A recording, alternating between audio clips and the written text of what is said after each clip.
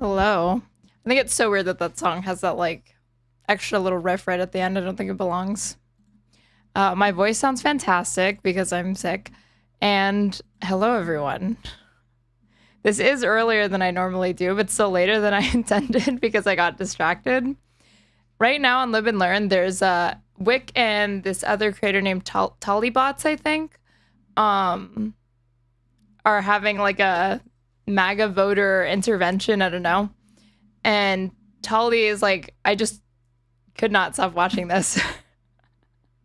It's live right now, so maybe I'll watch like I'll watch it later on stream, like after I've been going for a few hours. But oh man, the things that motivate people to vote for Donald Trump.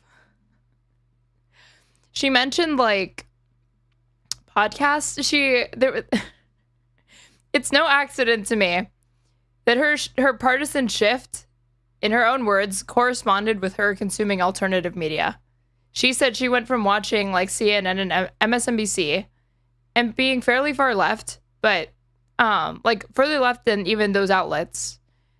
But that's primarily how she consumed news. Then she was like, then I started listening to podcasts and was agreeing with some of their criticism surrounding like culture war shit. And then she fucking voted for Trump. She voted for Trump in like California, so it doesn't really matter. But oh man, that's one way to go about realigning your political affiliation. I don't know what it is about that podcast, Blocked and Reported, with Jesse Singal and Katie Herzog. People that listen to that podcast turn into like centrists or Republicans. I do know what it is, and it's because I think they have reactionary podcasts or reactionary politics, even if they are both themselves personally liberal or whatever. Yeah, crabs in chat. Ryle started the wave with crab emojis. I think they're like TERFs, pretty much. They just talk about like trans issues a lot and like Twitter drama. But I mean, we all have our special interests. They attract unassumed conservatives. And they also attract, I think, like disaffected liberal types, like genuine, just like regular people that are like sick of wokeism or whatever. But those types of shows always like funnel people rightwards because it's one thing to be transphobic, which is not good. But for most people, it's not a priority as far as how they vote. It's another thing to make it like your whole political identity or like a really main part of it, which is just strange to me.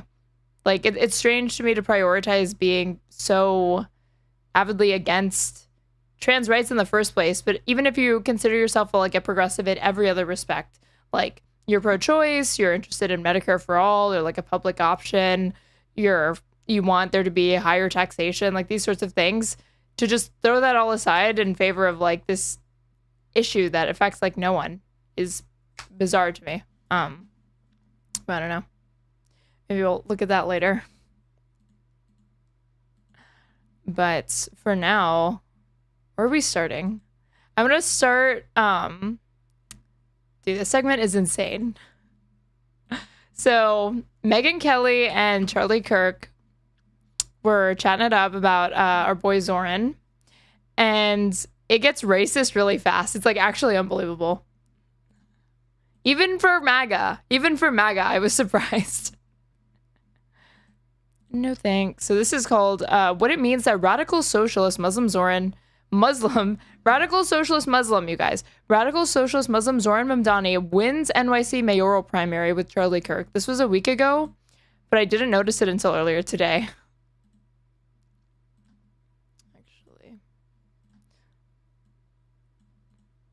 The fact that New York is becoming a communist Bolshevik town. It's incredible. I'm sorry. I've lived in New York State for 50 years and only recently moved to Connecticut and New York City for 17.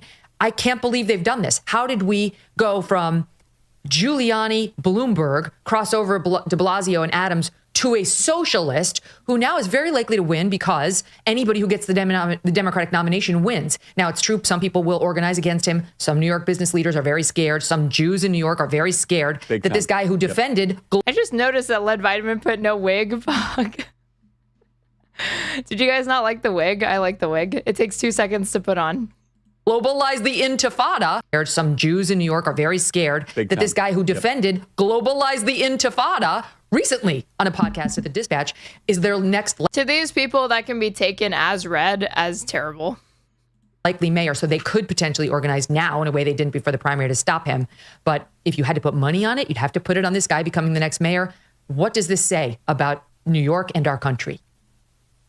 Well, a lot. And I'm going to push the envelope a little bit, Megyn. So you have to give me, and you I push the envelope. I'm about to be fucking racist. So get ready. Brace for impact. You can push back at any time. So I think you're in trouble. I saw you're in trouble with Jessica Tarlov of Fox News on the internet. Well, yeah, I'm going to say it here on air because I don't hide from my opinions. But yes, and you can push back and disagree, and I'll give all the proper caveats, which of course This is what every racist thinks right before they get into a racist screed.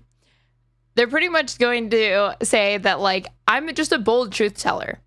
Everybody thinks like what I'm about to say. Everybody believes it. It's not like they don't think it's like a self-report. They think that when they are just espousing bigoted beliefs or stereotypical attitudes and assessments of minorities or different demographics, that, oh yeah, everybody thinks like me. I'm just the only one that's like bold enough to tell the truth or whatever. It's so off base.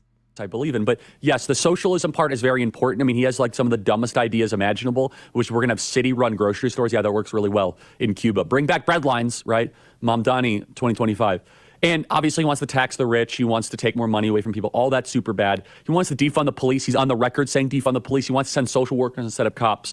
But like, we need to also understand, and we have to be very delicate how we talk about this, and I'll give all the proper caveats, right? Oh, did someone raid me? I have 46 on YouTube now who raided me. But thank you for the raid. And we have to be very delicate how we talk about this, and I'll give all the proper caveats, right? Not every Muslim is bad. A lot of Muslims are really decent and good people. My primary care doctor. Switch this out with any other group of people, and it would be at least more socially taboo, if not unacceptable entirely, depending on who he was talking about. But like, he thinks that this is literally the I have a black friend, therefore I can't be racist defense. A lot of Muslims are good people. I have Muslims that are friends. I don't hate all Muslims. This isn't about all Muslims. And then there's going to be a but. Doctor is actually Muslim. I've endorsed someone running for office as a Muslim, Zuhdi Jasser here in Arizona. So we all know individually good Muslims. But we also must kind of take pause and say, wait a second. The two financial power centers of the West are obviously London and New York. And are we really going to have two Muslim mayors of the major financial power centers of the West? Like, let's just take a pause and take a step back and like, what does that say and what does that mean? And people say, well, it's irrelevant that he's Muslim. Well, you said it best. He wants to globalize the intifada. And by the way, that just means why is it so hard for people to say this? Fucking Lindy Lee was tripping over this word as well. She practically said globalized frittata. Terrorism. He is the first mayor. And he also never said it. He was asked what his feelings on it, and he defended it. He said, I don't think it's anti-Semitic. Oral candidate of any significance to say that he supports sanctions of Israel. I want you to understand that. That is America's most Jewish city, New York, and he wants to sanction Israel. And we're not allowed to mention that he's also Muslim. Like, I'm sorry, like that actually matters a lot. And he should be put on the record and ask questions about not just his faith, but also, do you think that it's good that we're continually importing hundreds of thousands of people that don't import our values? And you look at Elon. Zohran Mamdani should really be made to answer for every other Muslim's behavior globally. This is the thing we must do. Is Elon Omar a good example of someone that has pride and patriotism and gratitude for our country? It's not a good track record so far. And from Mamdani, you're seeing someone that has resentment-driven politics, super bad economics, terrible economics. But dare I also say, super bad. A radical cultural orthodoxy that is going to be introduced into America's largest city. Okay, so again, the narrative surrounding this man. He's simultaneously this far-left socialist communist that's going to bring about the Bolshevik Revolution in New York City and abolish money. And then he's also, like, about to do Sharia law and make every woman in New York wear a fucking hijab or, like, a niqab. One that will pick one, dude. Is he a far-right theocratic Muslim? Or is he, like, this like Bolshevik left-wing communist, because those usually don't go hand in hand. A safe place for Jews, not a safe place increasingly, I think, for Western values and potentially Christians. And to say that you are in favor of boycotting, divesting, and sanctioning Israel in America. I mean, really, Charlie Kirk would love to say that Christians are like the biggest victims ever. Candace Owens goes that far to say that like Christians are the most oppressed and that nobody cares about it. But to him right now, the priority is just being really Islamophobic, or I guess like anti-Muslim. So he's going to put aside the victimhood for his Christian identity and just say, like, I'll concede maybe Jews are more oppressed. America's most Jewish city, and it's just a coincidence that that guy happens to be Muslim. Yeah, I think that's complete rubbish. And final point I'll say is this, is that London is He just happens to be Muslim? Captured city. I don't know if you've been there recently, Megyn. But okay, people keep bringing up Muslim. PBD was doing this as well. They're going to turn New York City into London. And it's just... because London has Muslim mayor. So therefore, New York City might equal London come November if he wins. It's a husk of its former self. It is terrible. And I don't like the fact that I go to Piccadilly Square and I see more Arabic than I see English, that I see more stores that are Yemen, Omani, Saudi Arabian. That is a conquered and a captured country.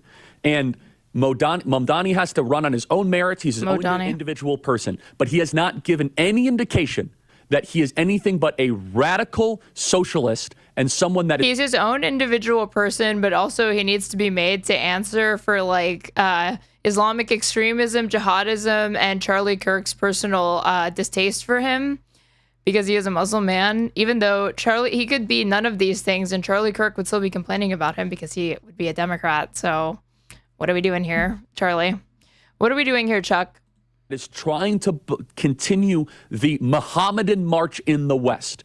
Individual Muslims can be great members of American society. We all know them. But in the macro, in the big picture, are we really benefiting the more that we are importing Islamists into the West? I say no, and I think we should have a lot of caution. Surely there are, every now and then some nice Muslims that come along and exist. But overall, they're a scourge upon Western society. Making a Muslim socialist Piccadilly Square is not a real place. What the fuck would you know, Wiz? He's an expert on all things politics. Mayor of America's largest city. And I know I'm in trouble for saying that, but I'll double down on it because I think that there comes with it really pains Charlie Kirk to be this fucking racist towards Muslims. A lot of baggage and a lot of trouble. The response to not your argument, but your feelings have been espoused by others, including Benny Johnson, who said he tweeted, "New York City in 2001 will never forget." After the World Trade Center, New York City in 2025 elects Muslim jihadist. That's not what you called him. You did not call him this guy a jihadist. No, I did not, for the record, I never said that. You did not say that. And I like Benny a lot, but I did not say that. Yeah, but here's how Ryan James Grodowski responded to Benny. He says it's a low IQ hot take. He says Mamdani's not a jihadist. Sure, he hates Jews and supports a global movement to kill them because he's okay with the globalize the intifada chants. But he's also about queer liberation and women's rights. I thought it was going to be like, don't worry, he's just a massive, like, raging anti-Semite. He just hates Jews. But you guys, he's not, you don't have to call him a jihadi. This is like a moderate Republican, probably. It's true. He's just an identity-based socialist where your value is connected to your race. Identity-based socialist is when you're a socialist and you also are not white at the same time. I mean, that's you exist as a socialist simultaneously at the time that you exist as like a non-white person. Thing, like the true radical jihadis are not out there at pride parades and wanting to make a major part of their platform pride rights and free trans surgeries for minors, which is part of Mamdani's promise. That's a good point. Right. So okay, let's see what this is being warped into. Free trans surgeries for minors. So this is probably where she is getting this information. This was on June 23rd of this year. Zohran Mamdani wants to spend $65 million on trans medical treatment, including for minors, if elected NYC mayor.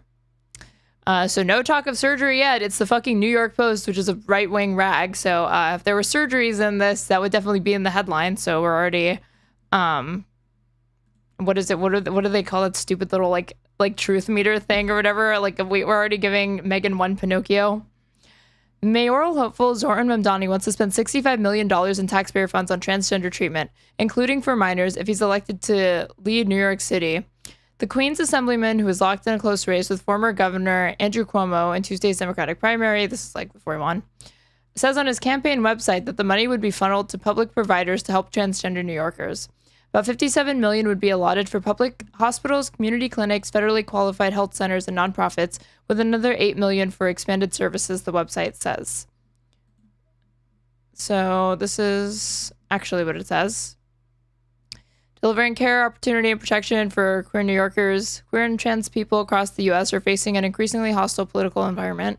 NYC must be a refuge for LGBTQIA+ people, but private institutions in our own city have already started to capitulate to Trump's assault on trans rights. Meanwhile, the cost of living crisis confronting working class people across the city hits the queer community particularly hard. Higher rates of unemployment and homelessness.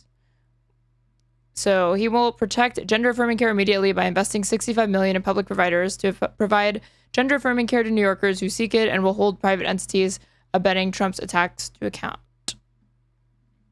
Direct $57 million. Oh, wait, this is what it says.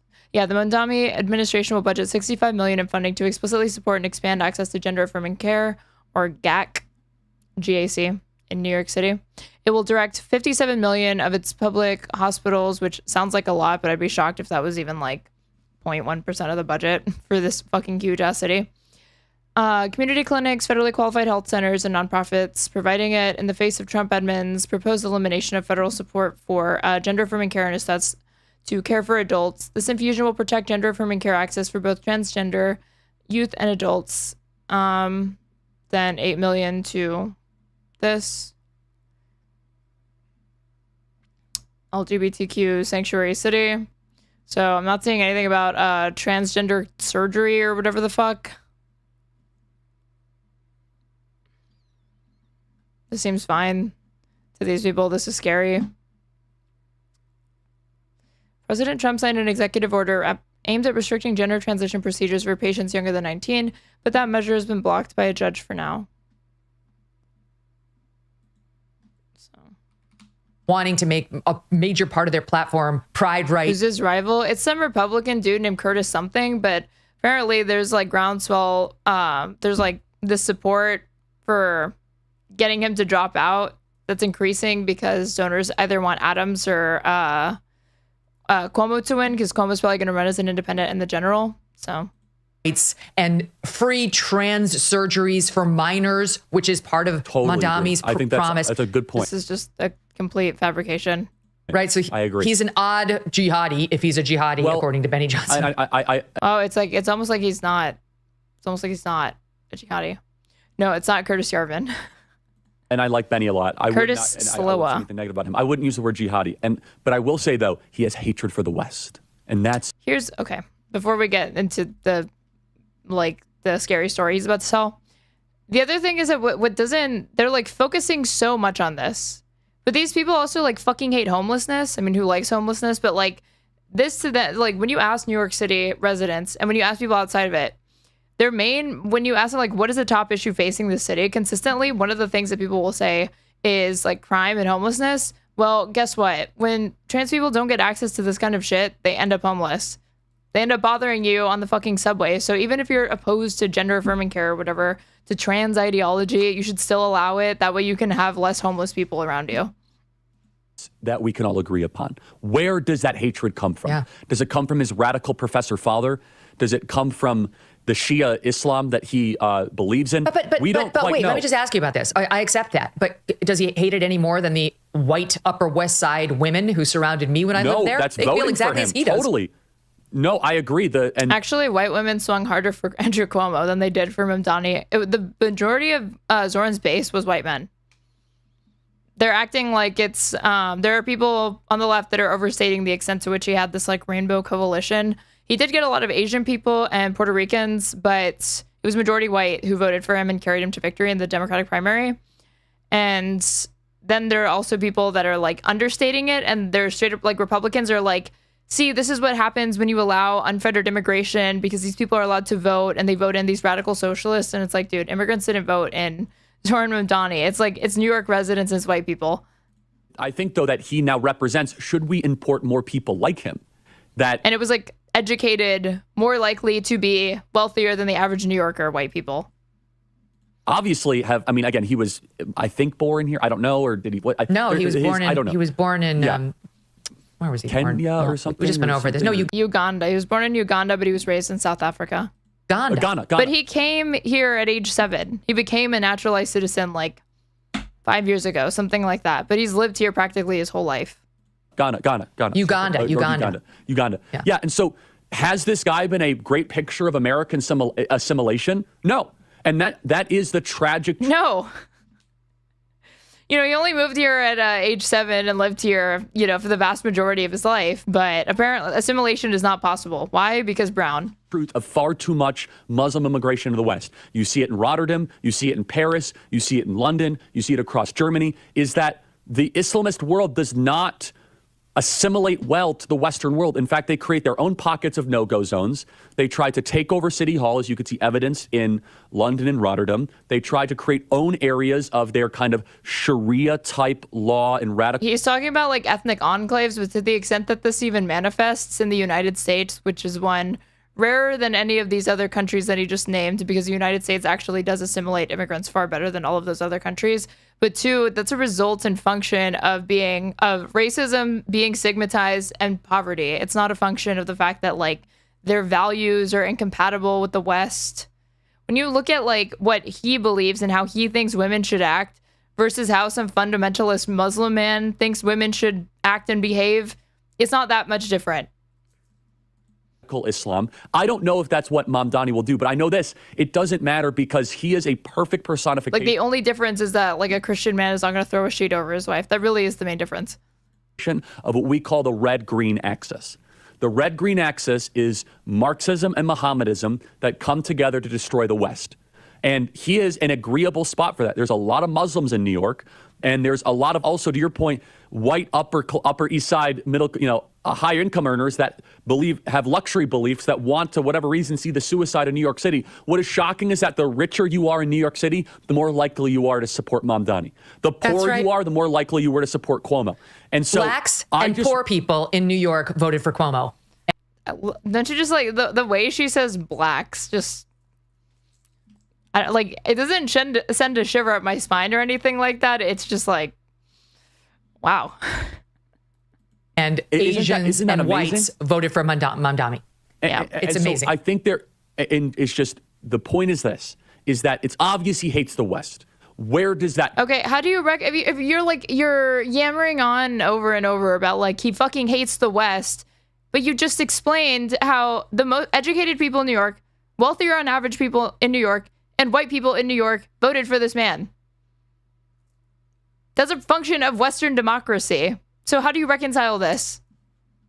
Come from, I don't know. Now, if his name was Clark Smith... Because again, those people are not in institutions that are populated by like a lack of white people, lack of Western values, whatever that means. It's just like a dog whistle for like white people. Or like Protestant values or whatever, just is what it's pretty much talking about.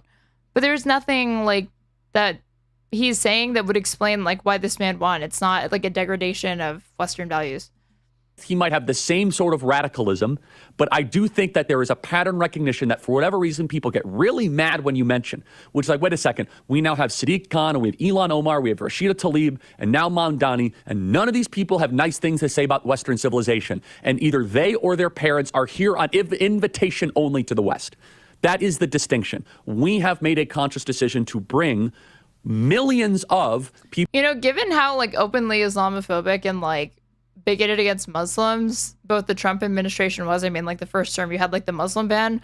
It's weird that the emphasis has really been on like Mexicans and brown people this time around, and that they really haven't talked about like trying to deport more Muslims. That's a good thing, but it is kind of surprising given how openly antagonistic they are. Like you had Trump literally calling for his deportation like earlier today. Middle East or Muslims into America. Has that worked? Is it a good thing? Is it improving New York? Has this guy been a shining beacon of assimilation and adopting American values? Or is he an insurgent against New York City to try to break it down, make it into a poor version of Gotham? And so I want to make sure everyone in the audience understands. So there's some good Muslims out there, obviously, but as Islam has crept... You can't even say many, just some. worked its way into the power centers of the West. It has not materially improved our life. In fact, it's done the exact opposite. And that's being done intentionally. It's being done intentionally. That's the point. And that's why I think it's important that I push the envelope a little bit on this. I understand. I totally get it. Totally get it. It's so funny how, like, so he'll say the, like, Judeo-Christian thing that, like, those values are compatible with Western democracy to him, but not radical jihadism or like the Muslim faith. But now what are you even talking about? Are you, like, they start off talking about, like, Bolsheviks or Bolshevism at the beginning of this? Are you going to do, like, JQ posting and, like, dog whistling to explain this? This video, I've done years in coverage of these radical jihadis and radical Islamists and who they are. And Ayan has been my best teacher on all of it. I mean, just read any book she's written, read any article she's fabulous. Written. She's lived it firsthand. Okay. But what their goal is not a secret. You actually don't have to spend much time looking at this to know what their goal is.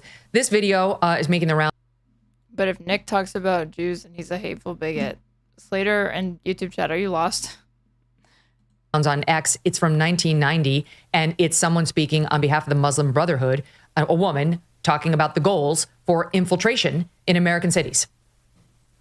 American melting pot. We do not want to melt into American society and disappear. We want to go into American society with Islamic ideals and revamp their thinking. We want to revamp them. We want to turn them into Muslim individuals. We shouldn't have feelings of distaste for them or intolerance because they're potential Muslim. So you're not scared enough yet? Let me wind the clock back to 1990s and show you a speaker whose name you don't know and will never know. Saying that, like, yeah, I want to come to this country. Like, people should come to the United States and influence, like, our culture more.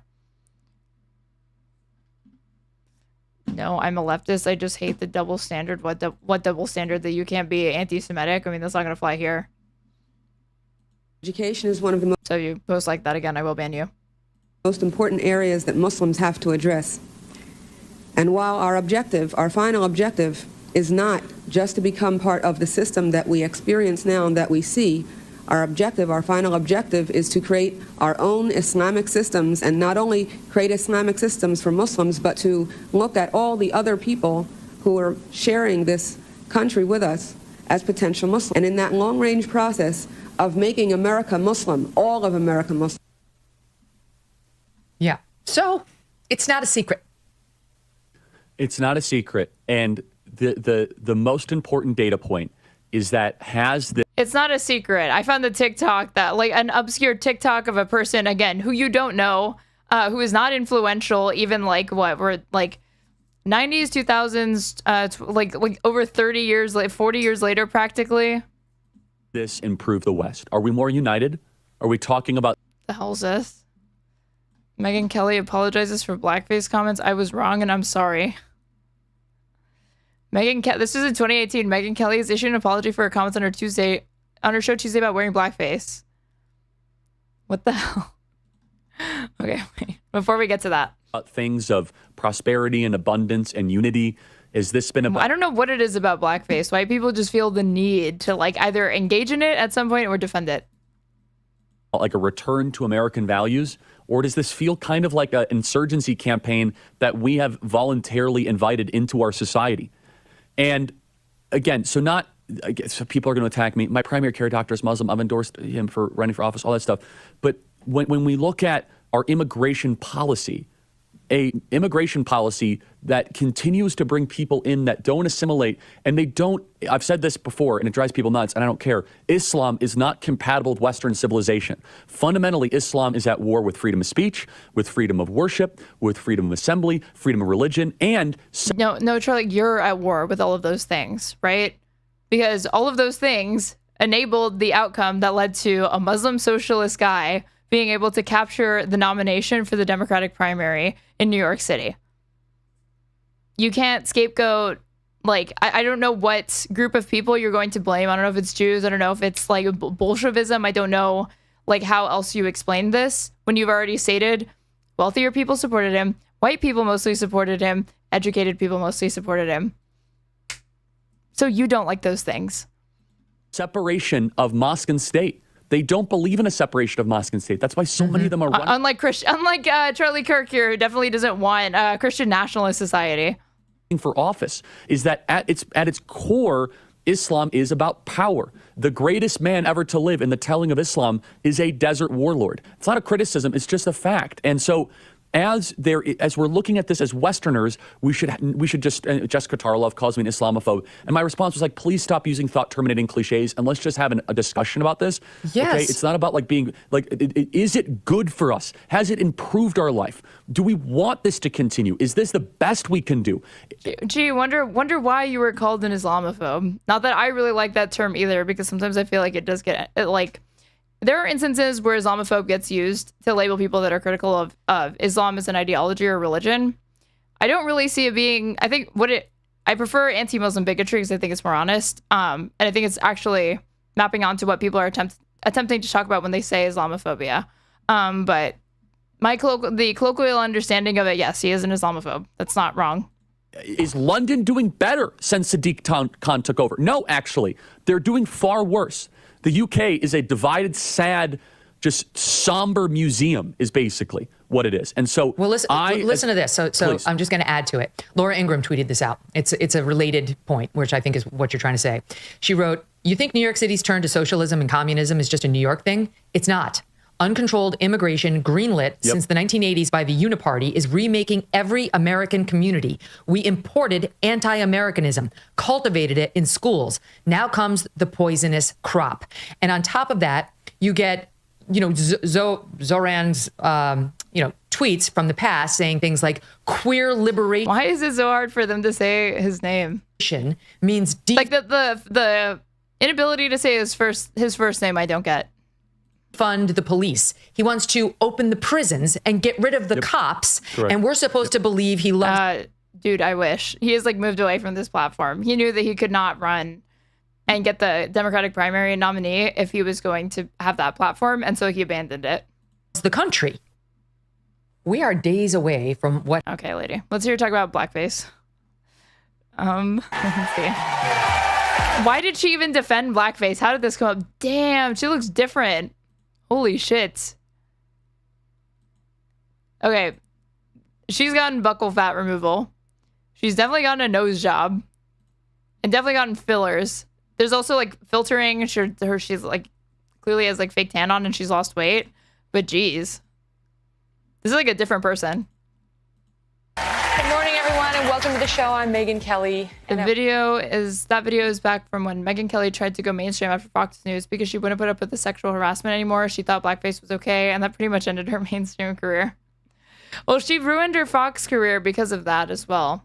And now she tries to revive it by being a Trump simp on YouTube, and it seems to be doing well for her. These aren't terrible numbers. A day ago, 100,000 views, 181. I want to begin with 2 words. I'm sorry. You may have heard that yesterday we had a discussion here about political correctness and Halloween costumes.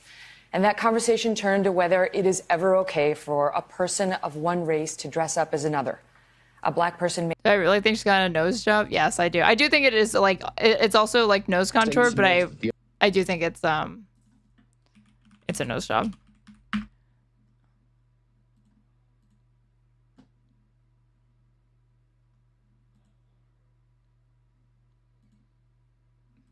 Well, actually, now I'm not sure. Fuck, you're making me doubt myself.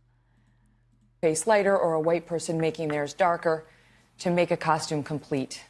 I defended the idea, saying as long as it was respectful and part of a Halloween costume, it seemed okay. Well, I was wrong, and I am sorry. One of the great parts of sitting in this chair each day is... I can't tell if she's about to laugh or cry. ...to discuss different points of view. Sometimes I talk and sometimes I listen. And yesterday, I learned. I learned that given the history of blackface being used in awful ways by racists in this country, it is not okay for that to be part... In 2018, she barely learned this lesson. ...part of any costume, Halloween or otherwise. I have never been a PC kind of person, but I do understand... Me when I'm not PC. Just, getting out the... what do they put? It's it's practically grease that they use for blackface, right? and the value in being sensitive to our history, particularly on race and ethnicity. She would never do this shit today. She also probably wouldn't get canceled for it.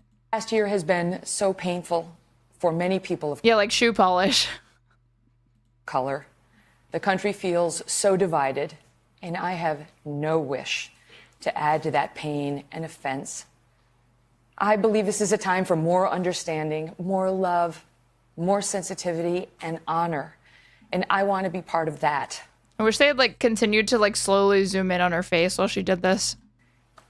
Thank you for listening and for helping me listen too.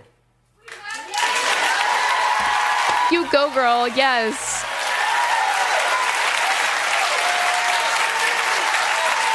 The way that they pan to like black women, the black women in the audience like clapping for her first.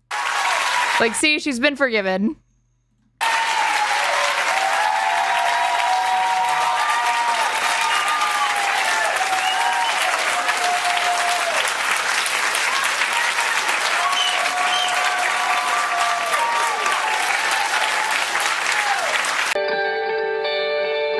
That was heartwarming, you guys. It's always lovely to see a white woman in her like mid 40s and in 2018, in the 21st century, go on a journey where they discover that no, you actually cannot defend blackface still and not have some backlash, not face some backlash, right? Oy, oy, oy. White people fucking wilding out, man. Okay. I don't know if I can do Build Back Better yet. I'm going to save that. I'm going to save that. First let's do, let's do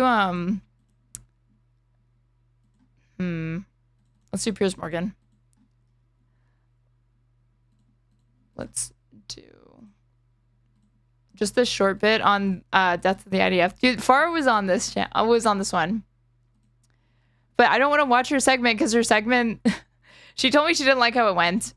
But also, they talked about just something like stupid. I wish she had like talked about the main part of this. So this is about the Glastonbury, the Bob Villain guy who's like getting shit for saying "Death to the IDF" or like getting people to chant it. But let's see if Taylor Lorenz is up to the task of defending this without being cringe. IDF, death to the IDF, death to the IDF. Didn't say death to Israelis, they said death to the IDF again. Who are Israelis? When people say death to America, they mean death to American imperialism. You could use this logic for anything. Anything. You know, when people say like death to the imperialists or whatever, in the context where there's US soldiers deployed, the majority of them are white. So therefore, that's an assault on white Americans. That is subjugated. No, they don't. I mean, that's Americans. That's a very generous. You just know she walked off stage after muttering a bunch of slurs about them. Megyn Kelly still says blacks. So something tells me that was not a very authentic change of heart. That was a PR statement that she paid a PR like crisis management firm to hand her and try to fix her career. As the supreme leader of Iran, what they mean. I don't think you even believe this as you're saying it, Taylor, do you? Clearly, this is intended to be sexual. I mean, it's not. You know, you don't literally. I don't think it is. I don't think it is. Really? I would just like him to just. She was telling me she did it from like a studio van, and her it kept echoing. She was having like such a hard time like talking and understanding. Accept and acknowledge that he's not. It's a Lord cover. That's what that is. Oh God, I'm out of touch. Real boxer having really challenging fights. So I think when you put these guys on the spot and you're better at what they do, they just can't handle it. The legendary Glastonbury Music Festival prides itself on its close ties with the peace movement and being a welcoming place for everyone to come together in the spirit of love. Not this time. Punk rap duo Bob Villain laid crowds in vitriolic chants about Israel, which made global headlines and were condemned by the British Prime Minister as appalling hate speech. Free, free! Free, free! Free, free! Aye, but have you heard this one though? Death to the IDF! Death to the IDF! Death to the IDF! I actually hadn't heard this one. Like, this is not even like a chant that I would see somewhere on like social media or whatever. It genuinely was the first time I'd heard this. Death to the IDF! Death to the IDF! My thoughts on it is like, it's not the rallying cry that I'm going to say. I'm not going to say this kind of stuff, but I'm also like not going to condemn other people who say it. It's the same with like From the River to the Sea. I don't say From the River to the Sea. I don't want to deal with the headache of like explaining to people that it's not anti-Semitic or whatever. And these types of statements or whatever, they're like, they end up being a distraction instead of like the purpose, like fulfilling the purpose that they're supposed to, which is to draw attention to the issue. So if you get, if your slogan derails into some esoteric academic debate about what does this really mean or whatever, it's just not effective to me. So I'll drop it. I don't really care if other people say this though, I'll be honest. Hell yeah, from the river to the sea, Palestine must be, will be, inshallah, it will be free. Well, is their music any good? Of the furore say it's free speech. 'Cause I listened to some Kneecap and I'm not gonna lie, it's not my kind of music. Free speech can still have consequences. Bob It's Dylan, punk. Then maybe I would like by it. their agents today, the United States has revoked their visas. They're also now facing a criminal investigation, which in my view is probably... I didn't know about the... I knew about the visa thing and I knew about the criminal investigation thing. I didn't realize they'd been dropped by their agents.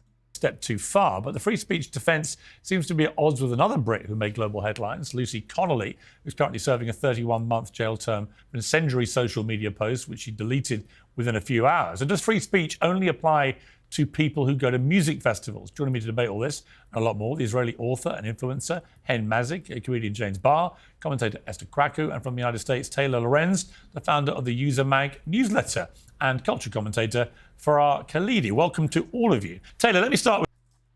Oh my God, Farah wasn't even paying attention, just looking at herself, fixing her hair. Queen. With you, because you... I wonder if that really was that moment or they edited it. Reposted somebody who said this: if you think death to the IDF is a bad thing to say or chant, you don't get to describe yourself as anti-fascist going forward. Why did you repost that? Yeah, I repost tons of commentary on news events. Wait, what did she repost? Say or that. You don't get to describe yourself as anti-fascist going forward. Why did you repost that? Yeah, I repost tons of commentary. I thought that guy was Kneecap. No, the Kneecap guys are the ones with like the ski masks and they're Irish. On news events, basically. So I was sort of resharing, which is something that I do a lot on my meme page. I kind of just reshare a lot of discourse. I think one thing that's being really lost in all of these... Me when I'm on Twitter all day, justifying it by, I'm participating in the discourse, you guys. These conversations is that the Israeli military is committing genocide. And so I completely understand why... Dude, I just opened up her Twitter and she's been reposting Bada Banada. Okay. What did she say though about like? Oh wait, I shouldn't scroll through her thing because sometimes she reposts like graphic stuff, like war footage. So people are upset about anyone sort of calling for death, but it's important to recognize that the reason that they're calling for death to this sort of amorphous military entity is because they put you in a van to talk to these people. I should have asked Farah more about that because I don't know what she meant by like studio van. That military entity is currently slaughtering babies and committing genocide in Gaza. And so these people that are very outraged that thousands of music goers at Glastonbury would repeat that phrase, I think that they should recognize that if they want to... Oh, the Discord command is dead. Give me a second. I can find it. Repeat that phrase. I think that they should recognize that if they want to stop people from amplifying those messages and stop people from feeling, that we should destroy the IDF, they should advocate for the end of the genocide. And in the Iraq War, for example, in 2003, if they chanted death to the British Army and the US military... People were. First of all, if thousands of people had done that at a music festival, you'd have thought that was acceptable too? Well, I never said anything was acceptable, but if you remember, Piers, during the Iraq War... Isn't that not the implication when you say that if you're like not on board with this statement, you're not really an anti-fascist? No?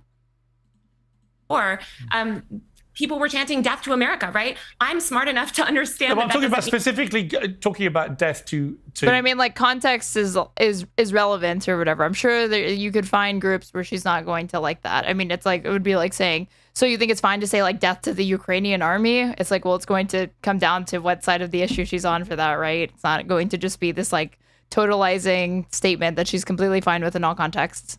Soldiers, right? You know, I've got a lot of military in my family. The idea. Well, hang on. This is explaining why he feels this way on this. The idea to me that you target in the way that this rapper did the military who are doing the dirty work for their government, that you say death to all of them, when actually they're the military that's struggling to recruit. Because when you look up IDF recruitment, IDC, no, IDF, like low, if I put low,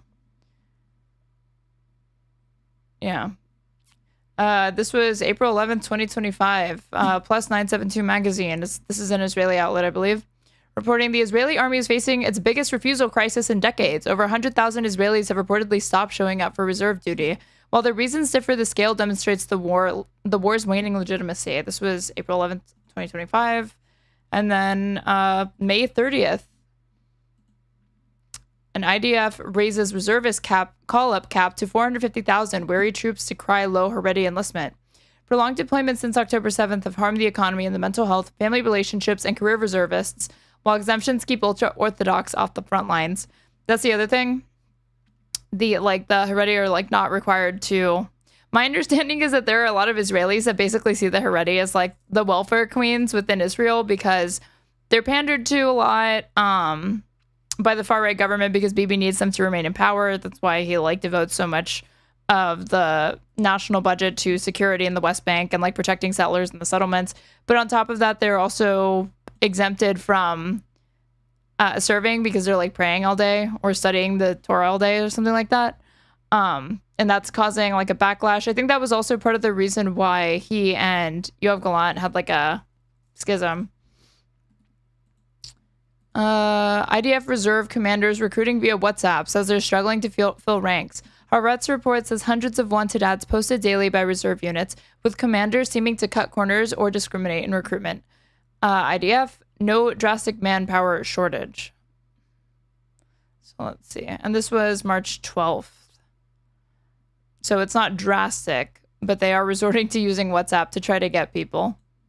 Military. Well, they're being instructed by their government to do what they're doing, is my point. Well, the Haredi are going to be recruited. That was passed by the Knesset. Is it true? Let's see. Knesset. Definitely misspelled that. Oh yeah, this is new. After compromise, Haredi parties back off threat to dissolve Knesset and trigger elections. Opposition goes ahead with doomed vote to bid to strip leverage from Shahs and UTJ, who had warned they would support toppling the government unless it backed friendly IDF draft bill.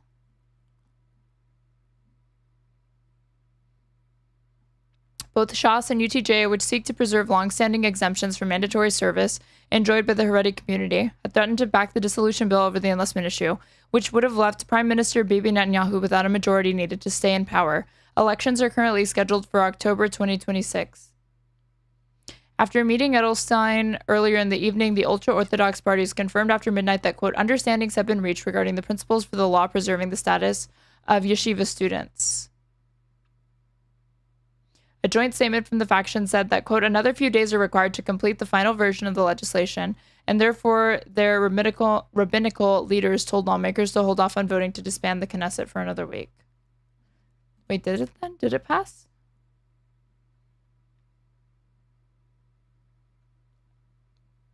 Well, I see that they're beginning to initiate criminal proceedings against those that don't, but I don't know that it's happened yet. Right, exactly. So we should end the genocide. And yes, people are going to, if a military entity is committing a genocide, yes, they want death to that military entity. Again, that military entity is currently slaughtering innocent babies. We found out Haaretz reported just last week that they were knowingly... weren't talking about an entity. They were talking about the soldiers. They wanted death to the IDF soldiers. No, they didn't say death to the IDF soldiers. They said death to the IDF. I saw a different clip where he did say that. It wasn't that one, but it was a different one. Hold on. Again, the IDF is a military entity. If people would like the public to change their sentence. Wait, she said our favorite, or sorry, this is how I saw it on my feed. What did he say? IDF soldier out there as an agent of terror for Israel. Death to the IDF. Death to every single IDF. This was back in May 2025, apparently. Aristocracy. This is a war crime, by the way. This is too small of a tweet to get community noted, but it is not, in fact, a war crime. You could maybe argue by some technical definition it's incitement. It's not a war crime though. He is calling for a war crime at Taylor Lorenz. You cool with that? A war crime by targeting a military and not civilians? Well, not targeting. It's like a speech action, I suppose. You can't just kill every soldier. You realize war crimes can be committed against non-civilians, right? She's arguing that like because everyone's conscripted or whatever, that's really a call to like eliminate. It's like eliminationist rhetoric. Sentiments around the IDF. They should advocate. What for do you think the IDF is? It's a military She organization. needed to stand 10 toes down there, and she failed. LOL. You mean aristocracy, or you mean Taylor? Again, if people want that, people are very angry at right now because I mean, being in the IDF, there is forced conscription, but it is not an immutable characteristic.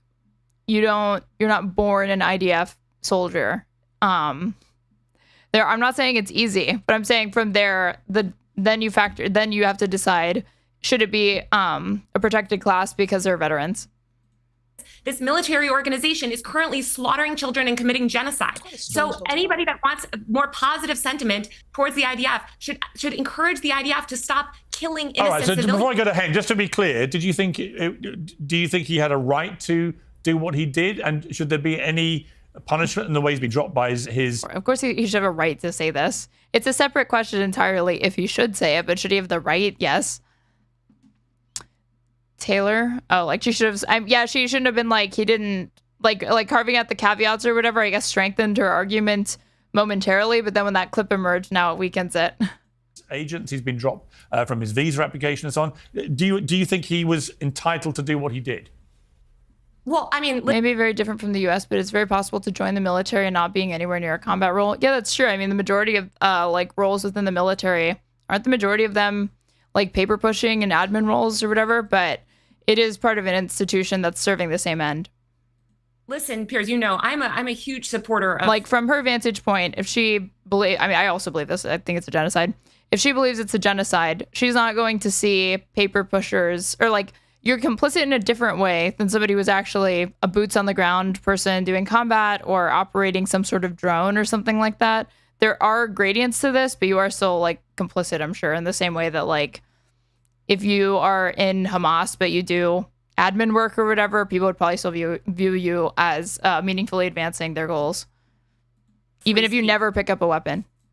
I think it's terrifying the way even when that people talk about killing people. Well, he said death to a military entity. But what I would say is the criminalization of speech that we've seen in the UK is very concerning to me. Just the way that I feel like criminalization of speech, even speech that I don't agree with in the US, is also concerning to me. I don't think you're arrested or charged with, you know, these sort of speech crimes. All right, but let's go to Hen. Hen, Massie, your response to that. Yeah, I think she's consistent because I remember her, Taylor, posting once that young people in America don't think that 9/11 happened in a vacuum. I think that's the sort of approach that she has to all of it. But personally, I think that... That's just true. That's just a true statement. Those people, and every Jew I know, felt the same way, that the Glastonbury fans were calling for the death of Israeli soldiers. What we hear when we hear death to the IDF is that the only line of defense between Jews and another Holocaust should be eradicated. And we know that it's fact because on October 7th, when the IDF wasn't prepared... Like in the last month, there have been like 549, let's see. I think it was 549, right? Yeah, according to the Hamas-run health ministry in Gaza, this is a civilian org, 549 people have been killed near aid centers and in areas where residents were waiting for UN food trucks since May 27th. Over 4,000 have been wounded, but the exact number of those killed or injured by the IDF fire remains unclear. This was reported talking about like how IDF soldiers are deliberately targeting unarmed civilians while they're getting humanitarian aid. This was published June 27th, so just in the last week. And we're on this panel talking about like a provocative phrase, like people saying death to an organization. Meanwhile, there's ongoing death by this organization that they're not talking about. To what happened. But this can also go on to demonstrate kind of the futility of statements like this because they're provocative and they get attention, but do they actually advance a political goal? We saw and if you get sidetracked into this conversation, I would argue it probably is not the best way to go rhetorically. And thank God they came on time to stop it from happening all over. By the way, did anyone ever chanted death to Hamas in those festivals? Why is it even happening? It was truly disgusting. Okay, but if they did, this would not be news. That's the thing to point out. If they did, it would be an uncontroversial statement. Even though all of these people say that their opposition to Hamas is because they take child soldiers and they conscript people and they use human shielding. It's like, you know that human shielding is when you forcibly conscript civilians, right? So if you could argue that saying death to Hamas is really like a call for death to Palestinians or something like that. But he would never accept that argument. Disgusting to so many of us. And I mean, I think that all of those artists that are using this conflict and this war to become famous, I never heard about Bob Dylan. I don't know if you did before, or even Kneecap. I just heard about them in this context, never heard about them before. But I think artists are using it to become relevant again, even though they're not. Dude, he just started off by saying that they got dropped by their agent. They can't perform in the United States, and he's being hit with criminal charges. He might have gotten some tweets that got 300,000 likes, but that does not mean that it's going to translate to continued career success. You know, you should look into how popular Sinead O'Connor was after just ripping up a photo of the Pope on SNL. It gets you attention for like 2 seconds and then it can wreck your career because no one will publicize you. And I think it's really troubling, and it's even more troubling that governments are allowing support of terrorism in this way. Yeah, James, I mean, Glastonbury had the brass neck to put out a statement saying we would never platform anyone who's anti-Semitic. It's like you literally platformed Kneecap, who were on stage 2 years ago chanting their support and leading their fans to chant support for Hamas and Hezbollah. Hard to imagine anything more anti-Semitic than that. They also said, infamously... Wait, what did they say? And Hezbollah, chanting their support and leading their fans to chant support for Hamas and Hezbollah. Okay. Did Kneecap ask fans to chant support for Hamas or Hezbollah 2 years ago? The only thing I see is them denying this. Kneecap denies supporting Hamas or Hezbollah. We condemn all attacks on civilians always. The Irish rap group responded to backlash following its pro-Palestine projections at Coachella. This was April 28, 2025. Irish rap trio Kneecap posted a lengthy statement online Monday after their message critiquing Israel at Coachella ignited controversy earlier this month. They want you to believe words are more harmful than genocide, began the group's statement, shared on social media. Let us be unequivocal. We do not, and have never, supported Hamas or Hezbollah. We can condemn all attacks on civilians, always. It is never okay. We know this more than anyone given our nation's history. While critics have accused Kneecap of making statements in the past supporting the violent actions of Hamas and Hezbollah, the group denied this, alleging that any reports to this effect were the result of establishment figures who combed through hundreds and hundreds of hours of footage and interviews extracting a handful of words from months or years ago to manufacture moral hysteria in an attempt to silence the rap group.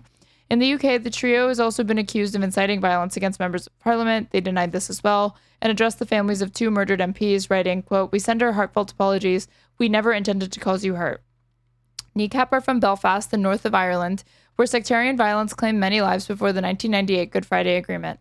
In its statement Monday, the band accused the British government of continuing, quote, "to supply arms to Israel," unquote, and claimed, quote, "the powerful in Britain have abetted slaughter and famine." Kneecap reiterated that their message has always been and remains one of love, inclusion, and hope, asserting that, quote, "no smear campaign will change that." Addressing their controversial festival performances, the group wrote, "Days after calling out the U.S. administration at Coachella to applause and solidarity, there is an avalanche of outrage and condemnation by the political classes of Britain. The real crimes are not in our performances. The real crimes are the silence and complicity of those in power." The band ended in their message. Shame on them. During Kneecap's first Coachella performance, the group had planned to have several projections with messages about Gaza on them. However, the projections didn't make it on stage, and the set was cut short on Coachella's YouTube livestream. Quote, "We only heard about it the next day and haven't heard from anyone officially," band member Mo Chara told Rolling Stone at the time. The second weekend, the projections read, "Israel is committing genocide against the Palestinian people," and were followed by, "It is being enabled by the U.S. government who arm and fund Israel despite their war crimes." A final screen displayed the words, "Fuck Israel, free Palestine," and by the end of the set, the crowd was chanting "Free Palestine." And see, this was like not nearly as provocative because people were chanting "Free Palestine" instead of "Fuck Israel." The description of Israel's reprisals in Gaza after the Hamas attacks of October 7th, 2023 as genocide has been contentious. Humanitarian groups, including Amnesty and Human Rights Watch, have used that term, as have many others. Former President Joseph R. Biden and the American Jewish community, among other groups that support Israel, have strongly objected to this framing. I mean, genocide, he's not okay with genocide, but Joe Biden did say that they were bombing indiscriminately, but that is different than genocide. Kneecap's Coachella performances sparked outrage from pro-Israel groups, with organizations and public figures denouncing the group. Last week, Sharon Osbourne called for the band members' visas to be revoked, which is so fucking ironic considering who her fucking husband is and the type of music that he's written and performed, but whatever. Accusing their projections of promoting, quote, anti-Israel messages and hate speech. When asked about Osbourne's tweets, Mochara responded, her rant has so many holes in it that it hardly warrants a reply, but she should listen to War Pigs. Yeah, exactly. That was written by Black Sabbath, her husband.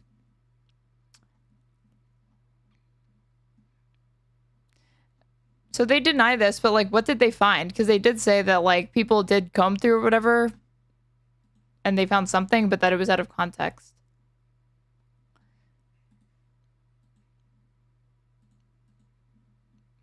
This is so funny. They deny supporting Hamas and Hezbollah, but apologize for their remarks about killing politicians. Kneecap's statement came after UK police said that they were investigating videos related to a Kneecap concert from 2024 in which one of the band members appears to shout, "Up Hamas, up Hezbollah." Well, can I see the video? I don't know. This seems insane to like for them to have any like charges pressed against them, because it is speech. But I guess no one. I guess only the cops have those videos or something like that. Hard to imagine support and leading who were on stage 2 years ago chanting their support and leading their fans to chant support for Hamas and Hezbollah. Hard to imagine anything more anti-Semitic than that. They also said, infamously, that you should go and kill your local MP in a country where 2 MPs have been murdered by deranged people. So, you know, I didn't understand why Kneecap were performing it. I think it's malpractice on his part to not say that they've since apologized and directly to the families that were impacted, but Glastonbury. What do I know? The BBC was screening all this.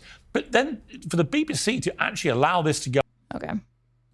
Let's see if this is a 12-second video. Let's see if they say it.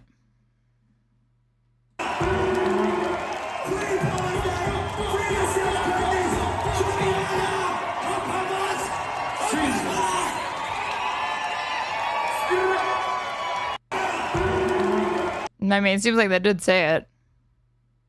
Unless this isn't them.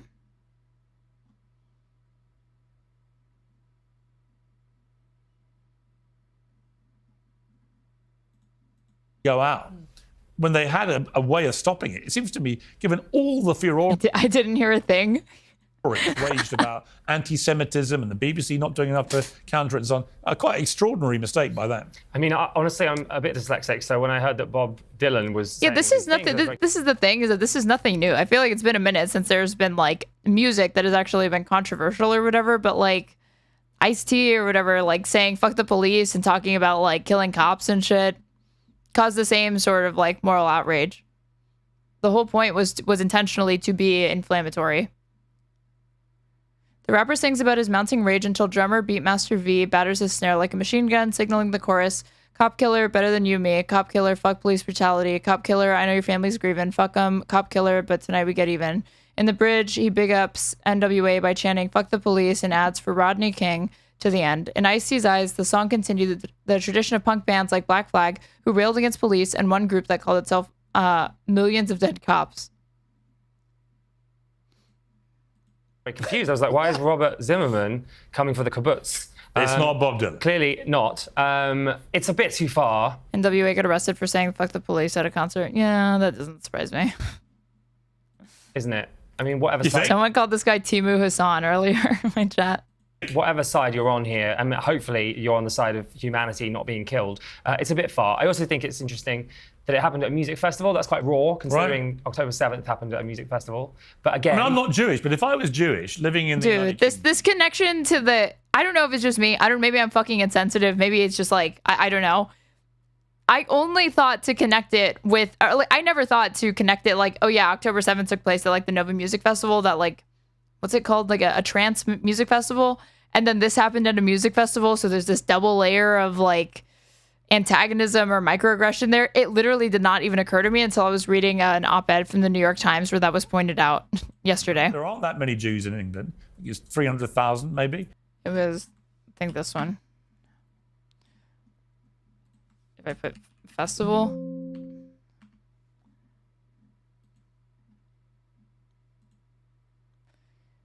I understand why supporters of Israel are frightened and disgusted by the spectacle at Glastonbury. Many see no reason other than anti-Semitism for growing progressive hostility to Zionism. It's the only reason they can think of.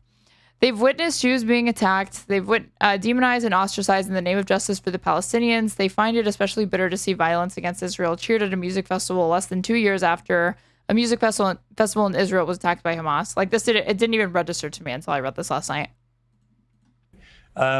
You know, I would have felt very unnerved watching an English music crowd. Psytrance? What is Psytrance an experience or is it music?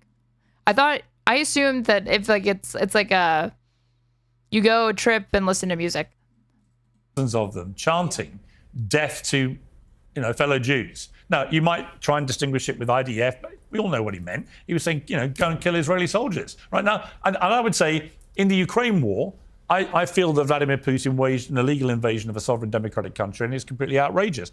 But I don't wish death on Russian soldiers who are doing his dirty work. I think you've got to be, like I did when I opposed the Iraq war, I didn't blame the UK troops. I blame the government that sent them. They do what they're told. Look, I'm not a leading expert on this. In fact, I think Ken actually posted over the weekend saying he was sat next to a hairdresser. That was me on this panel, which is rude to hairdressers because I actually think they're very intelligent. I thought your hair was gorgeous. Thank you so much, that's all I remember. The worst thing about you is I've had to... Why is Taylor not part of the conversation anymore? I don't get it. Expert in what? An expert in anti-Semitism? See your massive head on Thank you. billboards all through London because of your apparently increasingly successful radio show, which I was completely unaware of. So that was a horrific sign. Coming over I thought it was coming up into London. Psytrance is music, but it's created with the purpose of doing drugs with it. I got it. And suddenly one of my sons went, Dad, isn't that James Barr? Like, whoa. Before breakfast. You loved it. Gigantic gurning head staring at me. Okay, I was like, if Taylor's not going to come back in and actually drop some like spicy takes or whatever, I'm not watching these three circle jerk. Anyway, to more serious matters. I mean, do you condemn it? Do you think it was wrong that he did this? That he started a chant. Yeah. Well, it's inciting violence, isn't it? What I think is interesting is that... No, it's not. You are always very pro freedom of speech. I don't think that statement is. I think the one where he says like that to every single one, there you could probably make an argument that it would qualify that way under the law. If you were asking me, I don't think it should. Like, but that would apply. I would be consistent and apply that to most things. I just don't really like to see people jailed for speech. It has to be very, very direct. Speech, but as soon as it is until they incite violence, it's a good learning opportunity. Like hate speech is, but obviously, yes, speech can be inflammatory to the point that you're inciting and encouraging violence. To freedom of speech, and there should be accountability. Well, actually, I mean, it's criminalised in America. You can't incite violence. Yeah. I think that line has never been crossed. They've never said free speech. I don't think it's a difficult moral line. Honestly, I don't. No. I think the free speech line, when they try and use that. Why wouldn't this be difficult? This is like you're talking about political slogans and how it brushes up against the First Amendment.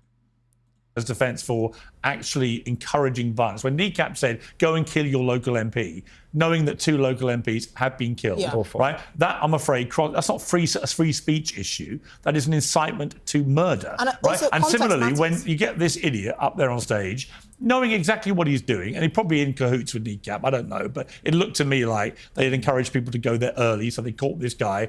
Kneecap were not going to be put on BBC, this other guy was. It looked to me like there was probably a conversation. And then he just brazenly says, death to the IDF. Shocking to me. Well, I'm not one for roadman geopolitics. It's a sentiment that's older than all of the people sitting at this stage. Saying death to X political group, faction, militant faction, whatever it is.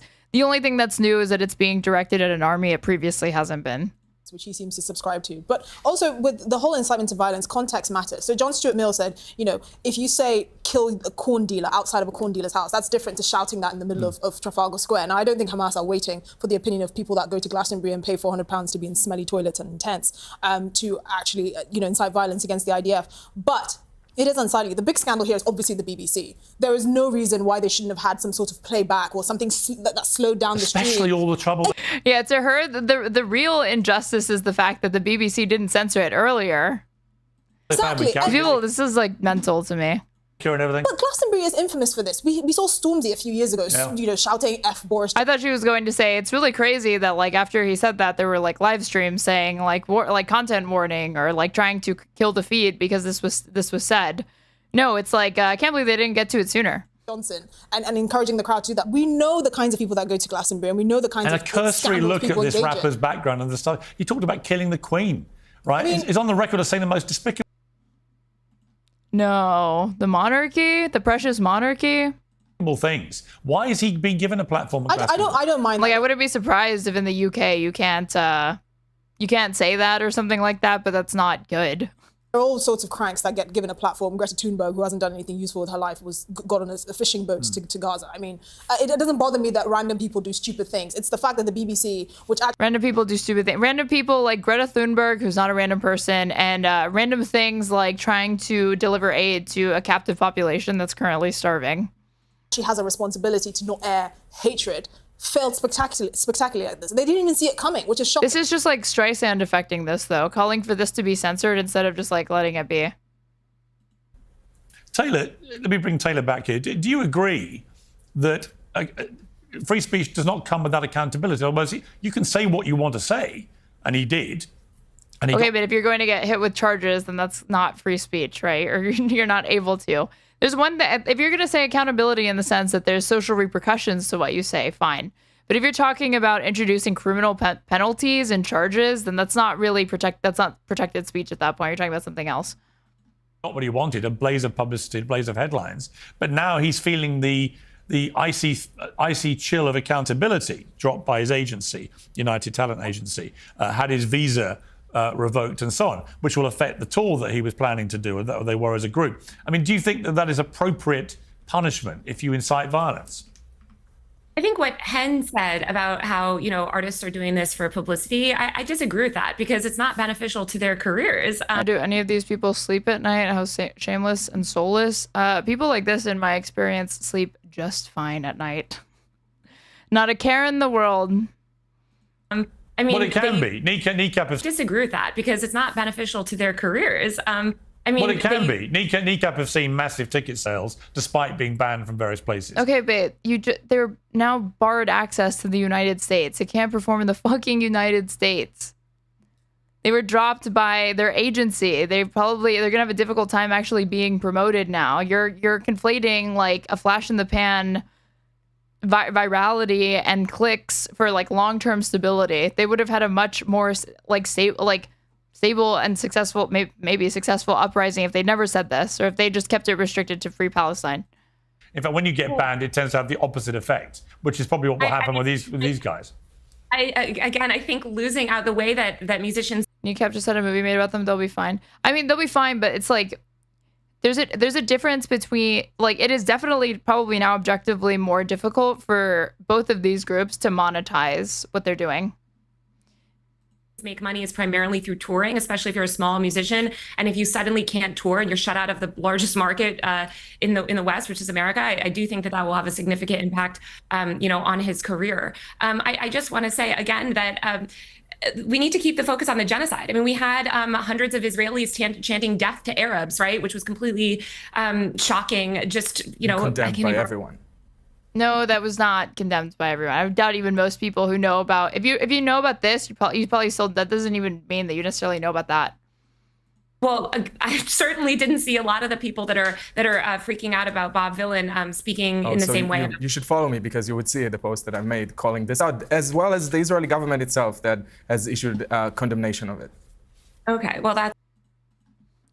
Did the Israeli government issue a condemnation of Israelis saying death to Arabs? Let's see.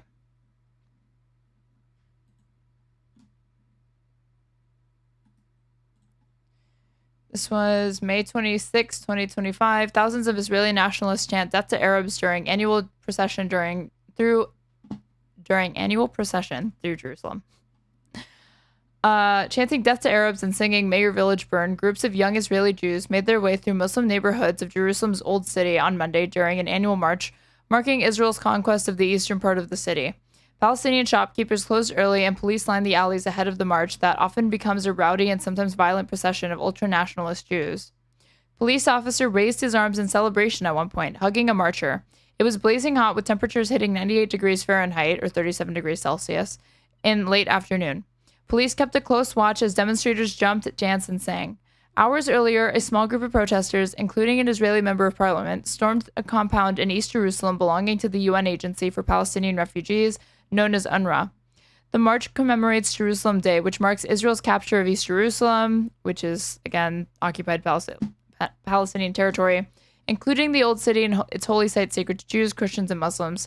In the 1967 Mideast War, the event threatened to inflame tensions that are rife in the city after nearly 600 days of war in Gaza. Jerusalem lies at the heart of the conflict between Israelis and Palestinians. Each see the city as a key part of their national and religious identity.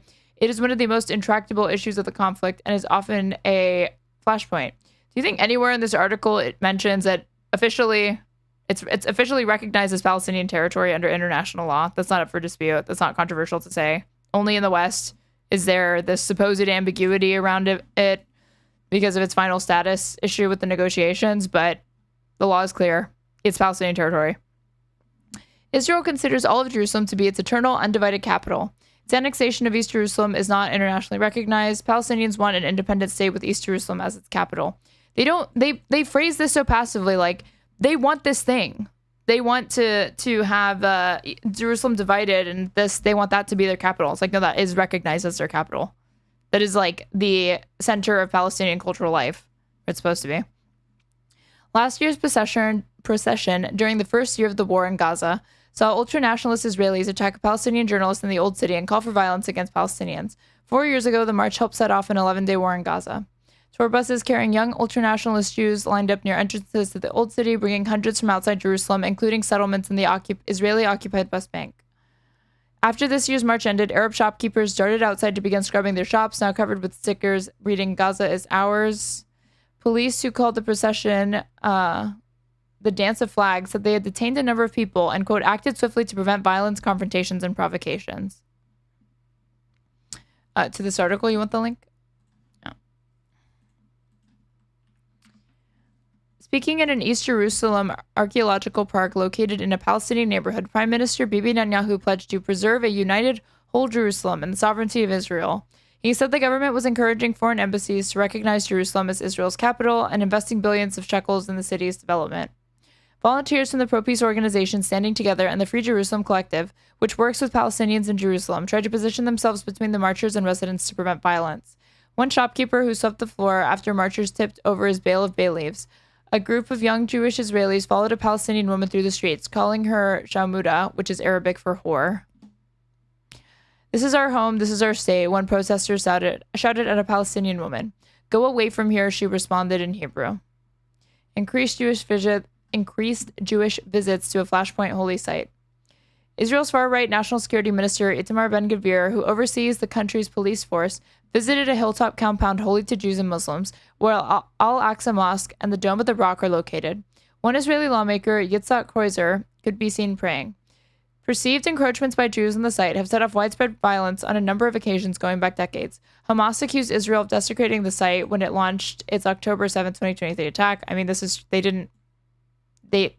why do they frame this way? Amnesty International has documented that earlier in 2023, I believe it was July 2023, they were attempting to, Israeli settlers and extremists, like right-wing extremists, ultra-religious fanatics, were attempting to desecrate it because they were trying to do Jewish rights and animal sacrifices at the mosque, which is forbidden even under domestic Israeli law. It was going to be desecration. So they barricaded themselves inside and they conducted a raid because they said they had weapons, but they had stones. They had rocks and sticks. "We are marking a holiday for Jerusalem," Ben-Gvir said, accompanied by other lawmakers and a rabbi. "There are truly many Jews flooding the Temple Mount. How nice to see that." Beyadenu, an activist group that encourages Jewish visits to the site, and dozens of people had ascended to the compound draped in the Israeli flag and had prayed there. Since Israel captured the site in 1967, a tenuous understanding between Israeli and Muslim religious authorities at the compound has allowed Jews, who revere the site as the Temple Mount, the location of the biblical temples, to visit but not pray there. Ben-Gvir said he is changing the status quo. Palestinians say it has long been eroding because of an increase in Jewish visits. that's the way that they frame that is like so provocative when it's like the issue is not that Jewish people are attempting to visit it. The issue is that it's not Israeli territory, that there are people encroaching on that territory, and there's no regard for Palestinians' autonomy in that region. Today, thank God, it is possible to pray on the Temple Mount, Ben-Gvir said, according to a statement from his office. The Prime Minister's office said there had been no change to the status quo. Police said Monday's march would not enter the site. For many in Israel, Jerusalem Day is a joyous occasion that marks a moment of redemption in their country's history, which access to the key Jewish holy site of the Western Wall was restored and the city was unified. But in recent years, the Jerusalem Day March has been dominated by young nationalists and religious Israelis. Then protesters storm UN compounds. They talk about this. Okay, but like, it doesn't seem like this was condemned.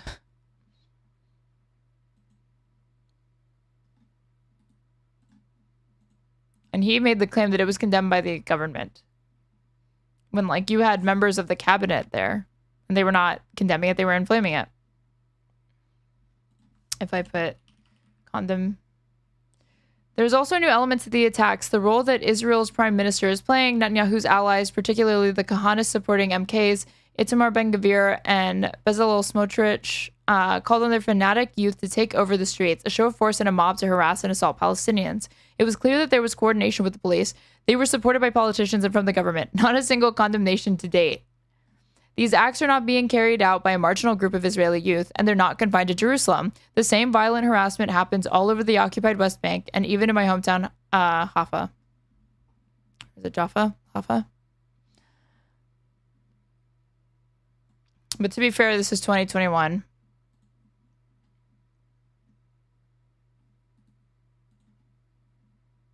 So in 2021, it wasn't. Given everything going on now, I feel like this would not be.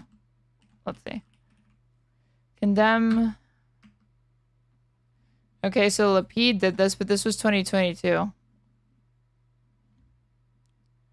Your Lapid is like the opposition party. It's widely condemned. 2022.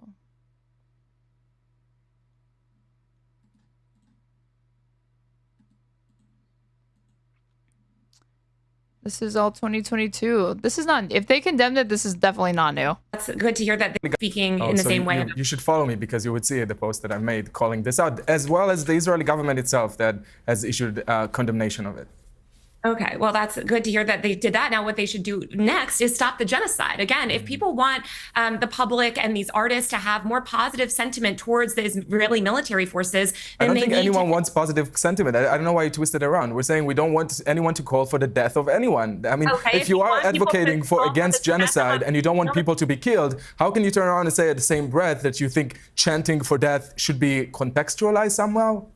Well, you say you're against genocide, but I noticed that you're not condemning this inflammatory statement that would end said genocide.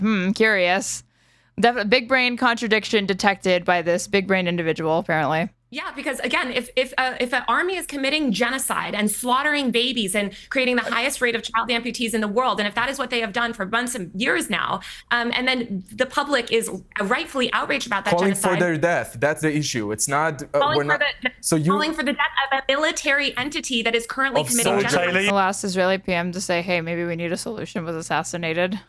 You can't, Taylor. It would be a good time to bring this up. I can't keep saying that. It's a compulsory army. You don't even believe that when you're saying it. Yeah. If they say death to the British army, no one's taking that as meaning the institution. They're taking it as meaning British soldiers. When people say death to America, they mean death to American imperialism. I mean, like again, like they're talking about conscription, but like think back to like the Vietnam War. There were these sorts of chants, not only from like the Viet Cong, not only from Vietnamese sympathizers, but also from anti-war Americans that were not in favor of the draft, that were not in support of the war, which became increasingly unpopular over the span of 20 years that it raged on. Could you imagine if, in defiance and opposition to chants that were saying, like, again, like death to the American imperialists or something like that, there was a sort of like tone policing, and then trying to argue like, but there's conscription or whatever. It's like, dude, even the people that are being conscripted are not. Like, you were seeing a lot of defectors, people not interested, or they're there, but they don't want to be. subjugated No, them. they don't. I mean, death to Americans. That's a very generous. As the supreme leader of Iran, what they mean. I don't think you even believe this as you're saying it, Taylor, do you? Again, they didn't say death to Israelis. They said death to the IDF. Again, who are Israelis?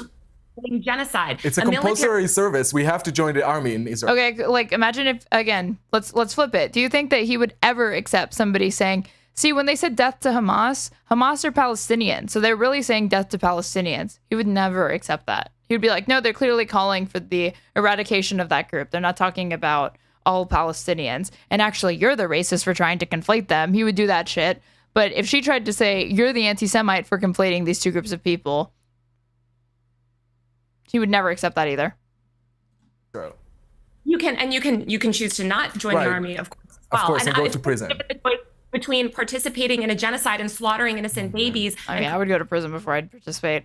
Consciously objecting. Yeah, but my point, look, Taylor, my point would be, I have a lot of criticism of what the Israeli government is doing in Gaza right now. I think it's gone way beyond self-defense. I've said this publicly. I'm getting hammered for it by a lot of the more extreme people on the pro-Israeli side, which is fine. I don't care. I got hammered by the extreme pro-Palestinians earlier in this war. It doesn't matter. I try and be intellectually honest. You know, and in this case, I can quite easily be critical of what Netanyahu's doing in Gaza and say it's gone way too far and it has to stop. And at the same time, recognise that having a rapper on a stage at an English music festival What? Earlier in this war, it doesn't matter. I try and be intellectually honest. You know, and in this case, I can quite easily be critical of what Netanyahu's doing in Gaza and say it's gone way too far. Okay, well, like he'll use this sort of weaselly language to obfuscate when he wants to do like play the pro-Israel side or whatever. But then when he's in front of Mehdi Hassan, he's like, Mehdi, you're right. It is like a genocide. But he'll just flip back and forth between whatever position is convenient for him in the moment. And that's not him just being a journalist. You can be totally consistent on this, but still give them challenging questions or play devil's advocate or whatever while making it clear where you stand. And just be like, what would you say to people who say this? And it has to stop. And at the same time, recognise that having a rapper on a stage at an English music festival chanting death to the IDF, it's also disgusting and should also be condemned. Iraq war is a prime example of how protests can be mislabeled. During that time, protesters were unfairly accused of being unpatriotic and sympathetic to terrorism, or accused of like, you don't support the troops, your opposition to this war is anti-America, or you secretly harbor hatred for our boys, that kind of jingoistic crap to get to silence dissent. Outright by everybody. IDF, it's also disgusting and should also be condemned outright by everybody. And if people can't condemn it, and all due respect, if you try and twist it into, well, he was just talking about... Even something less inflammatory, like if you said like death to the Palestinian Authority, we wouldn't be talking about this. The institution, not about individual IDF soldiers. Come off it. But also, individual IDF soldiers are committing genocide. Individual IDF soldiers are committing war crimes. And again, we need to. They are doing what they're doing at the behest of their government, as all military do. It would be like saying individual soldiers. He's literally saying they're just following orders. In Iraq from Britain were the real problem, when in fact the problem was the government that sent them. The problem is the government, and the problem is the people that support the government. The problem is. But soldiers don't get a chance. You don't get a chance. You sign up to your military and you do what you're told. Okay, again, I do think that we need to remember that there is a genocide happening, and all of these people that are anti-death. But that's kind of irrelevant. It's kind of irrelevant to what... How is the genocide irrelevant in the context of this discussion, Piers? How? How do you divorce it? It's the only reason why people would support this. What we're talking about. When no one's talking about what you think is a genocide, what other people think is an unnecessary slaughter, other people trying to defend it. That is one issue, but that's nothing to do with the right of a rapper to actively call for the death of... Taylor, I know why do you look confused? You know that Piers Morgan is a smarmy piece of shit that will just say whatever he has to get clicks and views. She's acting like so confused or whatever. It's like, you know, this is what he does. The reason why people were chanting that at Glastonbury is because there is so much anti-genocide sentiment, because people want the military to stop committing a genocide. They want it's not to stop committing a genocide. They want them to die. It's to the IDF. Well, I think there are lots of people that agree with you. Let me bring it. I mean, like, ask him, okay, why are they calling for their death? If like just grant the premise and say, but why? But why? Are you really about to argue that it's because of their identity? Or is it because of their actions? Esther, I want to read you what Bobby Villain, the front man, posted a response, and I said what I said. As we grow older, he wrote, and our fire possibly starts to dim under the suffocation of adult life and all its responsibilities, incredibly important that we encourage and inspire future generations to pick up the torch that was passed to us. Let them see us marching in the streets, campaigning on ground level, organising online and shouting about it on and every stage that we are offered. Today is a change in school dinners, tomorrow's a change in foreign policy. And he kept citing his daughter and everything else. What he didn't do, Esther, was apologise.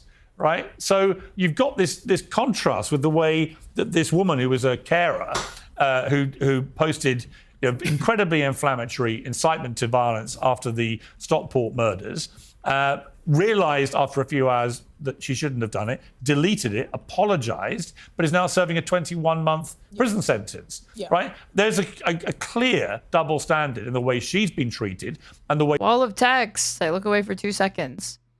Although Israel has mandatory conscription, some Israelis do not serve in the military. Israeli Arabs are not drafted, which I knew. Though they may enlist, and increasing numbers serve voluntarily, including at very senior levels. Haredi Jews were exempt so long as they did study in yeshivas up to a maximum of 62,500 individuals, based on an arrangement worked out with David Ben-Gurion in the 1948, and I'm assuming 1948 war. Did not know I could click links from this. Refuse Nix? That's funny. See, somebody said that they overturned the legal exemption, but it doesn't look like they have. Draft evasion among celebrities. It's funny. I mean, no matter what, I see it this way. If I were born an Israeli citizen, and I was conscripted, like they were trying to conscript me to this one, I just would try not to show up, like lots of people are doing right now. But two, even if it's not for humanitarian reasons, because I just don't think they see it as the existential threat that they say that it is. No matter what, you have to dedicate a year of your life or two to this thing. So I guess I'd just spend it in a prison instead of at conscription.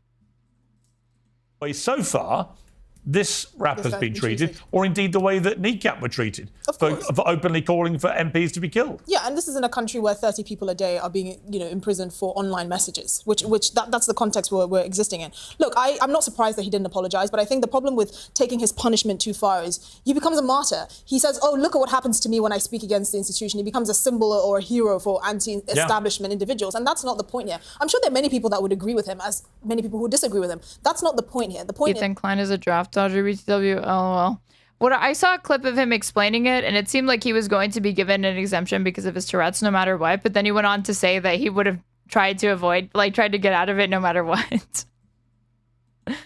Where do we draw the line with free speech, and whether the BBC should have aired this in the first place? People can argue about whether this is I think the BBC made a massive error. Exactly, and that's the main point. And I don't really know any... Wow, this is a guy who's on a channel called Piers Morgan Uncensored, BTW, being like a stunning PR move from the BBC. Yes, I respect this so much. What a fantastic news organization. So brave. One that is looking at this conflict and is not horrified by what's going on in Gaza. I mean, it's genuinely awful. It is. And I think most people have come around to that way of thinking, that it has to stop. I posted directly to President Trump because I think he hates war and I think he should just put pressure on Netanyahu now to end this. It has to stop. It has to. Because apart from anything else, I've got a lot of friends who are Jewish, a lot of friends who are Israelis. And I feel like some get it and some don't. But the way that Israel's reputation around the world is suffering as a result of what they're doing here, I'm not sure it's really being communicated properly to the people of Israel. I don't think they're hearing it. I think there's a kind of put your finger in your ears and not hear it and just keep barreling on. And I feel for the average Israeli who's watching this and probably thinking, wow, what was... Yes, think of the average Israeli in this moment as Palestinians are being genocided in Gaza. We really must think of the feelings of the Israelis. The reputation of our country around the world now, it's not good. Would it ever recover, especially amongst a generation that's now being groomed to be as anti-Israeli as possible? I mean, if you're under 35, this is something that will scar your memory forever. And that really should be the conversation, as opposed to, cheap celebrities pulling these gimmicks. I'm sorry, there's no one in Gaza that's grateful to Bob Villain. No reputation, though. Apparently, we have to be concerned with a dent being made in Israel's crest. For his roadman geopolitics. None whatsoever. It's a bit like when Greta got on that. Their national crest. It doesn't do any good to anybody. James, I'm going to come to you with this. I want to play you a clip of one of my favourite moments from Glastonbury to lift the mood. There ain't no point in talking. There's nobody talking. We just ran away. Patty gave birth to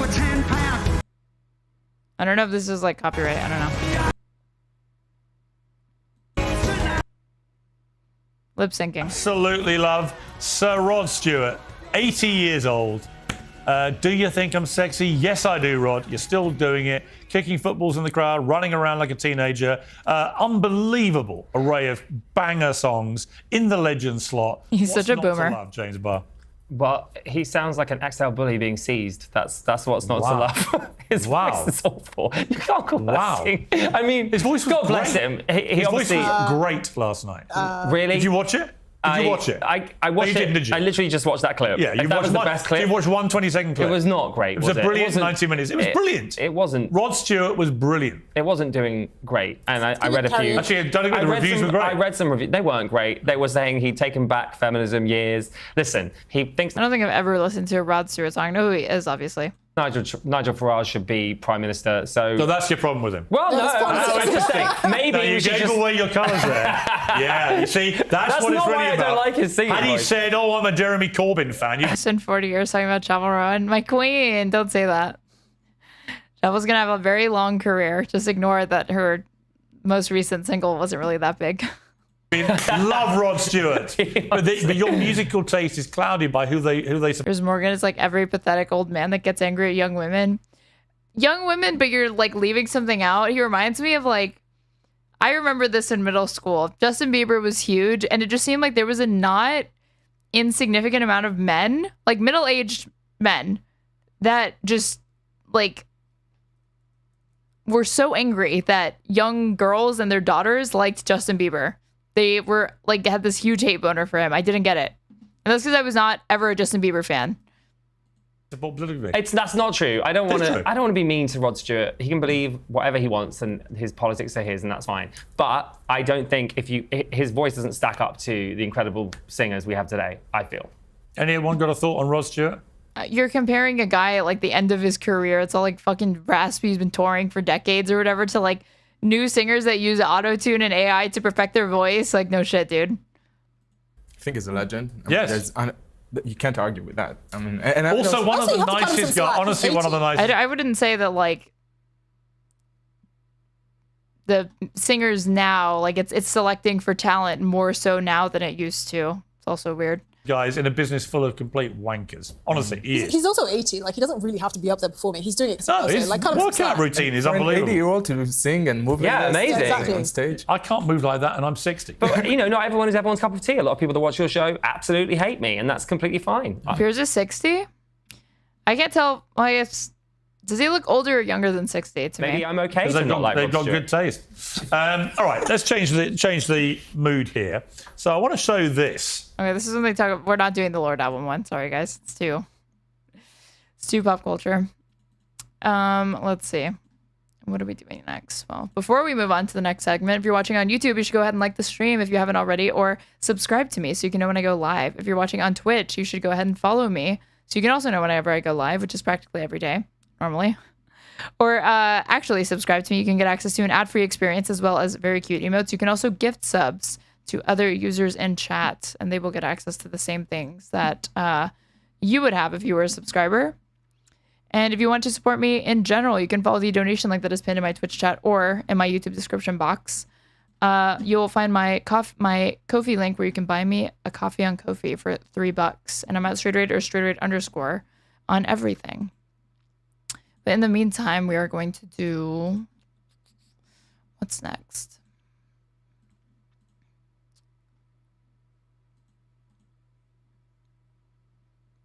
Let's see. Maybe since while we're on Taylor Lorenz, I'll do this Contrapoints versus Taylor Lorenz thing. Let's see.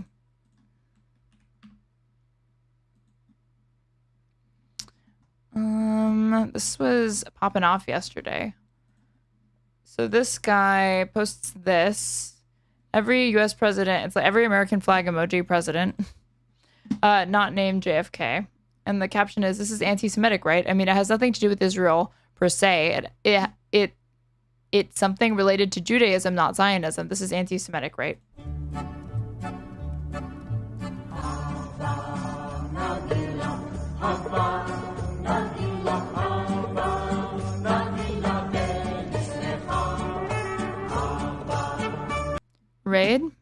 Raid from who? Hello. I'm guessing this is Peace Goes viewers. We're looking into the Taylor Lorenz versus Contrapoints tea real quick. Post debate debrief. See, now that you guys are watching me, I can't watch it. I delayed my stream because I got so distracted by that Live and Learn debate with like Tali and Wick that I wanted to cover it, but if you guys already saw it, I don't know that I'm going to subject you guys to it again. Trying to see if this is anti-Semitic.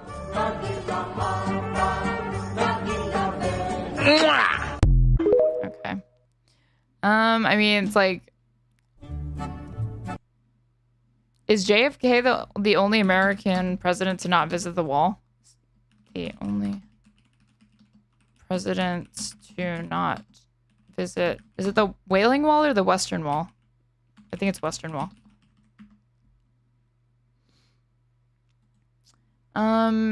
No, JFK is not the only American president to not visit the Western Wall. Several other U.S. presidents have not visited the Western Wall. God, Wick and that lady were literally evil made real. Nubalax, thank you for subscribing. Things were starting to make sense when she said that she had like a pivot around the time that she stopped consuming mainstream media from credible outlets and started listening to podcasts. And I was like, oh, okay. I see what happened here. I see why you voted for Trump. But she's like in California or something, so it's like doesn't really matter. It's just more of like it's like a moral stain, I guess, not really like a serious political action. But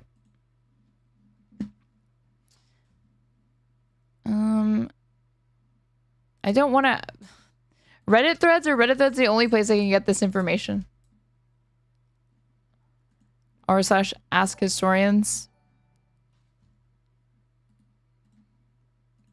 Maybe this Wikipedia page will tell us if I put president.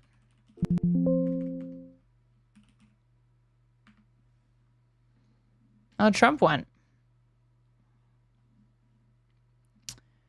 While recognizing the difficulties inherent in any ultimate peace agreement that involves the status of Jerusalem, the official position of the U.S. includes a recognition of the importance of the wall to the Jewish people and has condemned statements that seek to delegitimize the relationship between Jews in the area in general and the Western Wall in particular. For example, in November 2010, the Obama administration strongly condemned the Palestinian officials' claim that the Western Wall in the Old City has no religious significance for Jews and is actually Muslim property. The U.S. State Department noted that the United States rejects such a claim as factually incorrect, insensitive, and highly provocative. Well, if the U.S. State Department says a thing is a thing, then that thing is that thing. Well, I guess there's no list of this. It's always going to be a bad look when you're like using this. If I had to guess, what is it? Like being charitable, what they're trying to do is criticize how vapid American presidents participate in these sorts of religious rituals or whatever to score political points. But it's always going to be contentious because you are like, to deliver this message, you're making a mockery of like a religious performance or act of prayer that's obviously significant to Jewish people. From my understanding, JFK is the only president that could give Biden a religious run for his money. Blue Dirt Texas, are you saying that because he's Catholic? Are you saying all Catholics are like? I think it's not about the literal wall. The implication is that he's the only one who didn't bend the knee to Israel, which also invokes conspiracies about involvement in death. Yeah, somebody, Vadim Shalata was like, in my chat was memeing earlier that the Mossad took him out. I think that's what I saw Contrapoints saying here. Are you guys just now noticing that like 50% of the discourse on this app is Jew hate? And I agree with this statement, but I would not agree that this is the majority of this is coming from the left. I would argue that it's coming from the right and like neo-Nazis. I mean, like the owner of this website did a Nazi salute. And then the ADL was like, you know, you say Nazi salute. Maybe it was him being autistic. Tomato, tomato. These things happen. But also Hassan Piker is an anti-Semite. Then it's Vadim saying, I've always thought of you as someone who is disgusted by insincere religiosity and how our politicians cynically use it as a cover for their corruption, that's what I got. At Matt Who is this? Oh, this guy. This guy always is like, his tweets are popping off, man. It's crazy. He's the host of a Bit Fruity podcast. Contrapoints might be my favorite poster of all time. She's up there for me. I don't want to pit you two against each other, but can you help this girl see the light? LOL. Do you genuinely not get this? Is referencing a conspiracy theory that the Zionists killed JFK. Let's see. Who is this guy again? If I... What is... Hold on. What's this guy's... Rathbone backup. If I search this dude... The ultimate test will be, did this post enable anti-Semitism? Because if the comments on it are anti-Semitic, then it's probably not good. United Slaves of Israel. U.S. is a puppet state for Israel. Puppets of Israel, clown emoji. United States of Israel. There was plenty of evidence that points to they were the ones that eliminated him. Jesus Christ. One small piece of evidence is the fact that the guy that forever silenced Oswald Jack Ruby, his real name is Jacob Rubenstein. Also, James Jesus Angleton got a memorial in Israel after he passed, plus LBJ. The usurper was very connected with them. Jesus Christ. Every NYC mayor not named Mamdani. America under Israeli hidden occupation. For Palestine, United States of Israel. Even our German politicians were there. JFK died in 63 and 67. The Western Wall got under Israeli control. I did not realize this JFK like Zionist Mossad shit or whatever was like so big. But yeah, this is not good. Like if the critique, which I'm sympathetic to, from Vadim, to be fair, that this is if this is the message that he intended, it's not the message that landed with his audience, and seeing that he did not moderate the comment section to filter out the anti-Semites is clearly attracting like flies to this. This is not good to me. But I don't this statement though is, I guess, misleading to me because I don't think it's mostly coming from the left. I see like anti-Semitism on the rise coming from the right more so. Deleted. Carter was the first president to visit Israel in 79. The Western Wall was not even under Israeli control until 67. Was Carter the first president?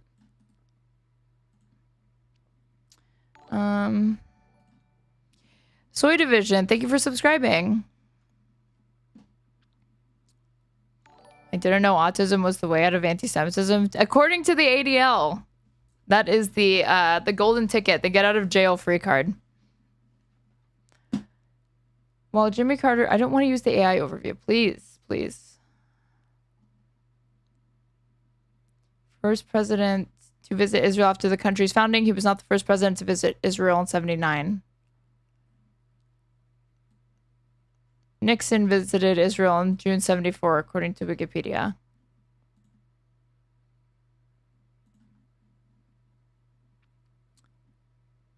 So weird that the summary says while he was the first U.S. president, he was not the first president to visit. Oh, wait. They mean, okay. That's not a mistake. They just mean, well, but then why say that and then say Nixon? I don't get that. Nixon was a U.S. president. Why wouldn't you name like a different president? Contra agrees that anti-Semitism is more of an issue on the right. The shit they argue about on Twitter is so stupid. Of course. That's why I cover it. I don't know. Not going to litigate this video, but I think... Okay. Thank you, Taylor. I think that when making claims... Okay, like, it's like... If I'm charitable to this guy or whatever, I don't know his content. It's not intended to be anti-Semitic, maybe. But... when you again attempting to make this point in this way is going to be highly provocative, and if you are not diligent about it, you're functionally going to enable anti-Semitism because you didn't use like some Israeli like song or something like that. You used a song that is important and associated with Judaism. I think when making claims like 50% of the discourse on this app is Jew hate, it's extremely important to note that 99% of anti-Semitism on this app is from the far right / actual neo-Nazis who Musk has embraced, not communist TikTokers. Yeah, I agree with this. Left-wing anti-Sem... Wait, hold on. Give me 1 second. Hold on.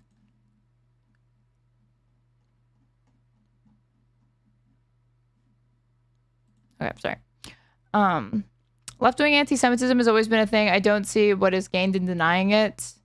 Well, I guess the thing is that, like, maybe Contrapoints would see it this way, because I agree with her.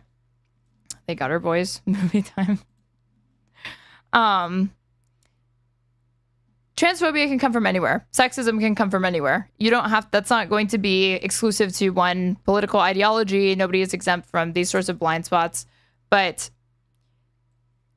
if you don't, the clarity of your message can be lost by not contextualizing things properly. So if somebody quote tweeted, like, let's pretend this is somebody on the left that was being transphobic, right? Or like a Democrat that was being transphobic. Like, overwhelmingly between the two parties in the United States, Democrats are the less transphobic party when it comes to and Republicans are overtly transphobic. They call people groomers, etc. And Natalie or somebody else quote tweet, not Natalie, but somebody else quote tweets it with like, are you guys noticing how like 50% of like politicians, like especially Democrats, like hate, or like the implication is that like particularly Democrats hate trans people?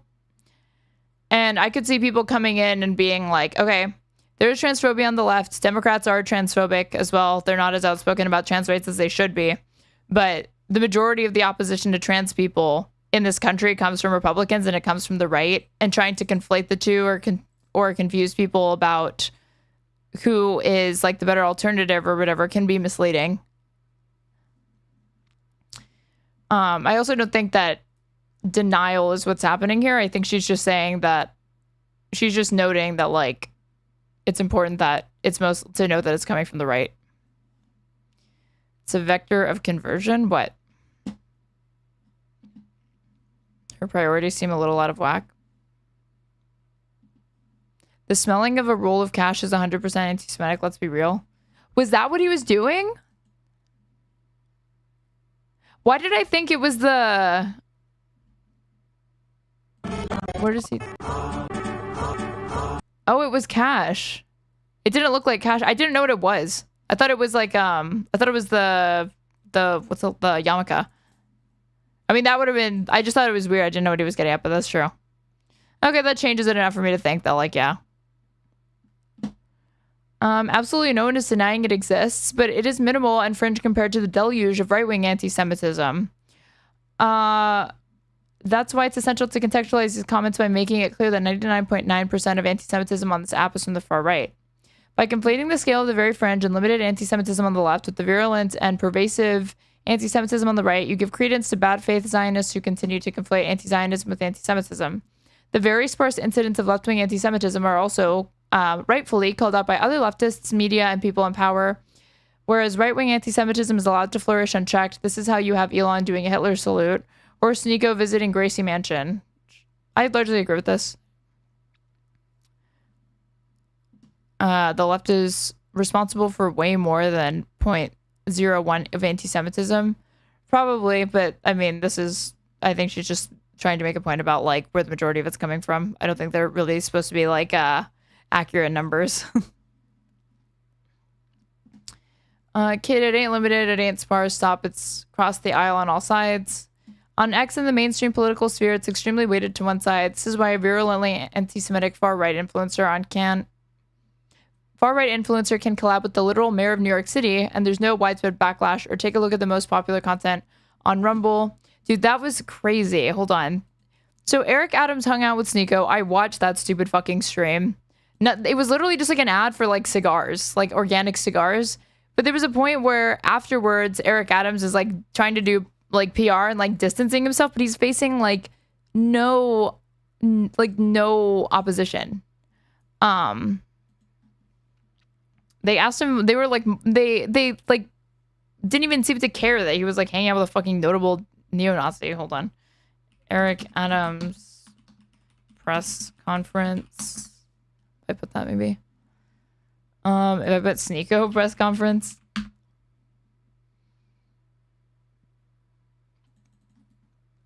Whatever. Just trying to find it on.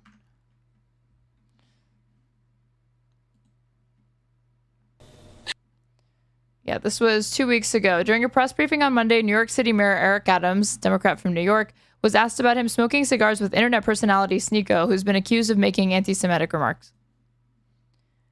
Not just accused, but has actually. Residents of Canarsie would love to see a ferry, so they don't just have the L train. Wanted to see if there was an update. And I wanted to ask you, speaking of quality of life, Gracie Mansion is in a park, but on Saturday night you hosted a man named Sneeko, a live streamer who has shared, not only he shares anti-Semitic views repeatedly, but I'm curious, you were smoking, that's a quality of life issue. Guy in the vid is 169 followers. He's not French. Does he have that on, if she's talking about Twitter, no? Does he have that on TikTok, or does he have it on here? Because even then, even if he has 100 whatever followers on TikTok, that actually, TikTok is weird as far as engagement goes, because like the number of followers that you have almost never corresponds to the engagement. What was it? Rathbone?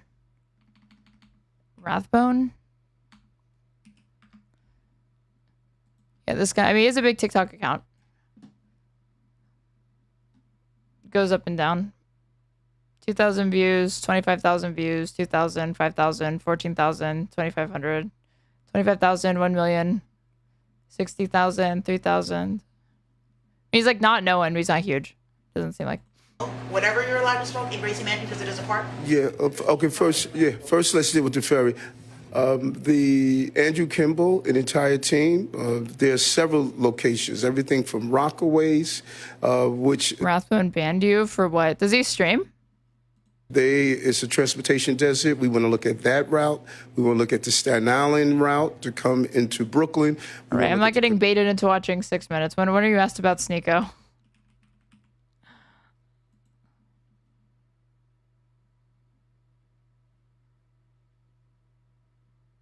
Oh, wait, so they did say... Wait, okay, I missed it. I'm distracted by chat. Sorry, guys. Wanted to see if there was an update. And I wanted to ask you, speaking of quality of life, Gracie Mansion is in a park, but on Saturday night you hosted a man named Sneeko, a live streamer who has shared, not only he shares anti-Semitic views repeatedly, but I'm curious, you were smoking, that's a quality of life issue. Are you allowed Dude, to this smoke? bitch more concerned about the fact that he was smoking at Gracie Mansion than he was hanging out with a notable neo-Nazi. Whatever you're allowed to smoke in Gracie Mansion because it is a park? Yeah, okay, first let's deal with the ferry. The Andrew Kimball, an entire team, there are several locations, everything from Rockaways, which it's a transportation desert. We want to look at that route. We want to look at the Staten Island route to come into Brooklyn. We want to look at the Canarsie route. We are opening our waterways, and no one has done a better job in opening our waterways than this administration. We have renewed our ports. You know, the amazing initiative we're doing over in the Brooklyn Army Terminal. Of what Andrew has done, who's in charge. Still not answering about Sneeko. Our ferry service has accomplished it. We'd like to do that. Gracie Mansion is my house, because I saw a lot of reports on this. Gracie Mansion is my house. You know, I live there. And from time to time, I enjoy smoking a cigar. I like doing it with my son. It was a pre-Father's Day smoke on Saturday where people came over to see me. Can a man just enjoy his pre-Father's Day smoke of a cigar in Gracie Mansion in peace? Can't I enjoy my pre-4th of July crack without having to catch a bunch of shit for it? Like, come on. Came over and they sat down. They joined us on the back porch of my home. I'll be smoking my pre-Christmas bowl this weekend, you guys. Gracie Mansion. And one of the people invited a streamer in. I don't know the young man. I'm not familiar with... That's gross, smoking inside LMAO. Well, they didn't smoke. It was outside. It was outside. This was the photo that I was looking for, because this motherfucker is like... Asked what specifically Zohran Mamdani has said that's anti-Semitic, Eric Adams doesn't provide a single example. A little research and you'll be able to find it. So this virulent anti-Semite, Zohran Mamdani, the virulent anti-Semite that he is, and yet you don't have a single example. You don't have anything to back up that claim. What specifically has Mamdani said that you think is anti-Semitic? Pro-Hamas. Pro-Hamas is a dangerous terrorist organization that should be destroyed. Guys, did you know that Eric Adams says that Zohran Mamdani is pro-Hamas? When you embrace the philosophies of Hamas, not only what they do to their own people, but what they did in Gaza to lift them up and praise them, I think that's a clear indicator that something is wrong with that. But he has to when did he praise Hamas? I don't recall him ever praising Hamas. There's several videos even.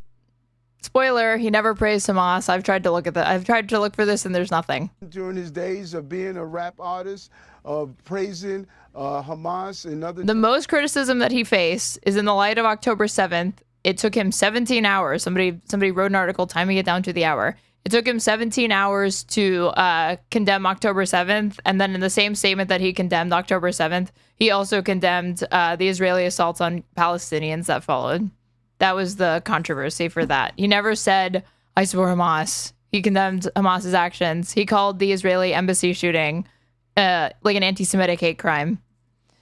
Terrorist groups, and so a little research you'll be able to find it. But I'm not competing against him only for what he's done and praising Hamas. What specifically has Mamdani said that you think is anti-Semitic? Pro-Hamas. Pro-Hamas. He's so weird. His streaming at all, and he says, I would like to interview you and talk about some of the issues of the day. And that's what we did. His stance on Jews and other issues, everyone knows my position. Dude, this is rich coming from a guy who, when I watched that, I learned that Eric Adams he defended Louis Farrakhan. Louis Farrakhan is like a Nation of Islam, like the former leader of the Nation of Islam or something like that. He's an actual anti-Semite. He's a raging anti-Semite.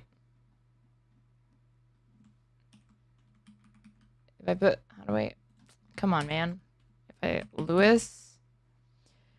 Adam worked with the Nation of Islam in the 1990s because of their work in patrolling crime-ridden housing projects. Adams met with their leader, Louis Farrakhan, and appeared on stage with him at an event. Adams also suggested that Mayor David Dinkins met with Farrakhan and hire the Nation of Islam security company to patrol housing projects.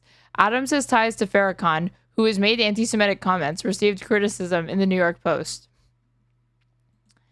And then later, in 1994, Adams ran for Congress against incumbent Major Jones in the Democratic primary for New York's 11th Congressional District, condemning Owens for denouncing Louis Farrakhan.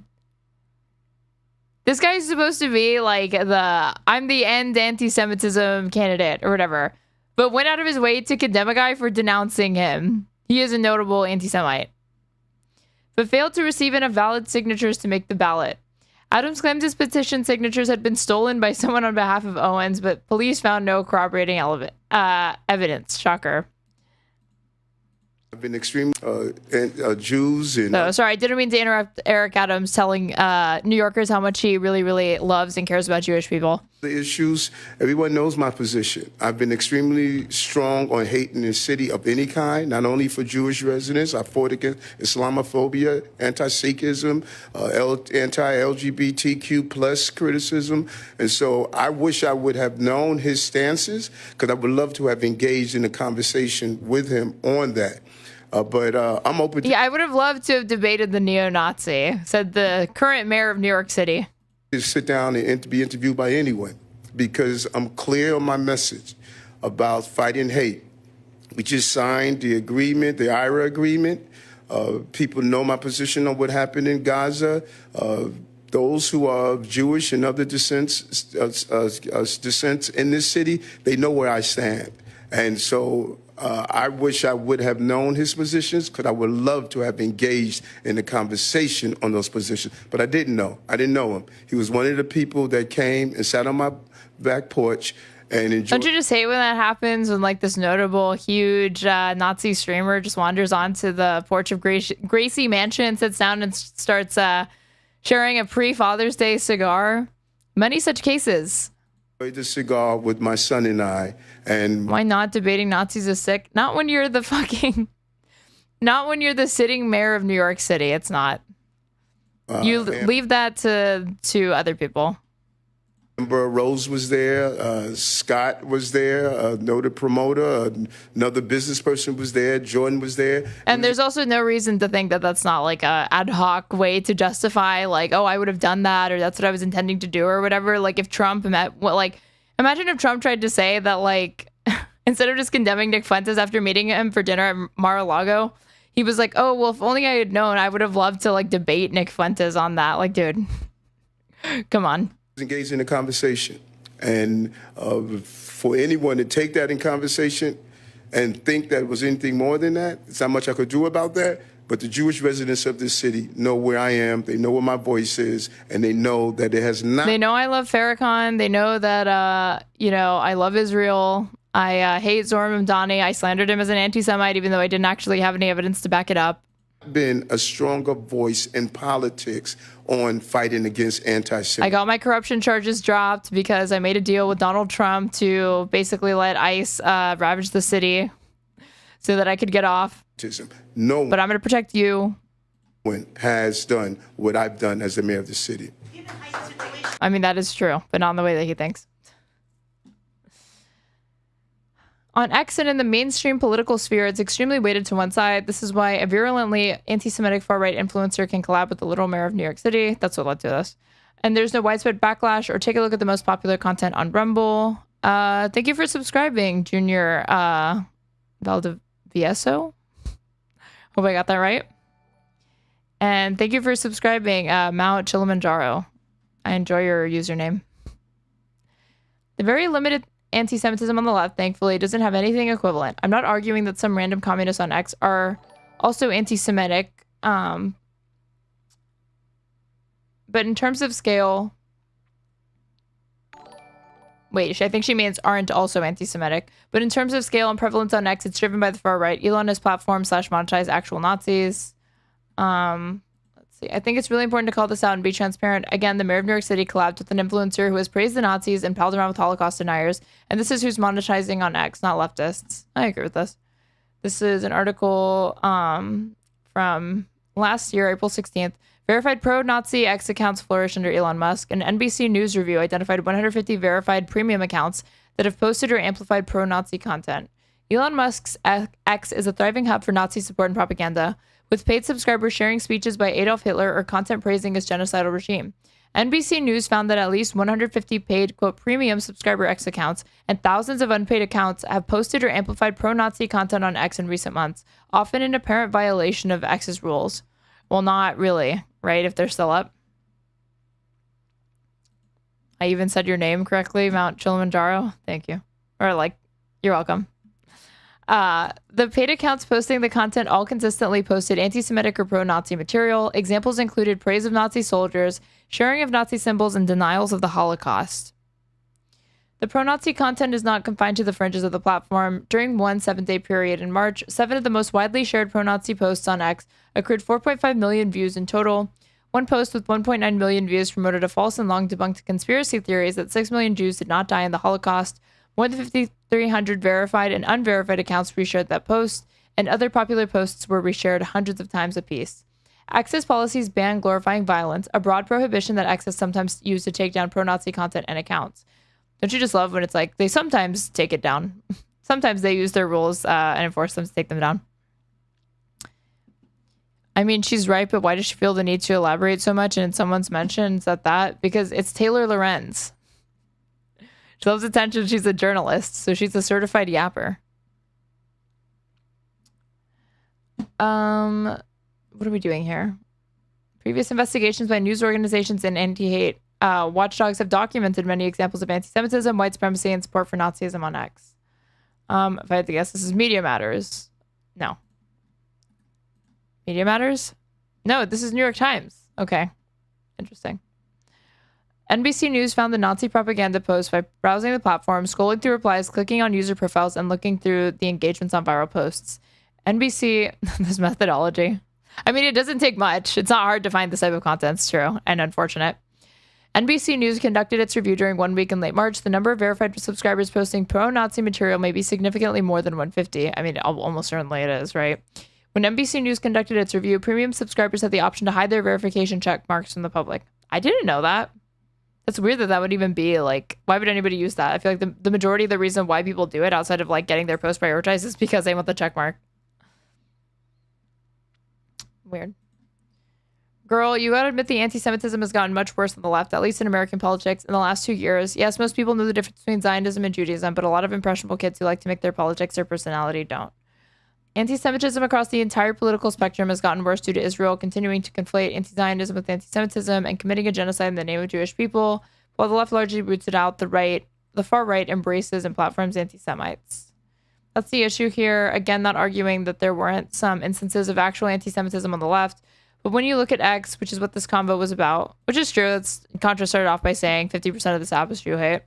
The far right has a level of influence that the left does not have. The owner of the site did a Nazi salute.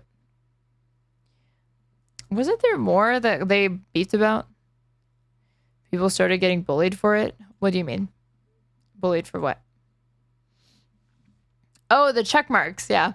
People used to instant check marks upon seeing them. Lots of people didn't even ask for it, but because they were posters, they'd be given it by Twitter. Interesting. I swear she and Contra beefed more. Maybe Contra deleted them because that's what she fucking does. Let's see.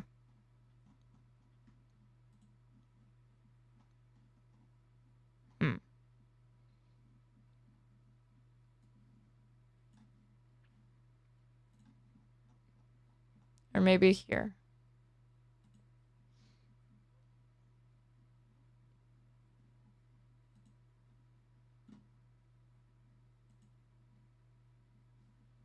I would have sworn that she would have done more. Let's see. Oh, this. This is what I had seen.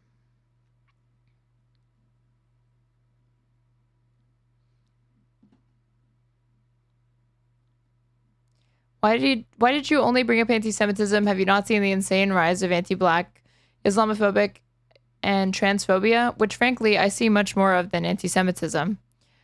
Sitting U.S. Democrat governor just went on a hate-filled Islamophobic rant. Those are all... I mean, it's not... I don't like this because it treats these things like it's a zero-sum game. That any time dedicated to discussing one type of bigotry is necessarily time that's taken away from discussing another type of bigotry. It doesn't have to be that way. I think, like, you could ask, like, why is it just sounds weird to be like, why prioritize this over that when this is not like a frivolous example of like, we're not talking about like Contrapoints prioritizing like, I've noticed anti-white rhetoric or white slurs on this app and I'm uncomfortable because I could see that comment coming up in response to this being like, do you really care about bigotry if that's the type of bigotry you're interested in rooting out? But you only have so much time in a day to focus on things. That's true. It is a matter of priorities, right? It's a matter of priorities, but I do think that it's uncharitable to assume that like this is some crypto Zionist posting from Contrapoints or like, you know, this means that she doesn't care about like Gaza or something. It's not necessarily wrong. Those are all problems that should be talked about. No, I agree, Avi. Yeah, of course. Those are problems that should be talked about, but this particular Twitter thread is addressing the denial of anti-Semitism in my sphere of influence. Are you trying to claim that 50% of the leftist discourse on this app is Jew hate? Because that's an insanely false and disingenuous claim, unless you're making the very false Zionist argument that anti-Zionism equals anti-Semitism. No, I am not claiming that. So what is the claim? Because you started by making a claim about this app and then started talking about the left, just trying to understand the convo. Okay, this has already devolved into like catty, like passive-aggressive verbal jujitsu. She's yapping too much. I mean, she should have just asked the question and seen what Natalie responded. Natalie's getting like curt and terse with her because she's like loading it a lot. Look at the thread you're responding to. I cited an example of blatant anti-Semitism. A bunch of leftists jump in to say that, no, that's not anti-Semitism. There's no leftist anti-Semitism. I don't see this as just a negligible fringe issue. Jump to some conclusions.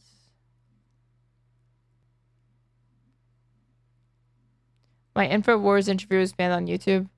I mean, Rumble absolutely just has a bunch of like Nazis on it, but I will say, I don't know anything about this creator. He may very well be like an anti-Semite. I mean, that video is anti-Semitic.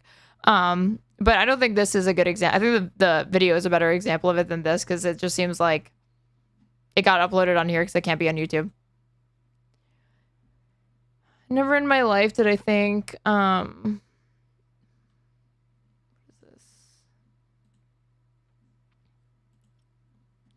anyone could rehabilitate Hitler's image, but then I learned about Zionism.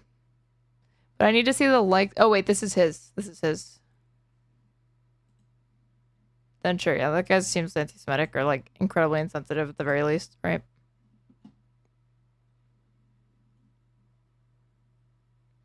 Hey, Straighter, it's Vadim. Can I jump in to clarify a couple of things? Yeah, here, get into the thingy. Hold on. Vadim's gonna come on, you guys. Let me hop in the pond.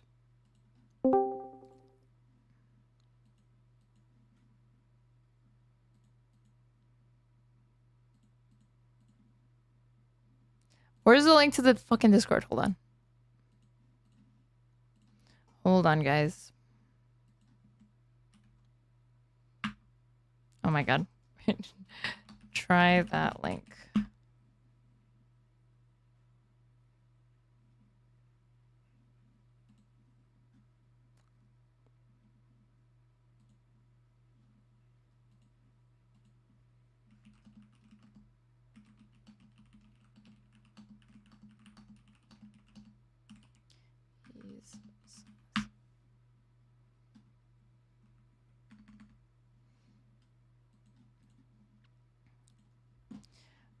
I don't see people saying that leftist anti-Semitism doesn't exist, but if you say 50% of this app is Jew hate, then point to a communist creator. Of course, people will ask you, and then point to a communist creator. Of course, people will ask you to clarify. It seems like you're conflating anti-Zionism with anti-Semitism too. Zionism is a Nazi ideology. You were the one making this conflation. If anti-Zionism sometimes means opposition to genocide in Gaza, and other times means the Zios killed JFK because he was the only president they couldn't control. Maybe Hitler had a point. I think that will have some bad consequences. Nowhere here did I or anyone replying to this thread that I've seen say the second thing. Anti-Zionism is not anti-Semitism. I think when your content is being used by a Zionist like Klein, you might want to consider that your message could have been communicated with more nuance. That's how I initially saw this thing, is because I also saw that. Oh, wait, hold on. That's how I saw this first, but I didn't know it was in response to Ethan had like posted like, thank you, Natalie, or something like that. Okay. There we go.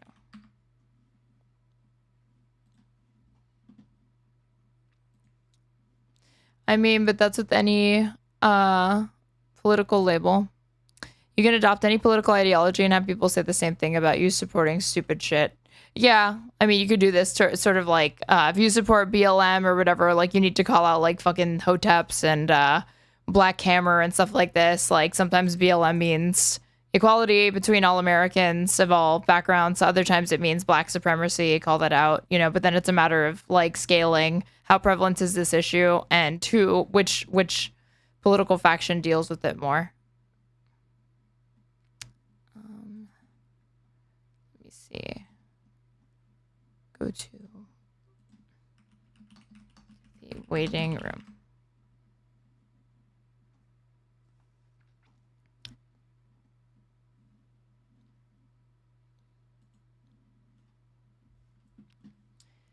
I don't think this issue is reducible to Hassan versus Ethan. No one mentioned Hassan here. I said if your post is being leveraged by a well-known Zionist, it's probably worth clarifying your message. I wonder if Natalie was thinking, but you brought up Ethan. But he did do that. How are they yapping for that long? I feel like once you see Lorenz, you should ignore and keep it pushing. Maybe. Just reiterating that if a well-known Zionist was using my post to further his bad faith hate campaign against people who have been calling out the genocide in Gaza, I'd consider it was effectively communicating my message to sharing for posterity. Let's see if Vadim's in the waiting room, you guys. Yeah, he is. Hello. Can you guys wait? Hold on. Can you guys hear Vadim? Hello, everybody. How's it going? Okay, I think it sounds good. So go off, King. So what happened here? You ended up being used as an example of like anti-Semitism on the left. I don't think that that's fair, because you in this you're saying, oh my bad, I jumped to conclusions, and then you backed off. Yeah. Well, let me explain, because there's a bunch of things that I think that sensible, like good faith people, problems that they could have, or just with kind of a couple of things that I did there. I mean, going to bat for that guy, I have to like right off the bat say that I think the guy, and by the way, if you go through, I like, it was one of those days where I was just like the most tweeting that I've done in a really long time, and I probably should have logged off, right? I've been there.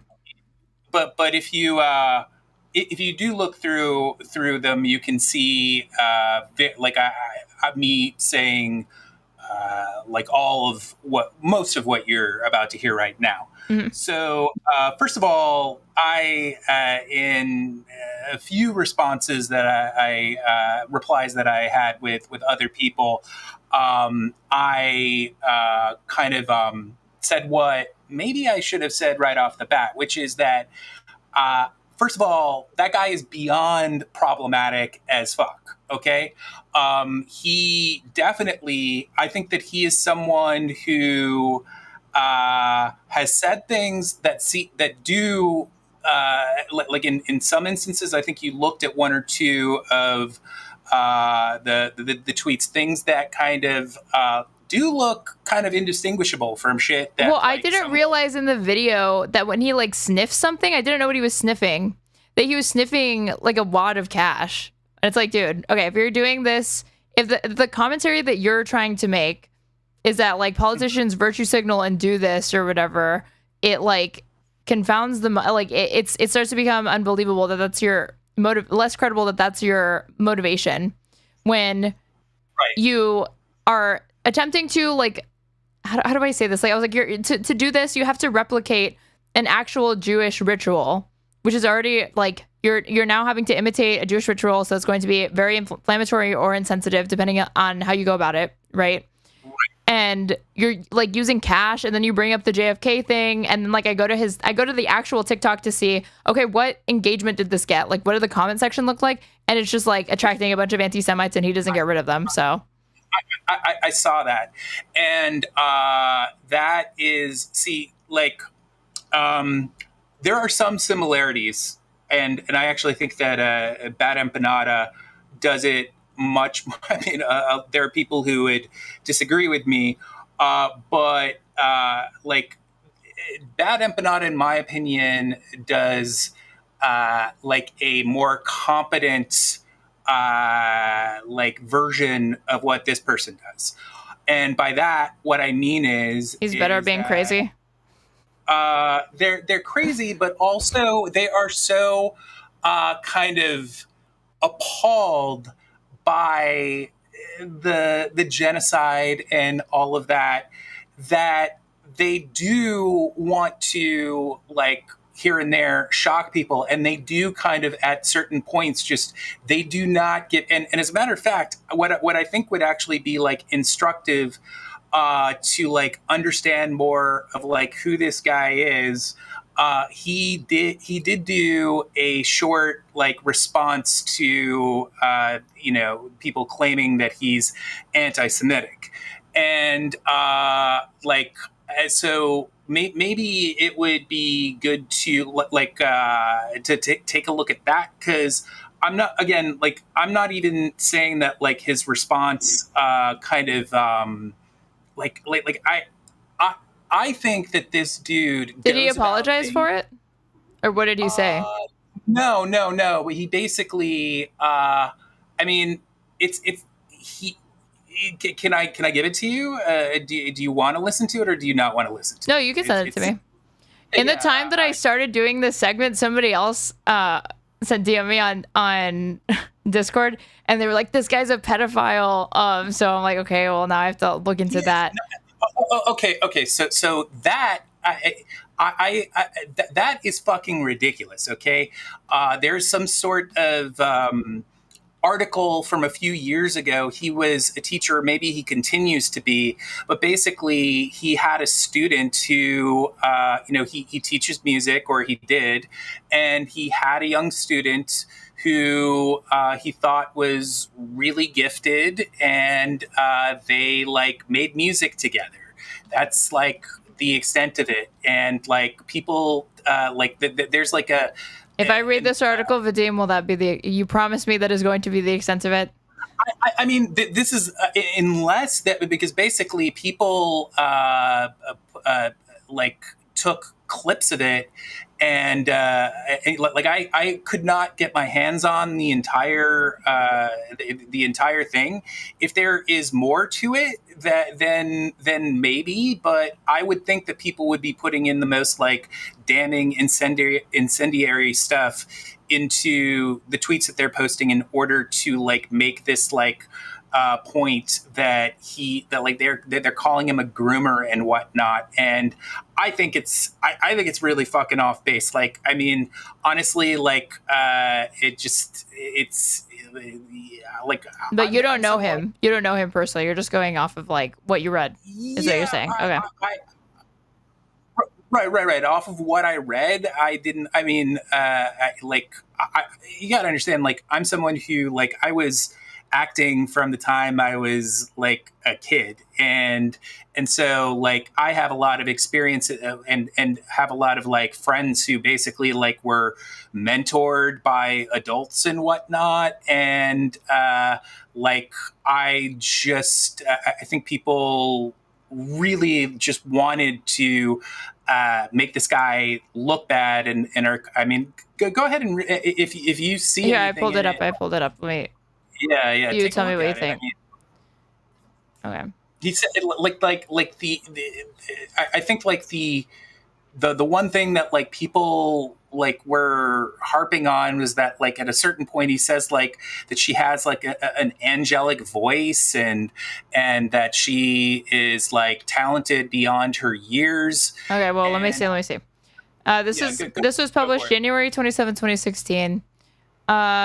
So long Storyland Independent. You can't beat a great backstory. Andrew DeBise, aka Rathbone, was an aspiring songwriter teaching at a girls' private school in Post K, New Orleans, when he took on a new pupil, an equally aspiring vocalist named Sophia Preston.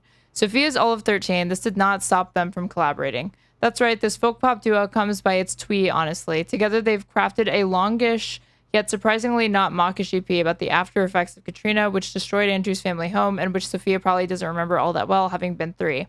The combination works, but probably not for the reasons you'd figure. Yeah, she sounds as if she's reassuring the child in him on Rathbone's Nightmare number 2, and her innocence seems to prop up his weariness on We Will Live Again number 3, just as his father figure urges her to let change happen in its own time. Yet Sophia, who is nevertheless blessed with a remarkably clear and angelic instrument, neither looks nor sings her age, no fake world weariness either. She simply remains unself-conscious about what the world wants innocence to sound like. As a result, We Will Live Again and Cassidy are up-tempo and polished enough to make the indie pop charts, but they sound genuine for all that. There are times on the tellingly named So Long Storyland where you can hear the depth of the old city and birth of the new one at the same time. Bittersweet doesn't really describe it. The music's quiet, brave acceptance of change. Sounds like it comes from an ancient time. Like the face of their home, it's going to be equally interesting to see how this new work constructs out. So I guess so people are getting on him, I guess, because he collaborated with like a kid, like a 13-year-old, someone who is like a student of his or whatever. Yeah, which I think is like fine. In fact, I think that can be like a really great thing for again, I come from I went to a high school basically like that was geared towards professional situations for for young adults and whatnot. And so like there were like music prodigies that were playing at Lincoln Center and shit like that, and like successful like young film actors and stuff like that. So like, did you have a positive experience with it? Because I don't disagree that like I don't think it's inherently like what is it? I don't think it's inherently improper for there to be a mentorship between an adult and a minor, obviously, especially in like a creative capacity. But I'm also like, I mean, you're talking to somebody, you grew up in this, so you'd have to tell me about it later, but you're talking to somebody who thinks like that there shouldn't even be, like, I don't even think children should be allowed to act, like, period, because I think it's too exploitative. So when I read stuff like this, I'm like really sus of it, but not like just specific to this guy or anything like that. Mostly just because I find it seems difficult to me, given all of the abuse that exists within like child entertainment industries and stuff like that, that kids can do this sort of work while they're minors for the most part safely. But maybe you disagree since you had a different experience. I mean, definitely there is all sorts of, I mean, like all sorts of experiences like that. But just, I think, I think every, really so many aspects of life and growing up can be exploitive.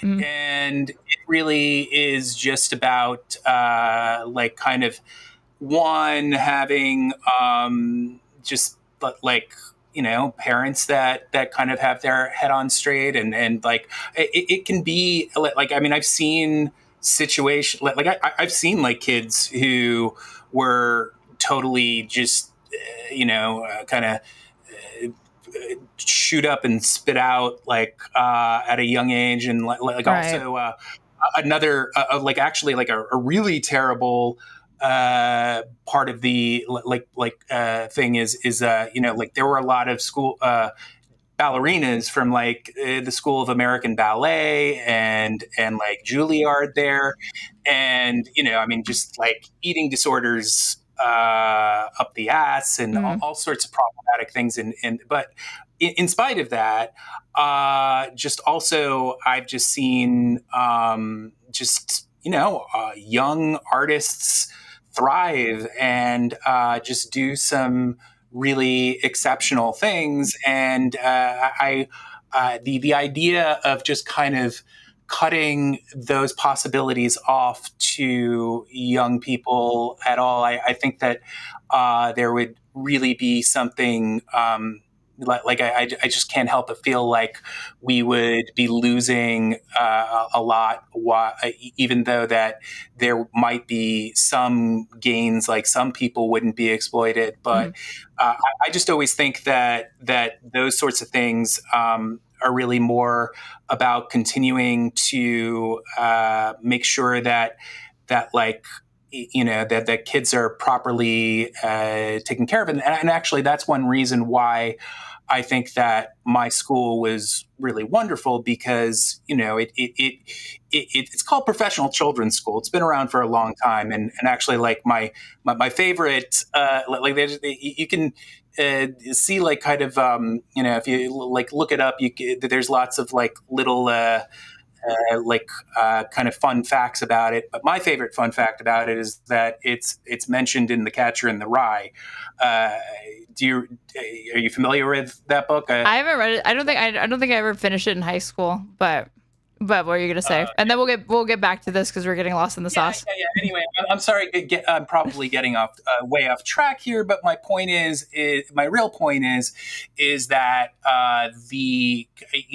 it was an environment where the teachers really cared about the kids, and it was all about kind of, I mean, really the reason for the school, it wasn't a school for the arts. It was a school that kind of like, if you are in a professional setting, it would enable you to, like if you're on a set of a television show or something, you could have your studies kind of sent to tutors on the set and whatnot, and kind of like just complete what you were doing at school, if you get me. Anyway, we're getting way we're off the point. Sorry. I'm sorry, I got sidetracked because my friend sent me that article, but yeah. But okay, on this, like what your like the like defense of him or whatever it was or whatever, like how it was brought up in this. Right. Yeah. First of all, I guess did I send you? I guess I didn't. I have the his reaction or whatever. Yeah, I'll watch it after. Yeah, exactly. Hold on one moment. This dude seems from the little that I've seen, I'm not particularly impressed or whatever. Like at a cursory glance, I was like, oh, what's a big deal? But like from what I've seen, does it look the more that I saw, I think the worse it looked. I do not think that he does some things that are really fucking like I actually think he's kind of a dumbass for some of the like just fucked up tweets that he posted, because the thing is like he actually has the capacity to say some like some really great things. However, and he is like in the work that when I actually, if you actually like listen to him beyond his like, you know, ranting and whatnot, he, in my opinion, is thoroughly anti-fascist, and he's actually revolted by genuine anti-Semitism. But at the same time, he's a dumbass, not only because he like tweets like things that are so easily mistaken for like coming from someone who genuinely has that sort of animus, but he also, and this is probably my biggest problem with him, he does not mind kind of like he looks at, I think he looks at things like, as long as I'm getting my word out, this is good. So I think he like, that's why he doesn't mind the anti-Semitism like on his responses to his stuff. So like, well, I think that's bad.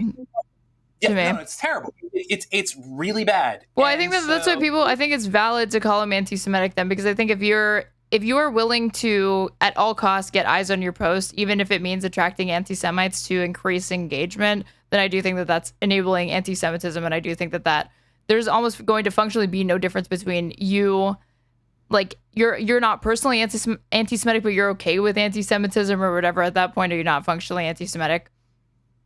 I actually do agree with you. And I like, you have to understand like a few things. Like I basically, I guess if I had to do it again, I don't know if I think I would have spoken up, but my emphasis would not have at all have been on like really going to bat for him. I do think that there is some sort of distinction to be made with someone like him, who like it. At the end of the day, you're right. If you are kind of like helping generate playing into kind of, I don't know, like just like if someone like who is genuinely anti-Semitic looks at your shit and thinks that you're an ally, that is inherently a bad thing. He also like, I didn't know he was on InfoWars, and you know there's like a kind of school of thought that like it's good to go on places like that just to get out the message. And I mean, at the end of the day, more than anything, I think that what it does is that it prevents someone like him from having any, like if he was able to like shed all of that, then he does, in my opinion. Dude will, I doubt this guy will ever be able to shed any of this stuff, because if the points of entry are going to be these things for people, he's already turned off the majority of people. And it's because not just because of the anti-Semitism, but because if the way that you described him earlier, which is that get clicks at all expense or like get at any cost or whatever, then these types of people, even if they're not bigoted in some way, they're their own worst enemies, because they say stupid inflammatory shit, and then like that's what their reputation is, and they spend so much more time having to explain, I'm not genuinely like that or whatever. And it's like, you could have just, if you had just saved yourself the time and just not been that way in the first place, we wouldn't be having this conversation. Because I do think people rationally come to the conclusion that like, yeah, this guy's an anti-Semite, and there's not going to be anything else in his body of work that makes that something worth overlooking, you know? Yeah, I agree with you. And again, if you look through my posts, you can kind of see me saying that. The fact of the matter is that, like, I will admit that like I knew that he had this problem, but I did not know how severe it was. Like I did not know that he was on InfoWars and whatnot. Again, maybe I should just have shut my mouth, but at the same time, I guess a big part of why I spoke up to begin with is just because I like all of the things that I think you recognize right off the bat in that were problematic with Contra's reply, and I think that even someone like him, there is a distinction. If someone is curious enough, I think that there is a distinction between like what he does and it's you know what? I think that the most constructive thing here would right now would just be for you to play his video. And I'm not, but before you play it, I just want to say, like, I'm not saying that this explains things away, that this, like, once you hear this, Well, Vadim. Mm-hmm. We've talked about this before. You always fall into this trap. I think that you give people that are, like, you see as perceived allies or whatever, you give them the benefit of the doubt. But I think that there ends up being a point where there's, like, too much charity given and you end up defending things I don't think you otherwise would defend, and going out on a limb for people that it, like, one, I don't think they'd go out on a limb for you in the same way. And two, I don't think they're even, like, it's not productive or even worth it. Why not just forget about this guy and, move on? Because I do think that there is because there are examples of creators that are wrongly smeared as anti-Semites when they're genuinely not, and that when that happens, I do think it's important for people to speak up and in defense of them if they're being smeared. But in this case, I don't think that this guy is being smeared. I think that the criticism is warranted, and even if he didn't intend to, I see a lot of bigotry as very, very unexceptional in the sense that it's not difficult for people to step into bigotry unintentionally. And in this case, given what you've even told me about him, because I don't know him, it seems like he is intentionally inflammatory and intentionally leads into that. And then only once he catches flack, then maybe he'll back off of it or whatever. But if he doesn't have the presence of mind and responsibility to be proactive about it, that it's important to him that his message, there's clarity in his message and his advocacy, that he prioritizes clicks over that he even is fine with enabling some bigotry in the name of increasing his profile in the name of whatever social cause he says he champions, then to me, these are not good advocates or allies or people to be, I'm not going to spend my time talking a bunch of shit about them, but I'm also not going to praise them or go on a limb for them. Yeah, I did not, I am not saying that this guy is necessarily a good advocate, but I do think that his response is interesting, and it just kind of illuminates what kind of person, how he looks at this shit. It doesn't excuse it. It doesn't but I mean, if you don't want to listen to it, that's fine. But I think that even just listening to 2 minutes of it or 90 seconds of it kind of is illustrative of his kind of again, maybe you'll see the similarities between him and I don't know, maybe you Bad Empanada is someone who a lot of people have a huge problem with. I actually think he's overall, even though that he is fucking crazy and at times he also is so out there that he kind of keeps people from hearing him out. I feel like he is his own worst enemy with that, because he's the exact type of activist I just criticized, this Rathbone guy. I should say influencer first and foremost, really, because he's a creator first and foremost. not even like activist, but like he's the worst type because I feel like it's not, what's more important to them is clicks, views, and being inflammatory as opposed to getting their message across or whatever. And so like, even like if it puts people in a difficult position where even if there's something that's valuable within their work, because they have deliberately placed so much baggage on themselves that it makes people not want to associate with them, not give them the benefit of the doubt. And then if you have to do all of these like caveats to be like, it's there, like there's a message in there or whatever, it's like, is it even worth it at that point? You know? Yeah, no, I mean, first of all, when I led earlier by saying that I think that Bad Empanada does kind of a version of the same thing much more intelligently and responsibly, in my opinion.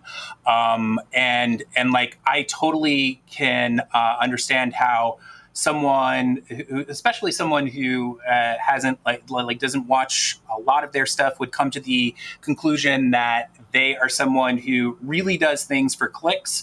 But if you watch his stuff, like he actually like for instance, he could continue until like for years, perhaps the end of time, just making his channel like basically the Ethan Klein channel, right? He would continue making shitloads of money, but he's just bored with it at this point. He has basically said like, look, you know, like I can easily make all this money off of this and get like a lot of views, but like I have said so much about this person at this point, and I'm only going to speak up when things are really pushing it with him, because like I have so much more to say, and at this point this guy is like dominating things for me. So that to me that's something that someone who like is chiefly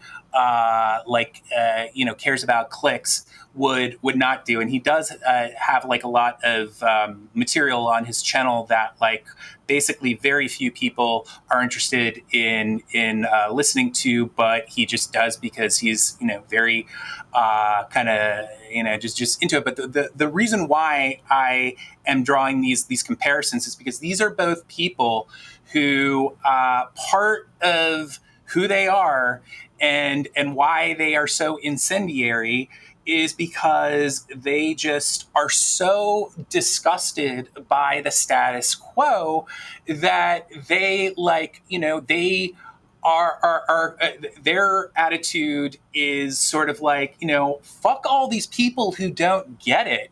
I'm just gonna like be an asshole to you because I think this is where you and I depart in agreement, because I have a hard time taking these types of influencers seriously and anything other than people that just want attention and views, even if you could find mitigating circumstances, like examples of them talking about things that they could make if they did, you know, instead of dedicating time to a more obscure topic, they could have talked about something else and gotten more views and money and stuff like that. You'll always be able to find instances like this, but it's like overall, if the direction of their platform is trends towards being like hyper inflammatory for the sake of getting clicks or whatever, it feels selfish. It feels like what they're about really is less about the causes, and it's just more of an excuse to just bully people, to harass people, and then they have like a righteous crusade behind it, and then they hide behind it when they're actually faced with valid criticism for their actions or words, behaviors, and they try to frame it as just simply, I'm being attacked because of my political positions, when they know damn well that that's not the only reason why they're being criticized. They're being criticized because they do irresponsible things with their platform, because they harass others, because there is valid criticism to be made of their behavior, and they're not above that. And I feel like, and I don't like ever seeing even like a cause that I agree with being used to shield somebody's bad behavior, because not in a serious way, but I do feel like you are, you're definitely like, you're using like suffering and social causes for personal reasons, and you're making it difficult for other people to advocate for those same social causes and reasons and have it taken seriously, because if their point of entry is this kind of shit, then it turns people off. I totally get your point of view, and I, for the most part, like, I mean, I agree with Like, well, here's an example of this. Okay. However, no. Let me just interject here. I want to say that, like, if I want to say again that I actually do think that like with Rathbone, exactly how you put it may be the way I'm sorry, I'm like getting a little Bad Empanada. Bad Empanada. Like, basically, I'm not going to say that. Like, yeah, they're like, the way that you characterize his behavior. Sometimes that is the case, but it's not like, basically. That's not how he is. The ethical anti-Semite. Like 100%. He's not an anti-Semite. No. I'm being here. Like, what I'm saying with that is that I think this is what I meant with, this is where we depart in agreement, is that I don't think that there are ethical ways to go about this sort of behavior. Almost period. I think it is like a type of thing where it's like, it's a red line, and once it's crossed, there is no way to rectify it without end up tacitly defending or implicitly or explicitly defending the worst excesses of their behavior, even if there's other good things that make up for it. Yeah, I hear you, and that's fair. My outlook on it, and again, like, I am not like when I say this really doesn't pertain to Rathbone. This pertains really to how I feel about Bad Empanada. Yeah. But my feeling with him is, is that overall, if like a great deal of people, or if certainly everybody engaged in the way that he did, that he does, we would have a completely dysfunctional world, and nobody would be able to like get anything across to anyone. But like, people like him are in a lot of ways are rare, and I do think that there is a place for people who are like just basically like wild cards and like just kind of like metaphorical fire starters who like sometimes just like sometimes they do stuff that is like fucking like you cannot sign off on that, but sometimes also due to that like just their like their wild voice and their like just I don't know, like I'm having a hard time kind of explaining. Well, to me, this is like this is the example I was going to use. For one, I think it's a better world when these people are like marginalized because they end up being the loudest voices. They're the most controversial, and they are a highly acquired taste, to say the least. Mm-hmm. And then for people to closely associate online activism with their platforms, I usually find far more detrimental than it is helpful. That's the first point. The second point is, and I'll ask you how you felt about this. You remember when Vosh like dropped like a tactical N-word? Yeah. Okay, what did you think of that? I mean, I think that stuff is like really shitty. I don't like. Okay, I agree with you. So how do you not? The only way that I'm cool with like white people or just non like people doing stuff like that is in the context of like a film or like some sort of creative or academic endeavor where it's like exactly. it's more serious than like I'm debating with people on what was that, like the kill stream or whatever. Yeah, exactly. Or I think those debates over like if white people should get the N-word pass were fucking gross. Okay, well, yeah.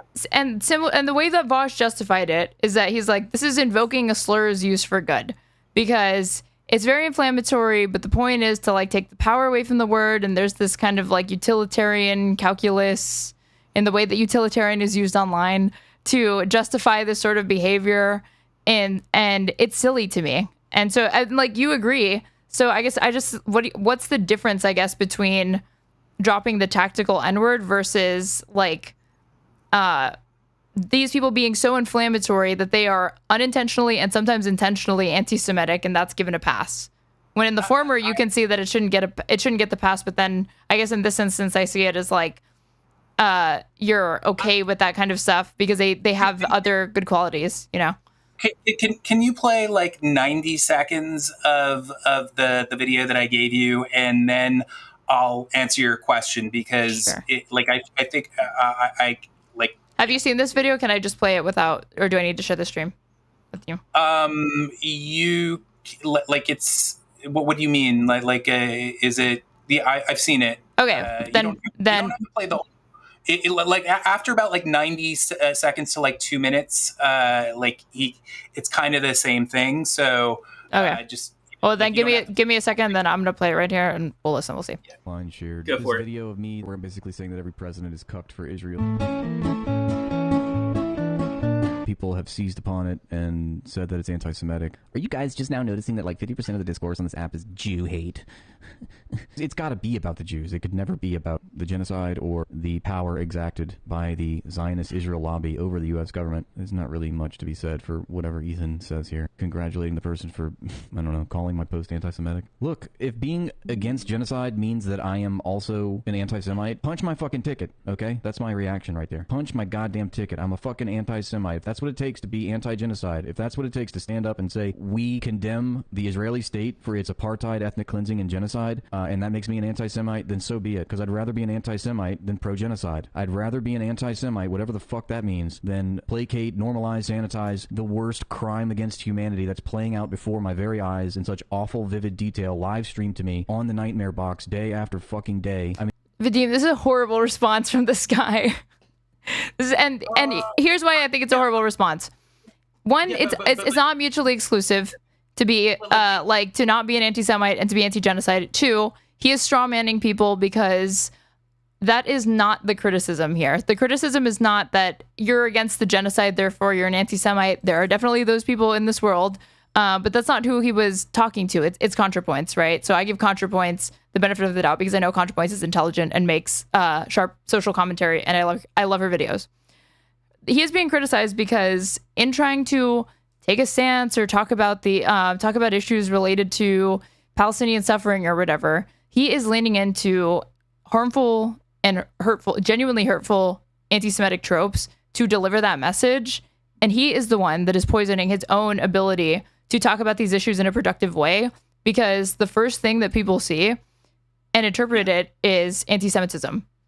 And I think rightly so, because you're like, I need to cut you off for a second, just only because, and I don't have a problem with you doing this. I understand why maybe you kind of think that this is the case, but again, I want to remind you that I do not think his explanation, I don't think it's. I did not want you to listen to it because I necessarily thought that it made him made anything that he said or did any more cool. Basically, the one thing about this guy that I agree with you that he. He shoots himself in the foot massively by just kind of ensuring that nobody can take him seriously, and he also is helping out people who are who are genuinely anti-Semitic, and so overall this guy fucking sucks. But this is the thing that and I'm not even I'm actually as we've been talking, I've been figuring out why I think I bothered to kind of speak up on a bit for him. And now that I think about it, I guess maybe this wasn't the best reason, but I have to be honest here, is that there is, in spite of the fact that this guy is a putz in a lot of ways, one thing that I definitely I have to say that I empathize with him with is that just like I am constantly feeling in this climate and with this fucking genocide, that like there is so much shit that people are harping on, that is and getting so like incensed over, and like it is just like it's just like and yet at the same time they have no smoke for the real horrible things that are going on. So even wait, I get that frustration. I can understand, because it is a matter of priorities. We only have a certain amount of time in the day, but it takes 2 seconds, I think, to one, the better argument is not to die on the hill of defending these other creators who you are not responsible for. They would not go out on the limb for you, and I don't think that they're making content that is worthy of that defense in the first place. And then the other thing is that it's off message, because it should not be about, like, you felt that you saw something that you felt was unproductive, or you took issue with their framing, and instead of reframing it back to the issue that you feel is more important to focus on, you end up getting derailed because you end up in a rabbit hole, like defending this guy or whatever. If this guy ends up being criticized, I'm more than okay with that, because I think it's worthy of criticism. I think the better point to make, towards Contrapoints, is to say that, like, if you want to talk about anti-Semitism on this app, that one, there should be no room for anti-Semitism, period. Not from the left, not from the right, obviously. But like Taylor pointed out, and I agreed with her, it can give a misleading impression to people, because the majority of it does come from the right. Like, we're talking about how, like, Elon Musk is, like, fucking Sieg Heiling, and the ADL doesn't call that out, you know? His app is full of, like, far-right weirdos. They're monetized. Nazis, like, fucking Jake Shields have a platform on X. That Dan Bilzerian guy or whatever. People that are just, like, out and out, very, very proud, discussing, like, Nazis. So that's my issue with it. But I would not let... explain those things to me. Like, I'm very aware that is how it is. I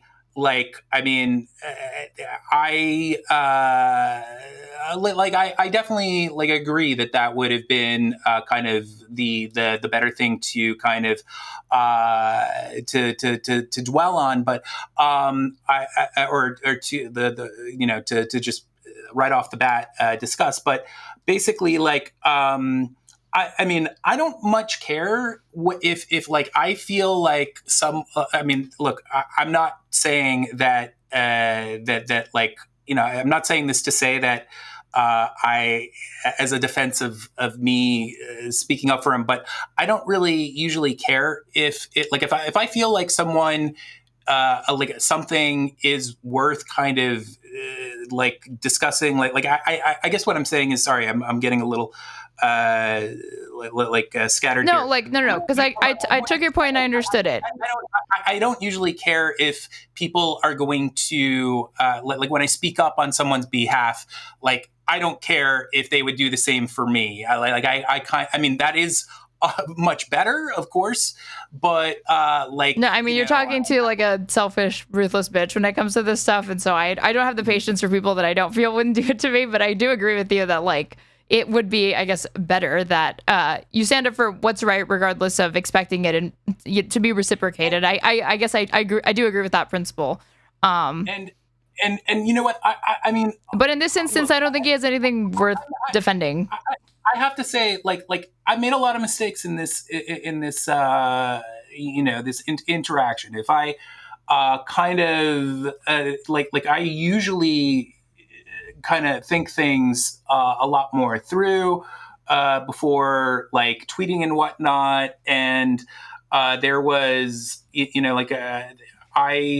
I did genuinely believe like I knew that Nixon had visited like Israel, and I guess I'm saying that there were reasons that gave me like a hunch that I was correct about the JFK thing, but I was super off about it. And I guess really, like, I hate to admit it, but just kind of like, I don't. And by that you mean I tried to look that up too, because I was like, this is like even down. I thought I knew about like anti-Semitic conspiracies whatever. I didn't know the extent to which the JFK, like the Jews fucking killed JFK thing was like as prevalent as it was. I'm just not online enough or something. So I didn't know that that's like how it was being interpreted. I was like, isn't this more obscure? But it doesn't seem it doesn't seem to be as obscure as I assumed that it was.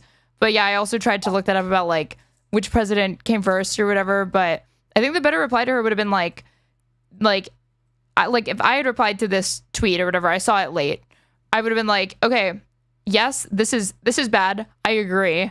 Like I would like, it would be better if you used your platform to call out, to draw attention to the genocide as well, you know?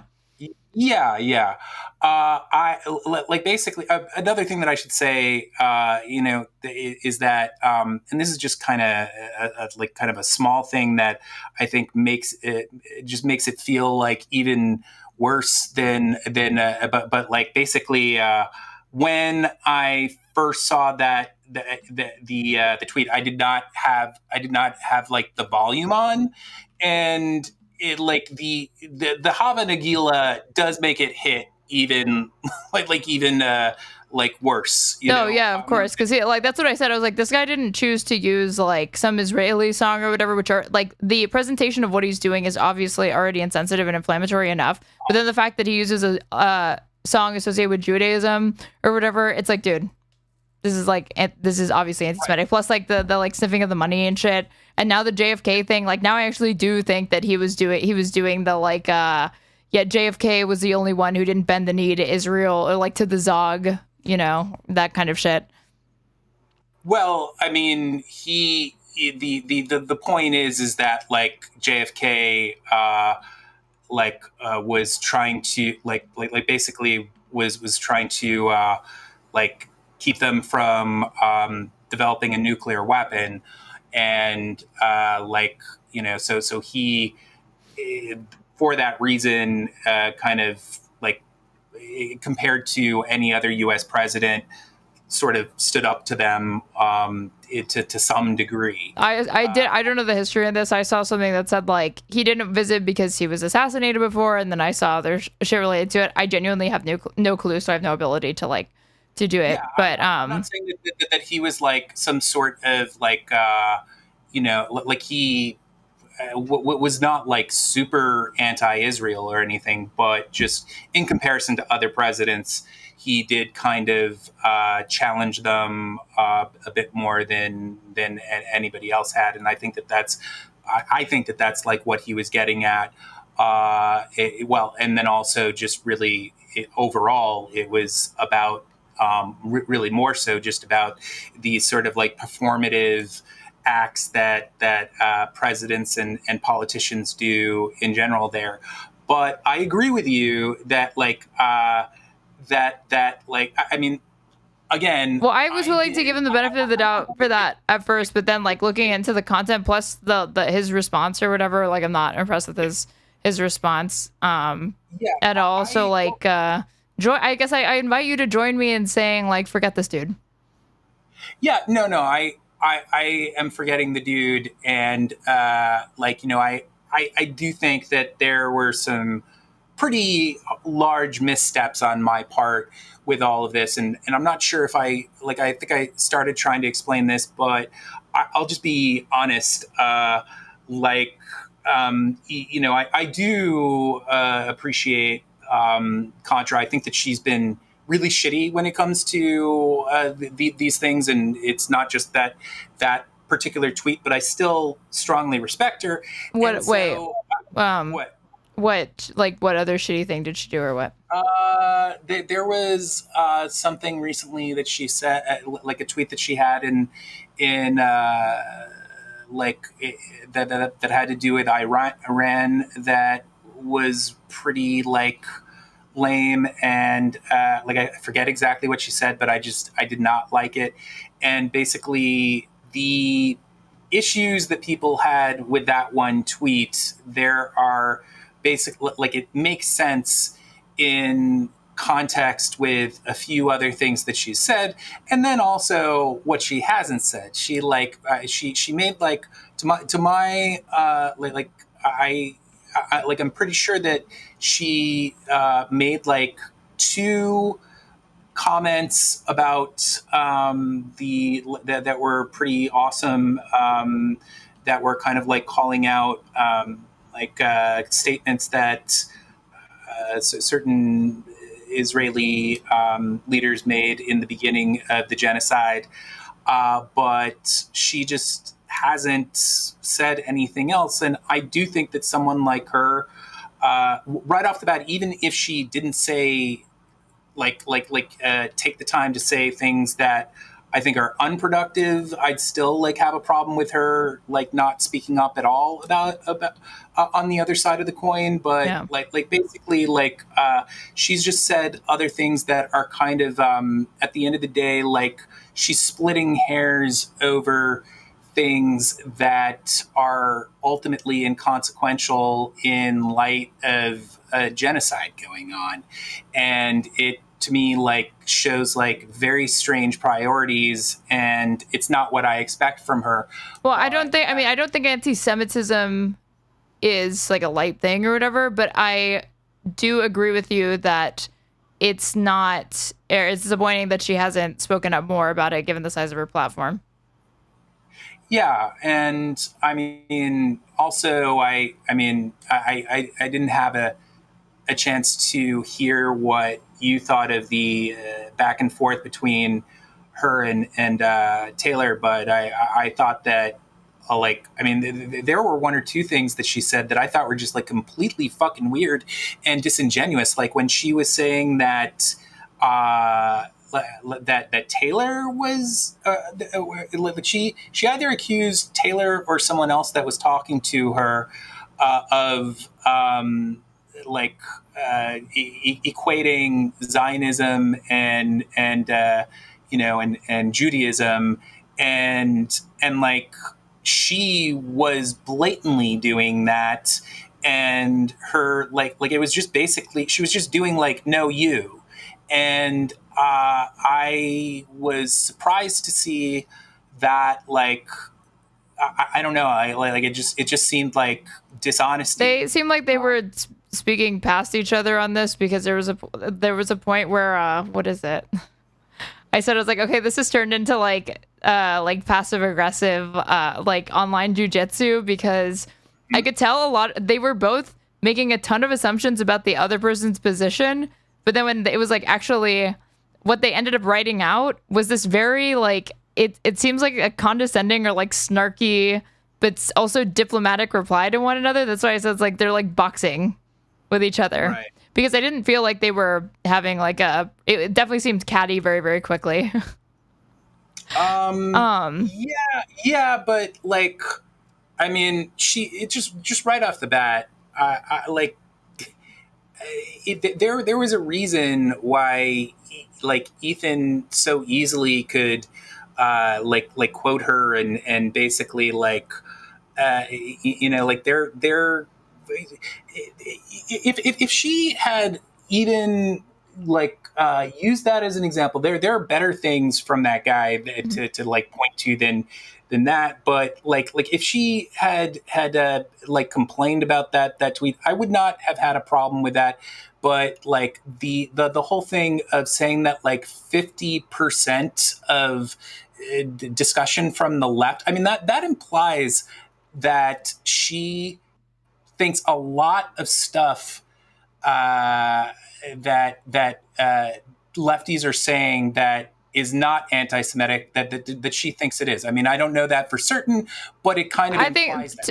I think it at least implies to me that there is parity between the amount of anti-Semitism that comes from the left, which is real. I know that there is anti-Semitism everywhere. There is no political faction that is immune from it, in the same way that there is no political faction that is entirely without racism or without sexism or without transphobia. All of these things can manifest absolutely anywhere on the political spectrum. It's not unique. But when we're talking about anti-Semitism, I do agree with Taylor that the vast majority of it is going to, and the most severe forms of it are always going to come from the far right and the right in America, because MAGA is going to be far more ideologically adjacent to fascist ideologies, authoritarian ideologies, neo-Nazism, etc. I don't have to explain this to you. When she said here, so I think she was drawing false parity that doesn't exist, because there's anti-Semitism on the left, but it's not to the scale that there is on the right. But she said two things. Like in response to Taylor Lorenz, who said, not going to litigate this video, but I think that when making claims like 50% of the discourse on this app is Jew hate, it's extremely important to note that 99.9% of anti-Semitism on this app is from the far right / actual neo-Nazis who Musk has embraced, not communist TikTokers. I agree with this. I mean, I wouldn't say not going to litigate this video because I think this video is obviously like anti-Semitic. But the 50% of like her criticism of like her framing is what I agreed with. And then Natalie backed up to left-wing anti-Semitism has always been a thing. I don't see what's gained in denying it, but I didn't think, I think it's uncharitable to assume that Taylor was denying it, but I guess that's coming from Taylor kind of being like fence sitting about it instead of just saying like, yeah, this is anti-Semitic or it can easily be perceived as anti-Semitic. And then I agreed with Taylor saying like, well, I never said that like, it's that there, she said like, I'm not denying it. But like, do you acknowledge that it when you use this post to say a lot of this like Jew hate or this app is just 50% Jew hate or whatever, that you are it comes off like you're claiming 50% of like out of all of the hate, like there's parity again between the amount of anti-Semitism that comes from the left versus the right. Mm-hmm. But then Natalie just says, no, I'm not claiming that. And this is where I said like they started to just talk past each other because they were being very terse. I think that Taylor maybe came at her a little hard. Did she? No, I thought Taylor was totally in the right because, like, I don't know. I think that that there is more under the surface of what, like, both from other statements that she's made and I mean other things like this isn't like the big reason, but she kind of was a Hillary stan to a certain degree. And dude, everyone brings up that video. Or it's not a video. She did like a show with an episode of like an Apple Plus show, right? Mm-hmm. I've never seen it, so I don't know what they did or whatever together, but I always see people reply to her with it. Well, I mean, to some degree, I think it is unfair to completely write her off for that because I do think that, like, you know, it would have been a lot better to have her as a president than fucking Trump in 2016. And, you know, in spite of the fact that, I really do not like her, I think that, you know, she needed people to campaign for her and whatnot. But there have been times where just beyond that, I have felt, and I can't I can't think of the examples. It's been like a while since I've examined all of this, but there have been things where like I just genuinely thought she just felt like, yeah, Hillary based. And overall, I think that she does have, even though that she is like, there's no doubt Natalie helped me crystallize so much of my understanding about both fascism and the way that hate kind of expresses itself in the modern age and online and whatnot. But I do think that she kind of does have some lib like stuff going on. I think that she has some like I think that the whole progressive except for Palestine thing. I think that I get the impression that it to a good degree does kind of characterize what's going on with her. And so also one thing that I wanted to say is that I want to take a look real quick at her. Did she say that 50% of online discourse was well, this is where they started to lose the thread because she asked her that. Taylor asked, like, are you trying to claim that 50% of leftist discourse on this app is Jew hate? Because it's an insanely false claim. And then she said, no, I'm not claiming that. And Taylor says, so what is the claim then? Because you started by making a claim about this app and then started talking about the left. Just trying to understand the convo.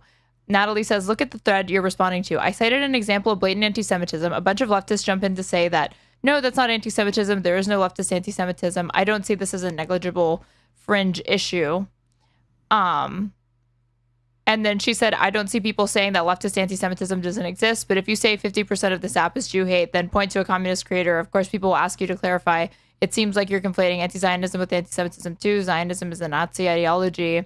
Then Natalie says, you're the one making this conflation. If anti-Zionism sometimes means opposition to genocide in Gaza, other times means the Zios killed JFK because he was the only president they couldn't control. Maybe Hitler had a point. I think that will have bad consequences. Then Taylor says, nowhere here did I or anyone replying to the thread that I've seen say the second thing.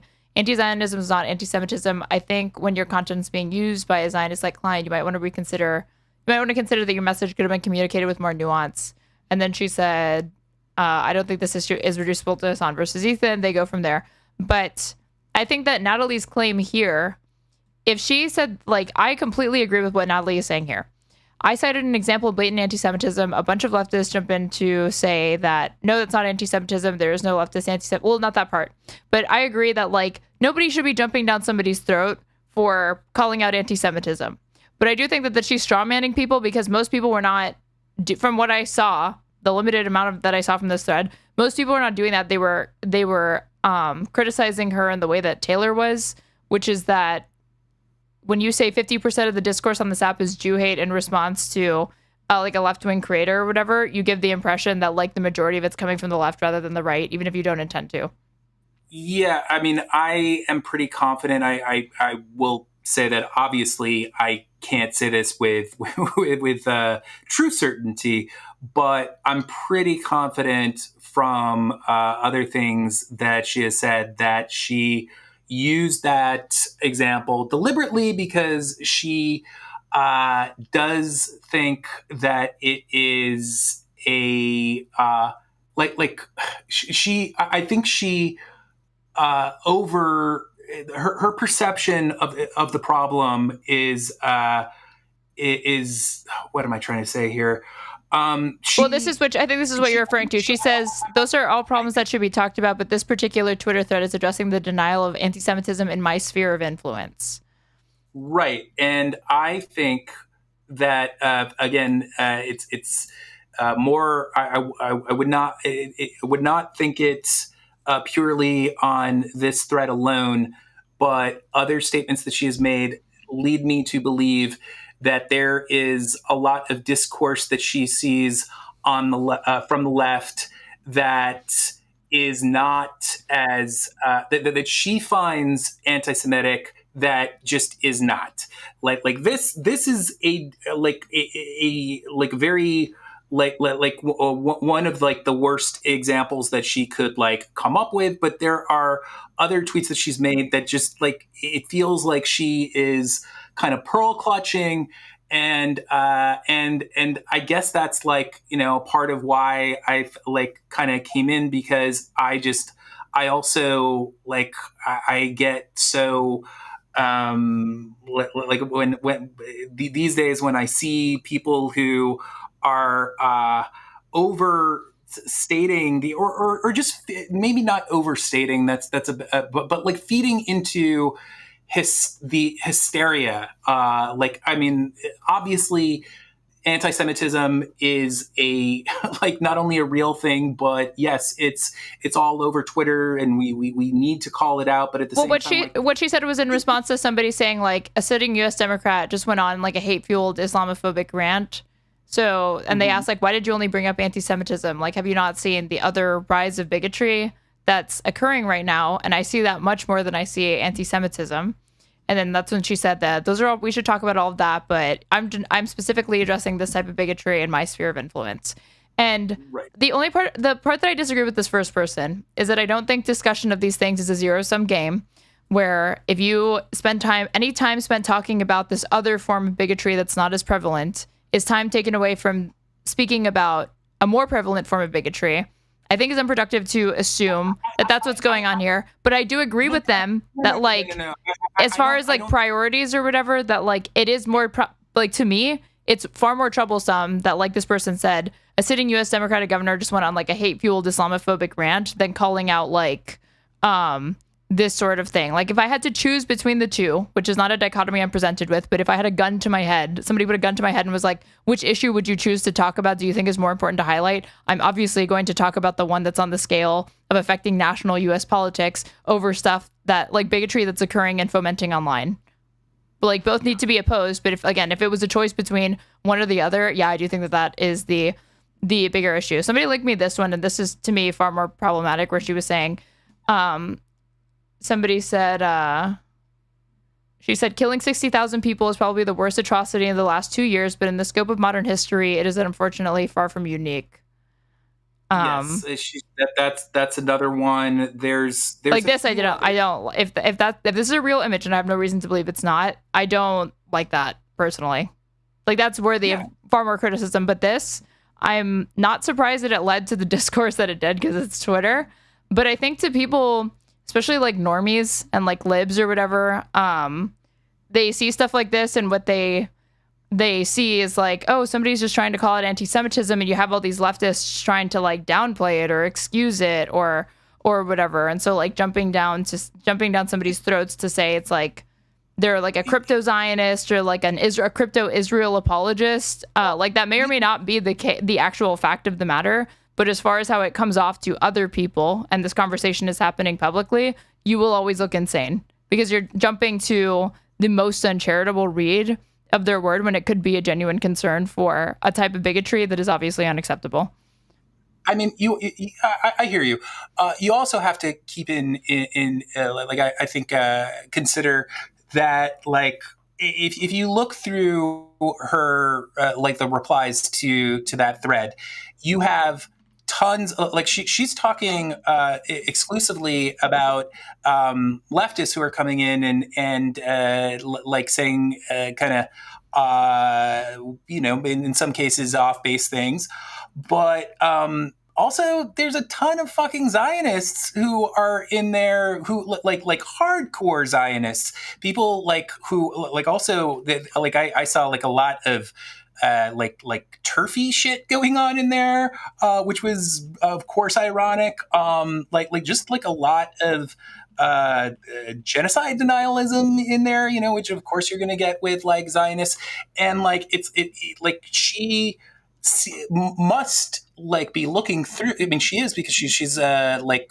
engaging with people, so she's seeing all this, and like I think that it really says something that she doesn't do some sort of follow-up. She doesn't I'm not necessarily saying that she has to, address the people in her like tweets, but just me personally, if I said something, again, you were talking before about how this Rathbone guy doesn't kind of do anything about the shitty people in his replies. Well, she's not doing anything about that either. And I think that really like speaks volumes.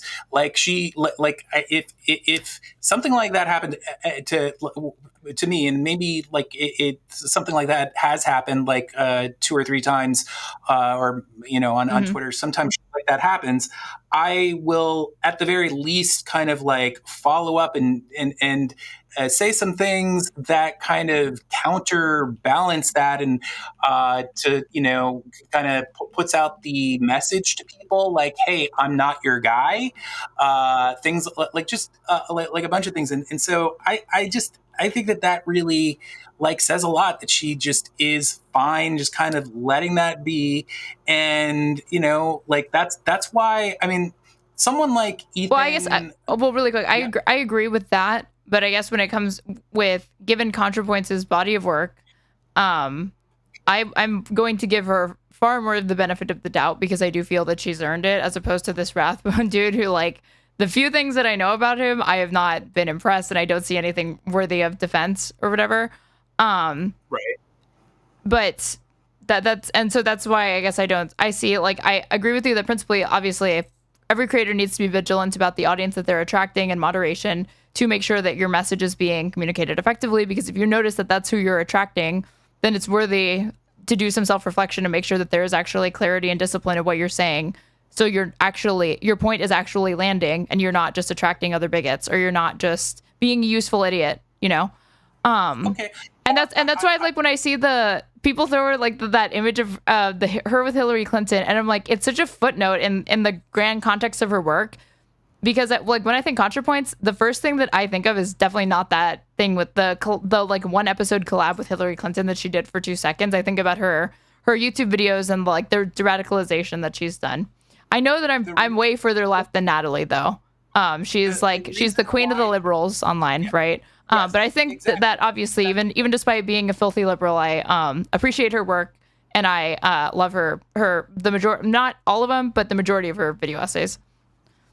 Yeah, I do as well, which is partially why I have the level of disappointment that I do with kind of how I feel like she is discussing this stuff, and I just I hope that she there have been a couple things that I think that she sort of learned from, I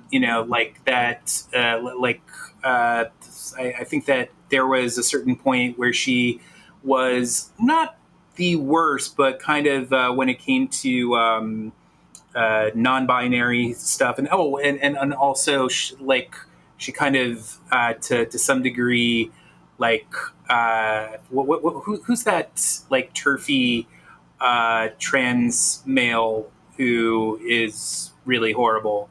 You know who I'm talking about? They were a porn star. Buck Angel. Buck Angel. Yeah, Buck Angel.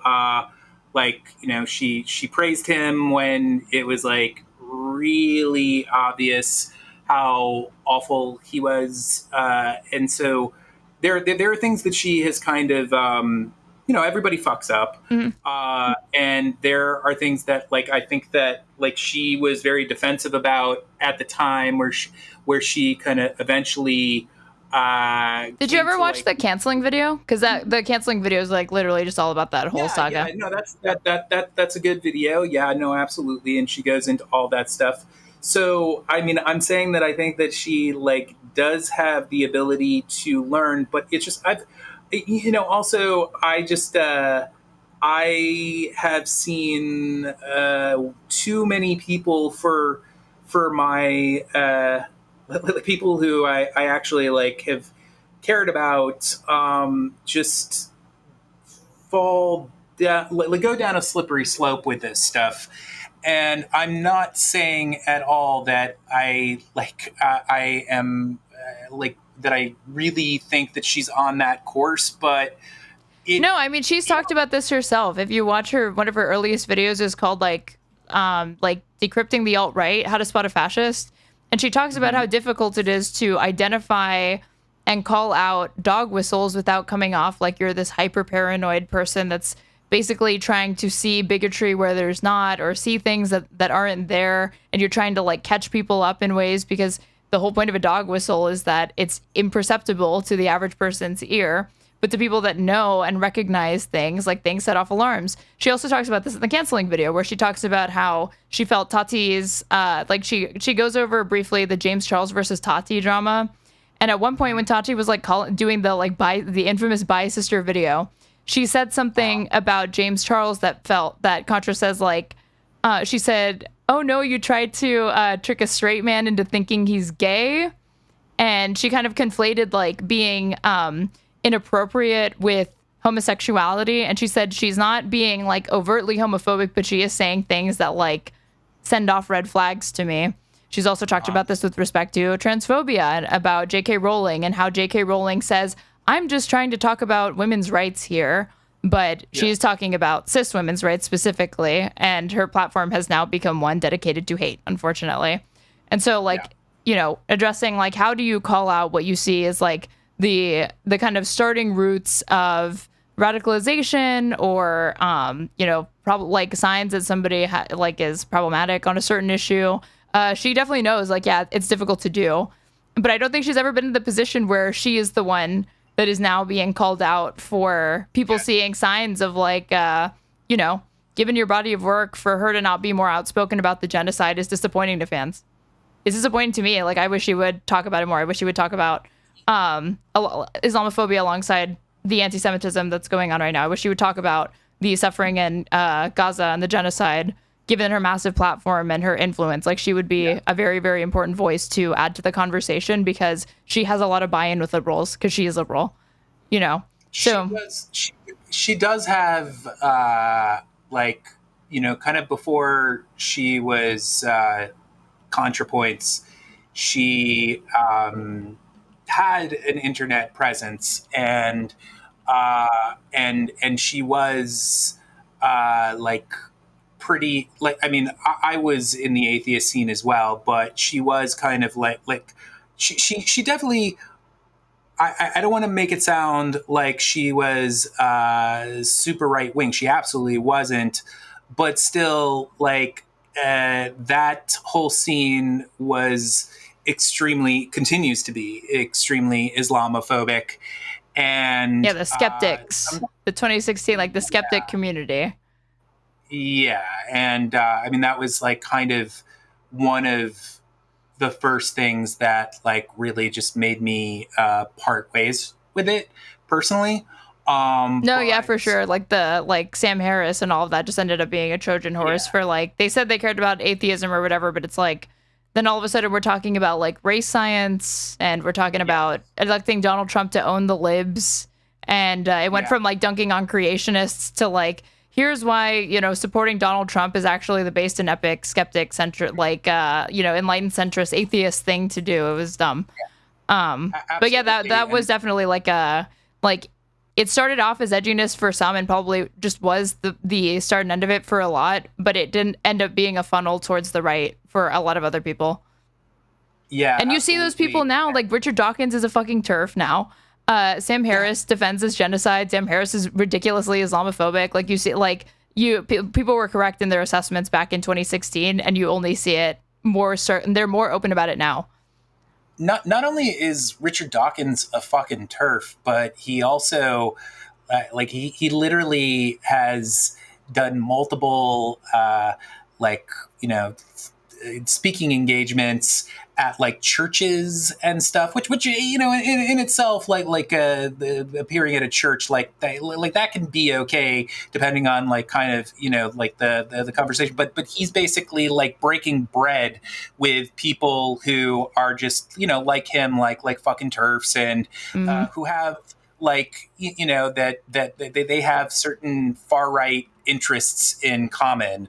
And so it's like, that is I honestly, like, I think he's a little like, I could be wrong, but I think he might be a little in the same boat as what's his name, Fetterman, in that like their strokes, they both had strokes, and like, oh wait, Richard Dawkins did?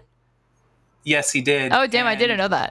Things are making sense now. Yeah, and that like, even he definitely had like instances of being like a total fucking asshole and like sexist and weird and whatnot, but like his like all that shit just like snowballed after like because it took him like a year to like really properly recover from it, and he never got his swagger back. And I don't know, I obviously I haven't seen a brain scan, but I strongly suspect that he, like, you know, that I mean, you're never the same after those things. It's like how Jordan Peterson, there was like a pre-coma Jordan Peterson, and there was a post-coma Jordan Peterson, because he was never the same after the hospitalization for like the coma for his drug addiction and stuff like that. So,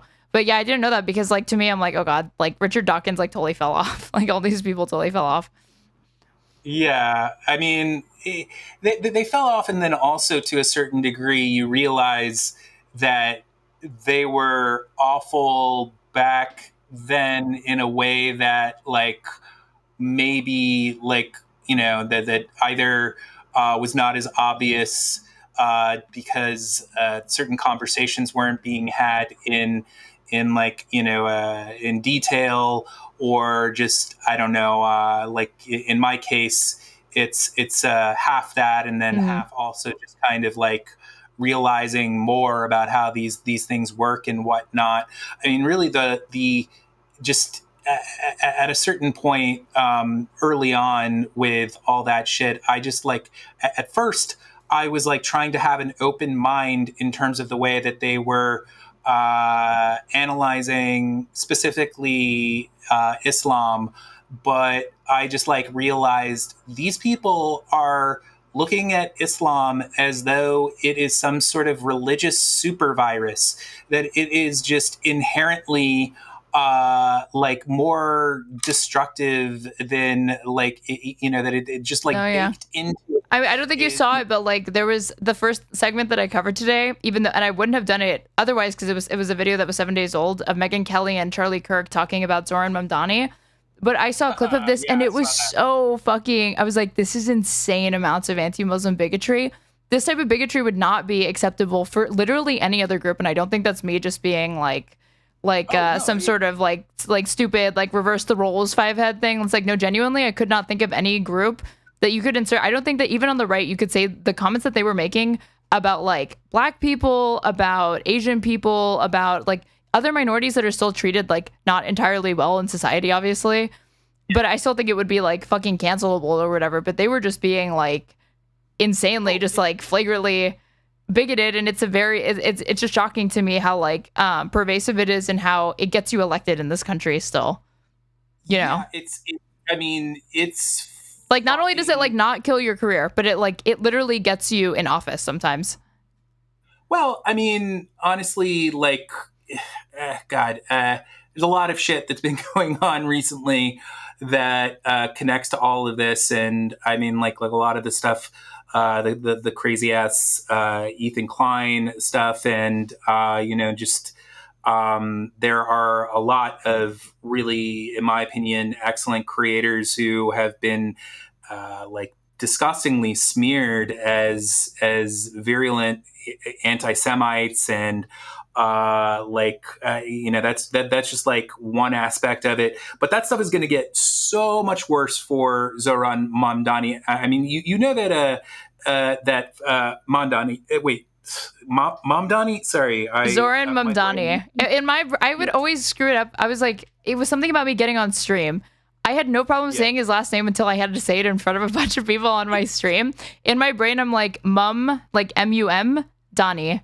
And then I stopped fucking it up. But yeah, we're on a first name basis, Zohran and I, because it's easier for me to pronounce his first name correctly as opposed to his last name. Yeah, it's probably definitely a lot easier. By the way, like just a side thing, but have you heard his like any of his hip hop? I like heard a few songs the other day, and I thought it was like a college project thing. Did he actually do music for an extended period of time?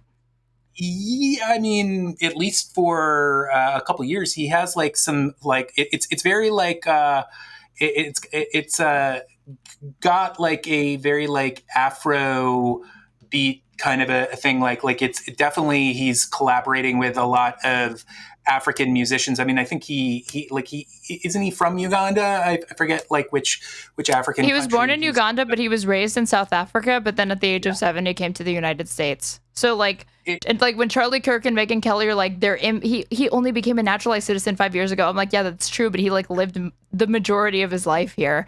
So he like maybe at 11, but like the majority of his life was spent in the United States. Living and raised practically. He wasn't born and raised, but he moved here and then he was functionally raised here. So to say that he's not an American, especially once he's naturalized, and the fact that he's spent the better part of his life here, is straight up just racism, obviously. Oh yeah, of course. No, his music. I mean, I only heard like 3 songs, but they were all really dope. And one of them was like really interesting because it was like basically like a hybrid of like Indian sounds and like African kind of or like kind of South African music, which I'm not super familiar with, but still kind of like I'd never heard personally. There's probably a decent amount of stuff out there like this that I've just haven't been exposed to, but like I'd never heard that. And then also I was like really surprised one of his music videos. I don't know if you know who Mira Nair is, but she's like a really wonderful Indian filmmaker. She did the music video, and Lupita. I don't know how to pronounce her last name, but Nyong'o. That's the only Lupita that I know. Yes, yeah. She was in the video. So he like I mean, not that in itself is like I don't know, like makes the song good, but just I was surprised to see someone like I did not know. So you didn't think a Muslim boy could rap, huh? You didn't think he could spit fire? No, that's not what I'm saying. I'm saying that I did not know that he was at I heard several weeks ago that he made music, and I just didn't know that it was like as well produced. Like I thought it was much more. I thought it was meme. So you're like blowing my mind right now because like everything that the clips that I was seeing, it did look like it was professionally filmed. But like, remember when that video of AOC dancing went viral? Yeah. And it's like 40 seconds. It's like she wasn't in like music videos dancing or anything like that. She just has that one video. I thought it was that, but if there's more, I'll have to listen to his rap. That's funny. Here, I'll tell you. I'm gonna find the song. I think it's called like Spice or something. Yeah, it's his rapper name was Young Cardamom, which is love that. Pretty hilarious. But the name of the song is Number One Spice.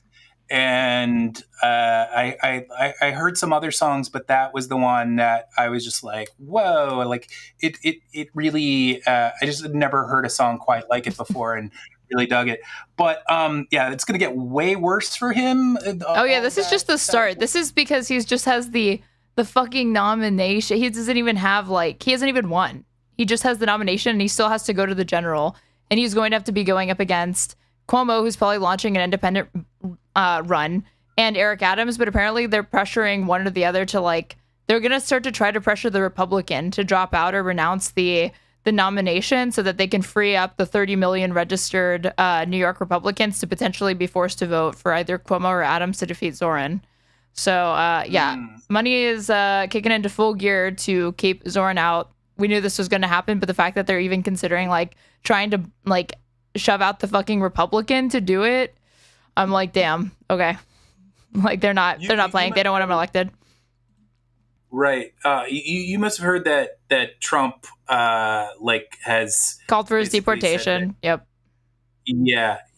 They're trying to reference some obscure Eisenhower signed into law this anti-communist act that was never enforced even once he signed it into law, apparently. So I don't see that getting off the ground anywhere. And Kristen Gillibrand, who basically fucking co-signed someone slandering him as a fucking terrorist, she did apologize. So there's a vibe shift going on, because I feel like just a few years ago, that comment unfortunately would have been allowed to she wouldn't have had to disavow it and she would have been okay. Sorry, this is sort of just something that popped into my head, but bringing things kind of back to Contra just for a second. Another reason that it's just there's some disappointment there is that she is someone obviously who speaks so well about the hate in the modern age, and she just aside from just speaking up on Palestine, it's just she must if she does not see that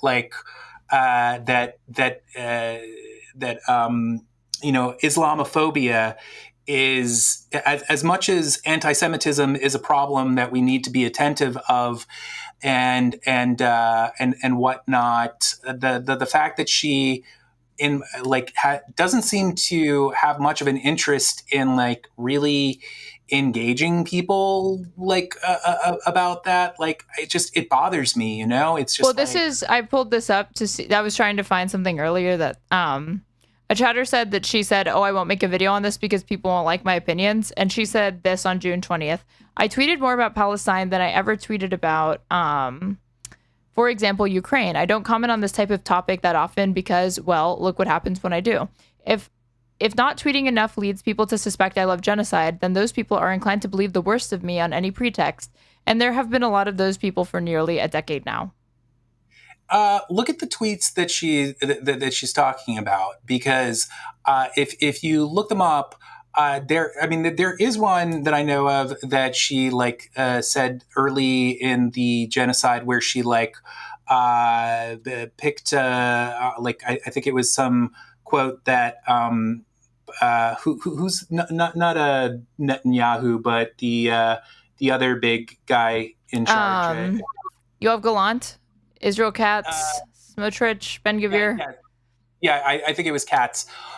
They said something awful, like they all have, and she said something to the effect of, "This is the language of genocide," and that was a really wonderful tweet. It was a little more like well said than what I just like I'm paraphrasing. But she drew attention to it, and she said this is not normal and it's highly problematic. Yeah. Yeah. It was a great tweet, and I wouldn't complain at all if there was more of that. But if you look at the other tweets that she's talking about, in terms of like I've tweeted about this more than anybody. It's like these are not not more than anybody. She said it seems like she on this topic on like global politics is what I think she means. Yeah. I just kind of. Brain fart, kind of misspoke there. You're good. But my point is that like if you look at most of the tweets that she's talking about, these are not tweets where she is saying anything that like causes like really calls attention to much of anything. It's more kind of like her saying things to the effect of like, oh, I like I like hate not being able to get a cup of coffee while a genocide is going on. I mean, that's not it, like at all. But my point is that like the genocide stuff is just like very background, and she like there's no immediacy to it. It's more kind of like about her experience with these things. It's really like they're nothing burgers. Like they're not like to say that like I feel like she's damning herself with faint praise to even like bring those up, because there's not really much substance to them. I mean, at least the ones that I've seen like six or like 5 or 6 that fall into that category. And I feel like I probably would have seen them by now, because people are like trying to basically like just find everything they can that puts her in a good light. But I want to ask you one other thing, and maybe this is a whole can of worms. I don't know if we even have time to go into this like kind of substantially, but I heard you say one thing, like I basically when I saw that you were streaming, I was like for the first like 10 minutes, I was just kind of going to random parts of your stream, and I heard you say that you thought fucking Hassan was an anti-Semite. Were you memeing there, or do you? I had to have been memeing. There's no way I seriously said that. I genuinely thought you were memeing, but I just had to make sure. No, yeah, I must have been. I was fucking around or whatever. Cause, no. Cool. I was like that doesn't. I get shit for not calling him an anti-Semite. I just got shit in my chat for not calling him an anti-Semite.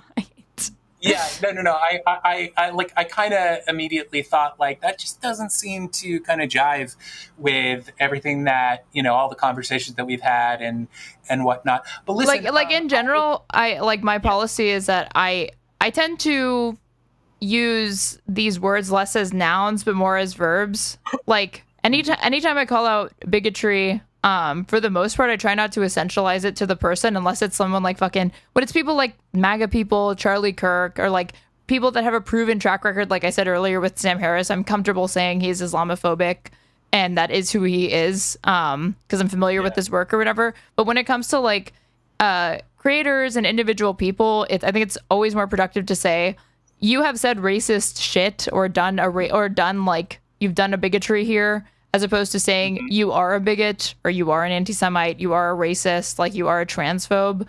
I do require that people cross a higher threshold before I'm willing to just say, I think that is who they are, kind of like through and through, or they don't care about correcting it.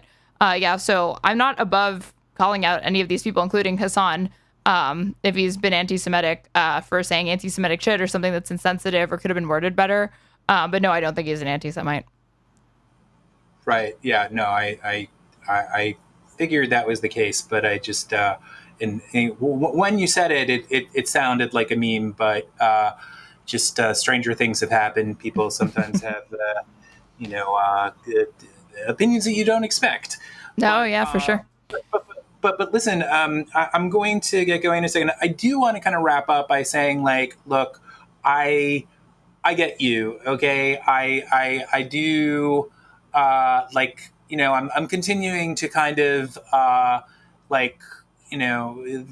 of think over the kind of my participation in that in that thread, and I have regrets, and I usually don't kind of like I try to be very to think things through and to kind of consider all things, because I am someone who and this is like one of the big reasons why I think that Rathbone guy is overall kind of a dumbass.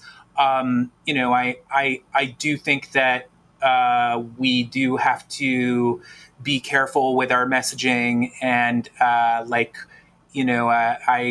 just it definitely. No, I feel like these days people are more, I think, have become more, I don't want to say skeptical, like maybe skeptical, critical, of trying to be very discerning when it comes to separating and disaggregating anti-Zionism, anti-Semitism, seeing where they overlap. That sometimes I think it can lend people to be too skeptical to the point that they give the benefit of the doubt to people that definitely should not be given the benefit of the doubt. But if you ever do that, then you just own up to it and apologize and do better next time and move on, right? Like if you DM'd Natalie, or even if you just tweeted, or even like forget Natalie, if you just put on your tweeted from your main account, like I shouldn't have said this or whatever, that definitely goes a long way. Your replies will be nasty and terrible, and it won't feel like you're getting any credit for it. But you said earlier that you don't do things to be praised or to get reciprocal value from people. So if you felt that I genuinely feel like if you regret something that you've done or whatever, that taking the time to say something about it will be something that ages well and is the right thing to do. So no, I agree. I do that from time to time in the I only make mistakes like once every 3 years. Yeah, same. For me, it's like once every 5, but who's counting? With me, like realistically, once every 5 minutes. No, maybe I have a little bit of a better track record with that, but anyway, I'll definitely not tonight, because I'm freaking beat, but you must sleep, Vadim. You must rest. Eventually, yeah. I'm doing better though. Like today, I'm more capable of speaking with you. I mean, I'm not saying like I'm like a conversational dynamo here, but a little better than I fared in, say, like debates I've had recently. So there's that. Well, you're a friend of the stream, so I'm not gonna come down here and jump down your throat or try to fucking clip farm you or whatever. Yeah, I'll always be willing to hear you out and tell you where I disagree, which I feel that I did. So I'm happy we're ending this conversation. So with that, you want to shout yourself out, and then you can head on. Yeah. Hey guys. Hey, it's Vadim, and if you can overlook maybe a couple of tweets that were in hindsight maybe not that I reconsider, then follow me on Twitter. I promise that overall I will make you proud.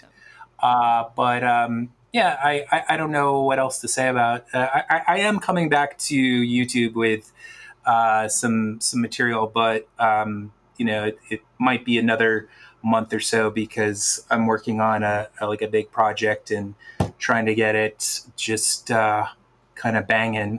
Well, hell yeah. I'll be sure to watch it live as it's premiering. I would love for you to do that. I think Wink, you'll wink. be excited. Wait, do you know what I'm referencing?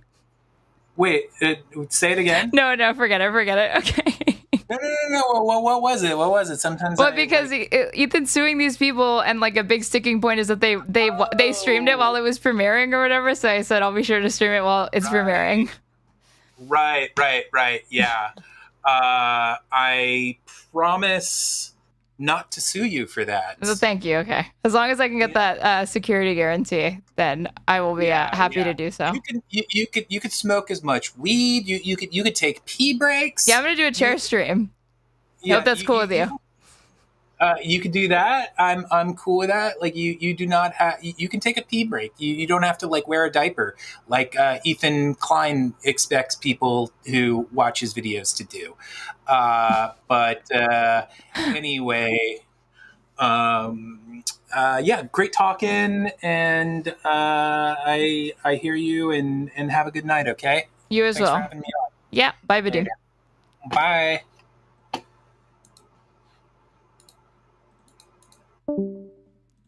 There we go. Good chat. Okay. I got to do a quick shill while everybody's watching.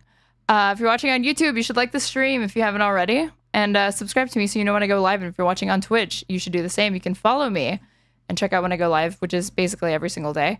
And subscribe to me there using actual money. It does cost money, but you get an ad-free experience, and you also get emotes from me. And you can gift subs in chat so other people can have the same lovely experience that you're also having. If you want to just directly donate, you can follow my donation link, and that is pinned in my Twitch chat or my YouTube description box, where you will find my Ko-fi link as well as my Streamlabs tip link. And I'm at Straighterade or Straighterade _ on everything. And yeah, how do we think that went, you guys? How do we think that went? Vadim should not, he's like a good guy, and he should not fucking waste his time and defending these jokers or whatever, because they definitely ain't worth shit. But I'm more selfish and ruthless, and I'm not going to stick my neck out for people that I don't think would have my back or do the same for me. I've done it before, and didn't work out well for myself. We need to work on him getting more concise. It's an uphill battle, you guys. It was all right, pretty much. Fuck that noise. YouTube chat. The only two options are let the copyrighted content play while going to pee or wear a diaper. Yes, very true. Those are the only options. It's between those two. We're all gonna die. Yeah, exactly. Just, you know, focus on the Charlie XCX tweet. That was all such a nothing burger, but I guess that's most Twitter things. Of course. Obviously.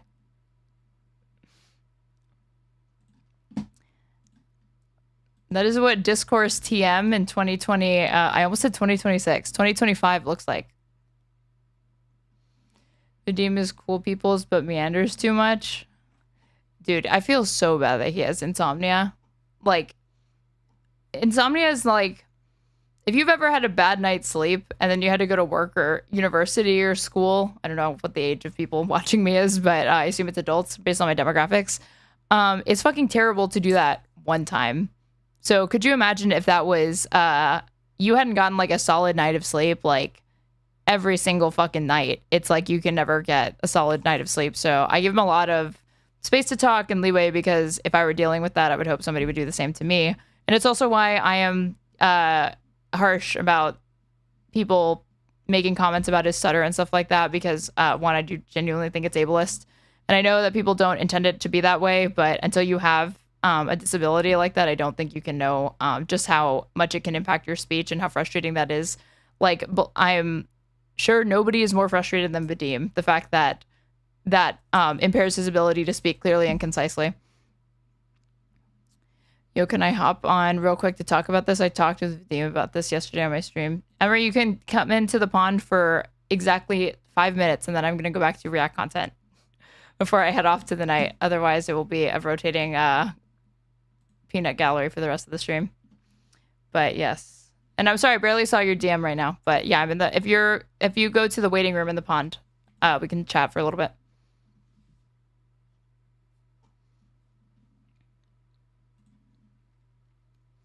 I think the way people see Contrapoints right now with her tweets is not that they're mad that she's like calling out anti-Semitism or anything like that, but they're coupling that with the fact that they don't feel that she's been outspoken enough about Palestinian, the genocide in Gaza and Palestinians. And so the same way people saw like Anna Kasparian, I don't know, going down the right, or like when she tweeted out the birthing person thing, and then it like thrust her down like, okay, you're fucking like, you're embracing like cringe shit and you're really into culture war stuff all of a sudden. I think they see the same path happening with Natalie. It didn't totally happen with Anna. And I don't know that like if Contrapoints went to be this like massive like Israel stan, I feel like we know already. And I just don't think that that's her modus operandi based on, you know, all of her work and her body of work or whatever. And at the end of the day, like the requests always do, the request is like, I wish you'd use your platform to talk about this very, very important thing more. And I get that. But when it comes to you in bombardments, it's like, what is this? This is the wrong thing.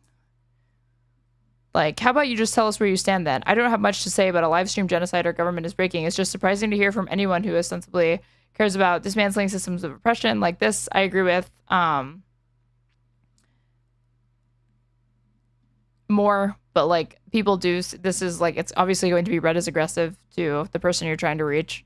But like this, if not tweeting enough leads people to suspect I love genocide, yes, that is indeed what a large amount of people believe about the majority of the world population. It's like, unfortunately, that kind of is what people are asking her to do, right? Like tweet more. I think ideally people would have, she would like make a video on it, but I don't think she'll ever make a video on these types of topics, because that's just not what she's ever done. Like she said, for example, like Ukraine. I would understand her not wanting to make videos about it because it just wouldn't mesh with her existing content. Yeah, and the people who want her to speak up about it, that would be the most that she could do to speak up about it. Oh, let me get the link for you, Emery.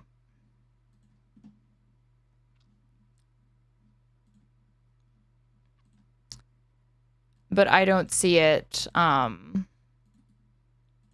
happening because, like, again, she doesn't, like, she makes political content, obviously. But she usually, it's not in the sense that, like, I'm going, like, it's not the way that, like, Noah Samson used the, like, the YouTubers who back a genocide to, like, launch into a conversation about the ongoing atrocities. It's like, there we go. Okay, I sent it to Emery. It's more talking about like analyzing like ideologies and bigotries and stuff. Let's see. That only 60K people died tweet was genocide apologists. If that's how she said it. Yeah, I definitely don't like that tweet. Where is it? This killing 60,000 people is probably the worst atrocity of the last 2 years, but in the scope of modern history, it is unfortunately far from unique. This is technically true, but it's like we're talking about an ongoing atrocity and an ongoing genocide, and a genocide one, like, it's not just 60,000 people dying. That's different, you know, because that does happen, unfortunately, in warfare that would involve like war crimes and stuff like that. But this is on such a different scale, and the intentionality and systemic nature of it behind it is what's very, very troublesome to people. So kind of looking at it, it's just like, but 60,000 deaths, it's not not a big deal or whatever in the grand scheme of things. It's like, if the way that you look at this is to relativize it to other historical atrocities, to weigh the suffering or whatever, you will end up like downplaying ongoing atrocities now. I'm like 95% sure she donated all of her proceeds from her last gaming streams to Palestine relief, whatever that's worth to people. I mean, that is worth something. And like, of course, if she draws attention to that, then what ends up happening is like, you're just trying to virtue signal, or you're trying to show people how moral you are. Like, you know, you do it quietly. You don't get the credit you deserve. You try to draw attention to it. You also get shit for that. So what can you fucking do? Emery, speak. You have 5 minutes. Yo, can you hear me? Yeah. Hold on. I want to make sure I can hear you louder. I'll put on my AirPods, so it'll probably work better. Yeah, you're good.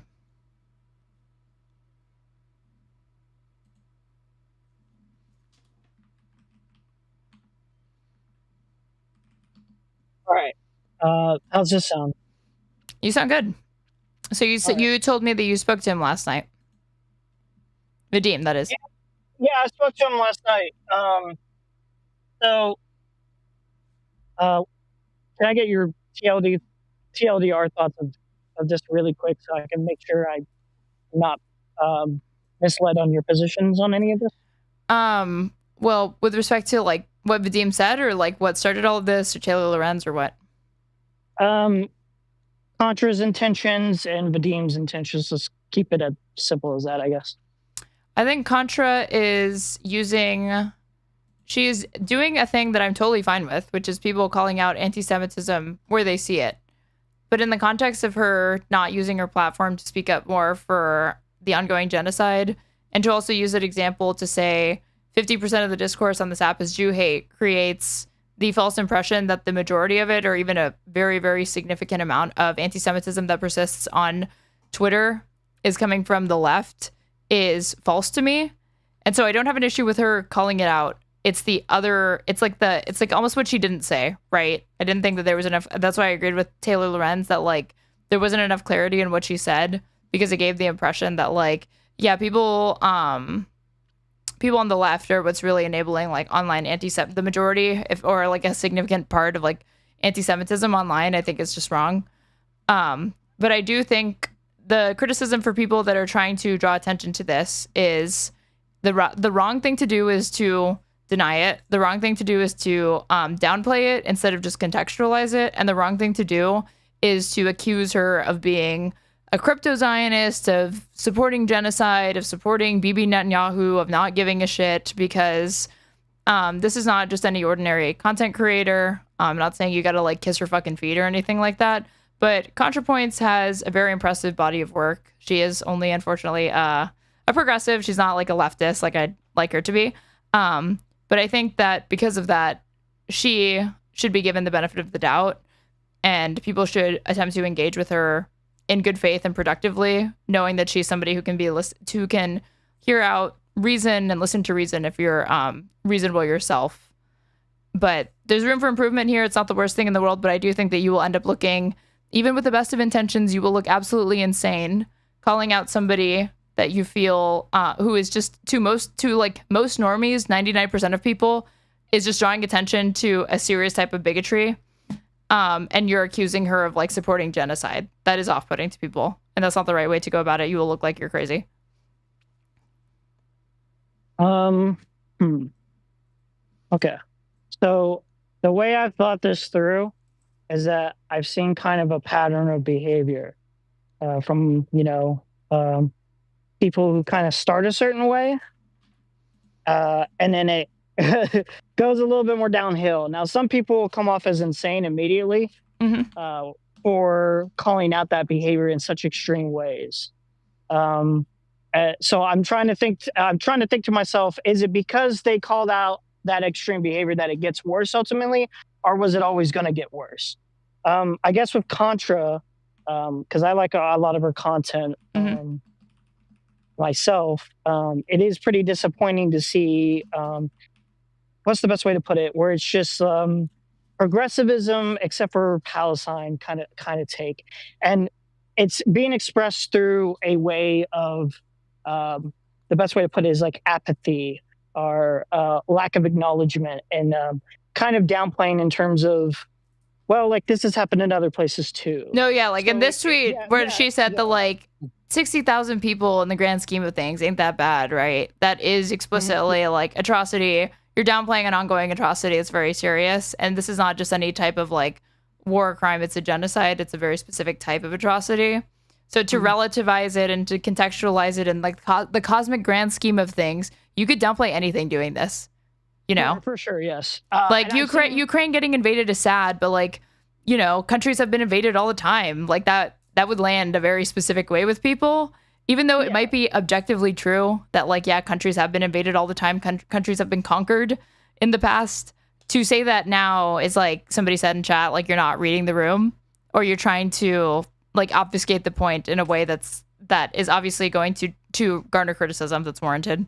I think that's what's ultimately the problem here, is that there are some people that are like willing to I don't want to put it this way, kind of step forward first and be the one to look insane a little bit, even if they're doing it politely, like in the way Vadim is doing it, in terms of, hey, like it seems like from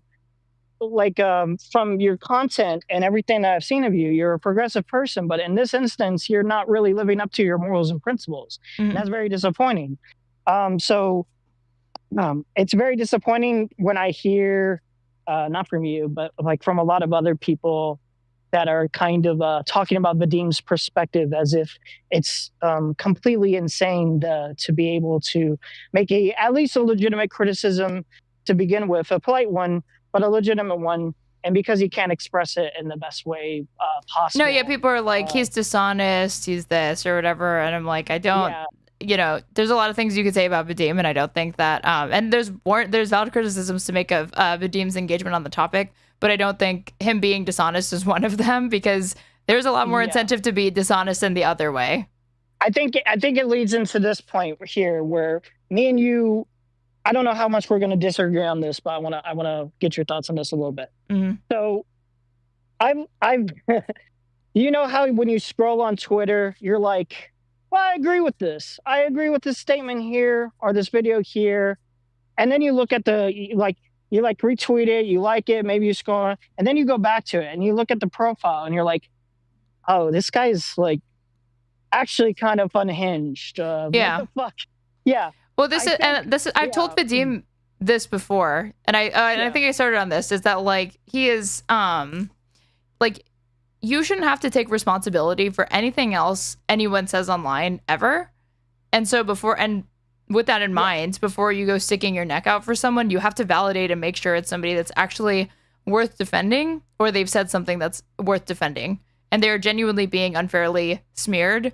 And in this instance, the little that I know about this guy, he seems strange, and his content does not seem like great. So it like, and that video was probably the worst example, like the best example of his bad content, because it's hyper inflammatory. It lacks clarity. It attracted anti-Semites in his TikTok audience, which he didn't take the time to regulate. And then his response to it was probably the worst response that you could do, which is, if being anti-genocide makes me an anti-Semite, then sign me up, you know, where it's like, dude, you know that wasn't people in this instance were not calling you an anti-Semite for being anti-genocide or for calling out war crimes and atrocities. They were explicitly calling out the like Zog posting the dog whistle shit and the fact that you are genuinely attracting anti-Semites. And to frame that and spin that as, I'm just being called out because I'm pro-Palestine, is very, very disingenuous and something that should not be given any time or space to me. So this might be where we kind of disagree a little bit. I want to frame it through this lens. If you're looking at the Rapbone TikTok, there's definitely anti-Semitic shit in it, for sure. Oh yeah, I mean he sniffs a wad of cash. He uses a song that's like, he didn't use an Israeli song. He used a religious song. He's mocking a religious ritual that is important to Jewish people. And he like literally is posting about like JFK. Now, again, to me, superficially, when I was scrolling and I was seeing all of this unfold, I was like, I'm going to touch this on stream, so I'm not going to like spoil it, because I try to get my first reactions. I did not unmute it. And then when I unmuted it, I was like, holy shit, you know? I didn't realize until somebody pointed out to me that he was sniffing money. I saw that he sniffed something, but I didn't realize what it was. And I also didn't understand the extent to which the JFK thing is like I knew of that conspiracy, but I was like, oh damn, this is like more prevalent than I thought it was. I thought it was of the hat, but yeah, it might be the money.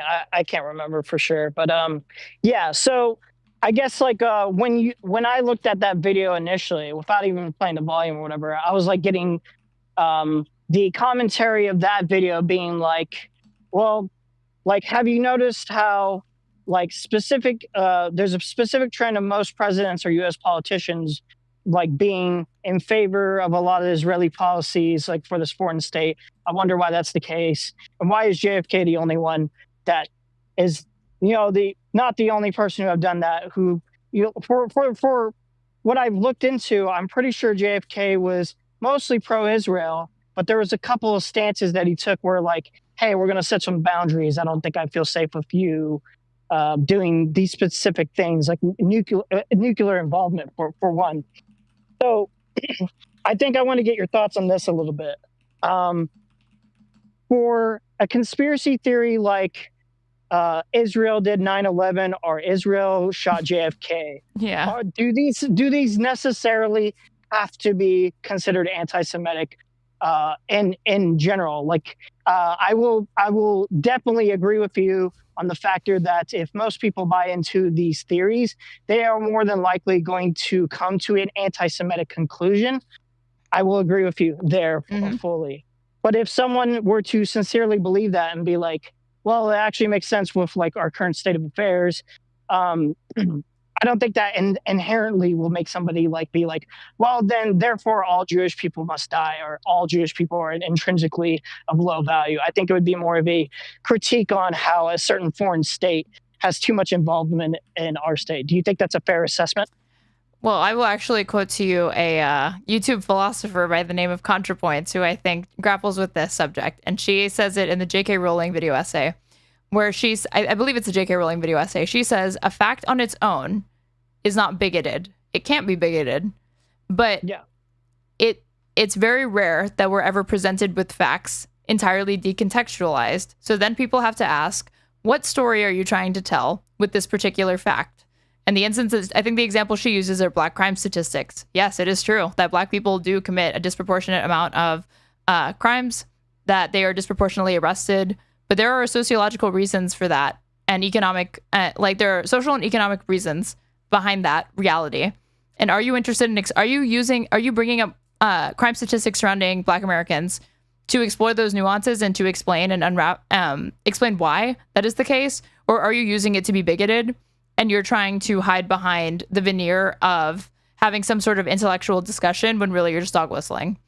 So, and then to draw that back to what you asked me about, is it inherently anti-Semitic to believe or be open to considering that there was Israeli involvement in any of this or whatever? No, it's not inherently anti-Semitic, but the people that you're going to find yourself in the company in for those types of conspiracy theories or whatever, which are by definition things that are unproven and cannot be substantiated, will always be anti-Semites. And then from there you have to weigh, is this important to me, and is this important enough that I find it's relevant to anything going on today, to any advocacy that would be productive to draw attention to the genocide? And is it important, and is it worth it, And all of those things have to be considered. So I don't sure. If I saw somebody flirting with this or whatever, I'm not gonna lie, I'm biased now to think that there's probably some anti-Semitic shit going on. You're probably motivated by anti-Semitism, but I'm not completely closed off to the idea that or you could be a shitter on the internet that is well-intentioned, well-meaning, and you've fallen for misinformation or disinformation online, because it's also very common. So if that happens to people and they are open to reason or change perspective and new information when you present it with them, and they're acting in good faith, then I think it's fine to forgive and move on. If there's somebody that is evasive and not open to new information, and once you have corrected them and they didn't have a counter to what you said, but they continue to go on and lie or whatever, then I think that at that point that person is worthy of scorn. Okay, yeah, no, I would agree if the motivation behind having these conspiracies are to verify your intrinsic, your hatred towards an intrinsic thing that somebody cannot change. Mm-hmm. I think obviously that would lie in within a lot of anti-Semitism. Mm-hmm. I also think people get hung up on the lobby too much, I will say, because the thing is with the Israel lobby and AIPAC, yes, they're very, very powerful, but there are stunning examples when the US's geopolitical interests did not align with the Israeli lobby. They were entirely fine with subverting it, disagreeing with it, and exerting pressure on Israel to back off.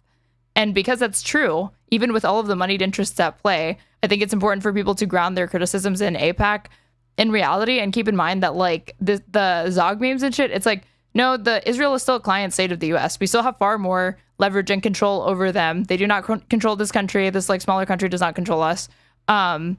There is obviously like an influence from the Israeli lobby, but it is it's an incorrect way to assess the relationship to the United States government and the electorate and our politicians to think that they control everything. Because if that were the case, how come when they put $22 million into opposing the JCPOA, it still got off the ground?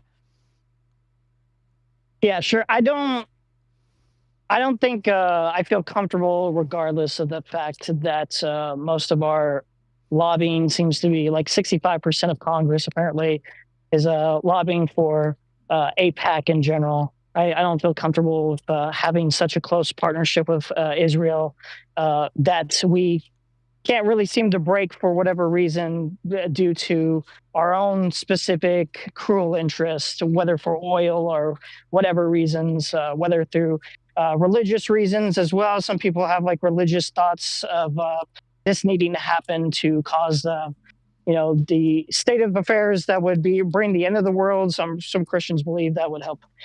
So for whatever numerous amounts of reasons, regardless of that factor, I don't feel comfortable with this idea of like, yeah, technically, officially, we're not like funding we're not funding Israel all the way, right? Mm-hmm. But there's a lot of organizations that they couldn't do this without us. Interest in our allyship. Yeah, no, exactly. That's what I'm uncomfortable with. Where it's just like, okay, like. But this is also not unique to Israel. Like, I don't like the relationship that we have with the Saudis either. No, I agree with that too. Yeah, I 100,000% agree with that. Where I don't have like any specific problems with specifically just Israel in terms of like how we negotiate our certain allyships or whatever. I feel uncomfortable with just doing kind of shady business like that in general through these unofficial means. So I guess well, no, they're not. They're dangerous because they're official means. This is like legalized bribery and corruption that exists in the United States. I mean? Like, but yeah. There's unofficial, routes to go through that are more legal, but like, yeah, these are like funding official means. Yeah. Yeah, of course. Because like what ends up happening is that like, do they give them like, here's how to vote, here's like a handler and stuff like that? Mm-hmm. I mean, I've heard testimonies from individual congressional representatives where they say this is literally the case. But in the vast majority, it's like, if you have somebody who's behind you giving you $2 million, how would you behave if somebody gave you $2 million? What things do you think you'd be tempted to do once somebody gave you $2 million and they say that they technically tell you there's no strings attached, but you know that there are, it's like, okay, fine, but there are strings attached because if I don't vote in accordance with your agenda, then you're going to fund my opposition campaign, right? That's understood. Yeah. So they're friendly to that interest. That goes on for any time you accept corporate money. That is the dynamic that's going to be at play. And it becomes increasingly hard for people to call this out because, like you said, and this is where I'll agree with you, that it's unofficial in the sense that like you can't point to specific documents, you can't point to text. It's a dynamic that exists that to most capitalists, they're like, what's the big deal? Or like they see like money as speech and stuff like that. And then at that point, you're like diverging ideologically from people to be able to call this out. But yeah, to them, they probably sound like a fucking conspiracy theorist, but all you're talking about is like the influence of capital and money, which is undeniable. Yeah, like primarily my interest is in basically just like breaking off ties with Israel completely, because it's just like, okay, we've given them a lot and it doesn't seem to be beneficial to us in totality, really. Most of it seems to be going to stuff that not every American, unfortunately, but a decent portion of Americans are just like, even just through pragmatic means, even if they are apathetic to other human suffering, they're just like, why are we wasting our money when we could be helping ourselves here? Are you America first? No, I'm not a groiper, but no, like I do want us. I'm closer to a leftist perspective, closer to like a socialist perspective than anything else. Like I don't pretend to have like a full, well thought out, perspective politically in terms of, yes, I'm this specifically. I know what I think of this and this, but like, the more I like look into things, I'm just like slowly more leaning into leftist ideas in general.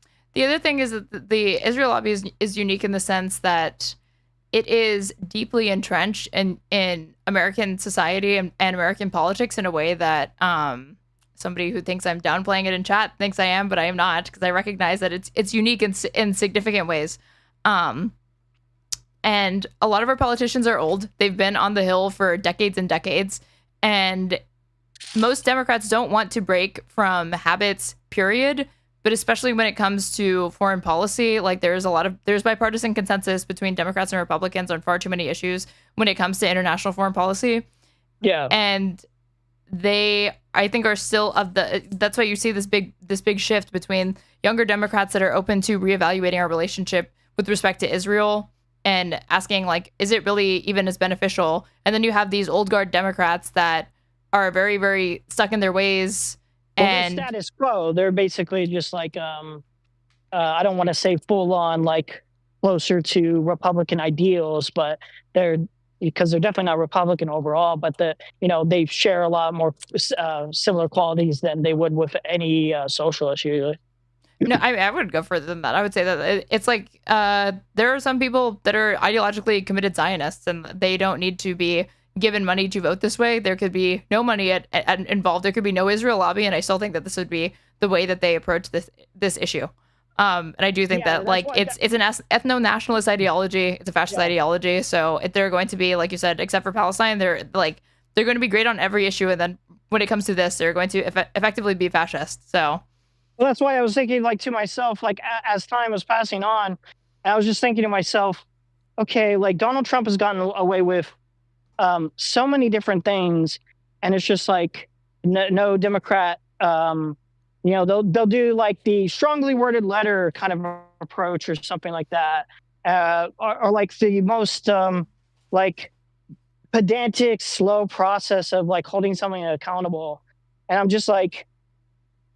It drives me insane where I'm like thinking to myself, I'm like, man, holy shit, like. No, I know, like you campaigned on this guy being like the next incarnation of Hitler, but for people that campaigned on that, you don't act like it. Yeah, no. And so like I was thinking to myself, I was like, it's like it was like this sudden realization where I'm like, holy shit, like I hate authoritarian power acts, right? Mm-hmm. But like if there was ever a time to utilize stuff like that where it's just like, dude, you need to hold this guy accountable. You cannot even let this guy run for office after January 6th alone. It's crazy. So I guess what I'm saying is basically there's so much. I think that's part of why he's able to get away with so much is that for whatever reason, I think. Do you remember the PV controversy? Which one? Where like there were many. It was progressive victory where. Certain people were saying, yeah, like I'm actually being funded. And it's like, well, not everyone's out and about saying, yeah, I'm being directly funded by PV. You don't know how money will influence a certain person. Right. That's why you should just disclose it. Because this, like, by saying, like, but I agree with the message or whatever, it's like, that, like, people say that when they take product placements or sponsorships, like, oh, I only take sponsorships from products I genuinely like. And it's like, regardless of your personal feelings on it, you should disclose it. Yeah, so but even in disclosing like your partnerships with like AIPAC and stuff like that, there might be certain like things that that lobby might want, that they want you to do, and behind closed doors or behind scenes, they'll be like, you need to do this, and it's almost like a controlled opposition effect, if not directly just controlled opposition. So like I quite frankly, if I had my Snap. If I was able to like snap something, change things, I directly get rid of like basically 99% of all the politicians, not in the sense of killing them, but getting them away from office. I did think you meant mass murder. No. I need you guys stay the fuck away from office. We need a whole reconstruction of this shit because it's all out of whack, and like I don't trust any of you. Yeah. I think like even. Well, I mean, Democrats are showing that, like, when you see their posture with respect towards Israel, and you see where the Democratic electorate polls with respect to that policy, it's incredibly unpopular, the positions that they're taking, and yet nonetheless they take them. But then when it comes to other issues, they hide behind public opinion and say, well, the electorate's moving further right on immigration, so we have to follow them. And it's like, but you're already demonstrating in this other critical way that you're completely fine going against the public opinion of your constituents to do the quote unquote right thing or to subvert them for whatever reason, because you're thinking, well, I know better than the people that I represent. I know better than Democrats, but fundamentally you're going against their wishes. But when it comes to other things that it's like, no, you should be holding the line on it. And you also have a popular mandate from your constituents and Democrats to do it. They're off chasing other voters and they're willing to pander and act outside of what they were elected to do. Or, or sometimes follow polls almost too closely and end up feeding into like changing on a dime, even though it's like, but there was no reason to shift your position on immigration so starkly, so quickly, because that could have changed very easily if you had just been outspoken and kind of stayed true to what you had originally run on and maybe reverse some of the misinformation. But Democrats just fed into it. No, I agree. I guess this is a long-winded way of me saying, because this kind of actual conversation, this actual thing that happened, made me think about the way I approach this topic on my stream, because I've been talking about this a lot. And I've just been thinking to myself where it's just it's so easy to look like an anti-Semite, but not even know if they're sincerely calling you anti-Semite because they actually think you're an anti-Semite sincerely, or they're just weaponizing it. And so I'm thinking to myself, okay, in my rhetoric, how do I talk about this in an appropriate way where I can display, guys, I don't hate you for your intrinsic qualities. I don't hate you for, I hate specific actions. I hate specific societal things that are happening that I'm very worried about and very concerned about. So through my own rhetoric, I've just been like sometimes you get upset, you get a little hostile, you get a little aggressive. I was just I guess my question to you is, what do you think I could do better? I definitely don't call anyone names like this Rapon guy. I think he's used the Goyim stuff. Oh God. But I guess in general, what's your best advice for something like that? Yeah. I don't know. I'm built different, and I don't ever struggle with this. I accept that if somebody's calling me an anti-Semite right off the back, to me. Because I've been interested in this, I think, far longer than most people have. I've followed the issue since 2018, since the Great March of Return. When I was in high school, that was when I got into it. And I feel like I'm good enough at detecting when somebody genuinely has a valid criticism to make, or is coming from a place of good faith when they've criticized me about potentially being anti-Semitic or repeating tropes or taking issue with framing or something that I'm saying and having a genuine argument, versus the people that immediately smear you as an anti-Semite. And it's okay, but their definition of what constitutes anti-Semitism is saying from the river to the sea, or talking about Palestinian dignity. So I'm never going to reach that person. So I'm not too if I'm pissing that person off, I'm kind of okay with that, because we were never going to agree in the first place. And they're probably someone to oppose anyway, because they probably stand for things that I don't believe in anyway. But yeah, it's a balancing act. It's definitely hard to put into words, because I would have to look at a conversation that you had or something, or a time where you were accused of it. And I also think it comes down to priorities, because you're talking about the Mossad and shit like that, or the JFK stuff. And to me, I like to keep it the most pressing thing right now is the genocide. So there are people that are having esoteric debates about a future two-state solution. There are people that are talking about the influence of the Mossad, and there are people that are going the other way, and they're getting into the history, and there's a time and place for that. But to me, I don't want to. It's not that I don't want to. I wouldn't do that on stream. I'd do that on my own time. Yeah. Well, how I think about conspiracies like that, where I'm in general, conspiracies are just it's, to me, it's more of a what if thought process of well, we'll never know for certain, but it is interesting to keep this in mind or something like that. Maybe it's a possibility, but without any certainty, I don't like the idea of being yeah, this definitively happened. I know this for certain. Some people would suggest.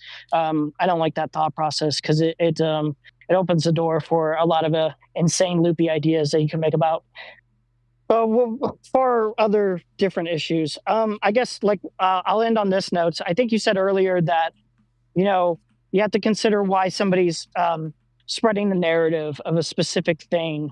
So that's a good example of the conspiracies, right? But also I took this into consideration also, where say Fuentes is spreading the narrative about Black people on crime statistics, but I've noticed that you can talk about the factual aspects of that, but through the frames and lens of a leftist perspective and a liberal perspective, where you're like, well, yeah, it's a systematic issue. This is a far more complex and nuanced issue. You can't just dwindle it down to what Black people have done, like in society or whatever, and try to come to the conclusion of like Black people being, inherently. Well, they're working backwards or something. Yeah. Yes. They're working from the idea that like Black people are, one, that races exist in the way that they believe, they're race realists, and then two, that like non-white people are biologically inferior. There's a racial hierarchy, and then from there they're having post hoc rationalizations for why to justify their bigotry in a way that's socially acceptable in the 21st century, because you can't get away with the like KKK, Jim Crow South open type racism anymore. So yeah, I guess what I'm suggesting is, and I'm not saying this for you, just for anyone, just to keep it in mind. Obviously, be on your toes, because people weaponize this shit all the time. But necessarily talking about any specific narratives like that doesn't immediately mean that somebody's trying to. Well, then, okay, I will leave you with this. Yeah. Agree on solutions, not criticisms, because there are a lot of fucking people right now that are getting praised like, oh, Tucker Carlson based, Marjorie Taylor Greene based, Candace Owens based, and these people are not based. These people are motivated by anti-Semitism. They're a scourge on the movement. They're not interested in Palestinian liberation. It is a front for their actual agenda. And so them making like people should not be seal clapping just because they said Israel bad once, or they talked about like the influence of AIPAC, because they are not.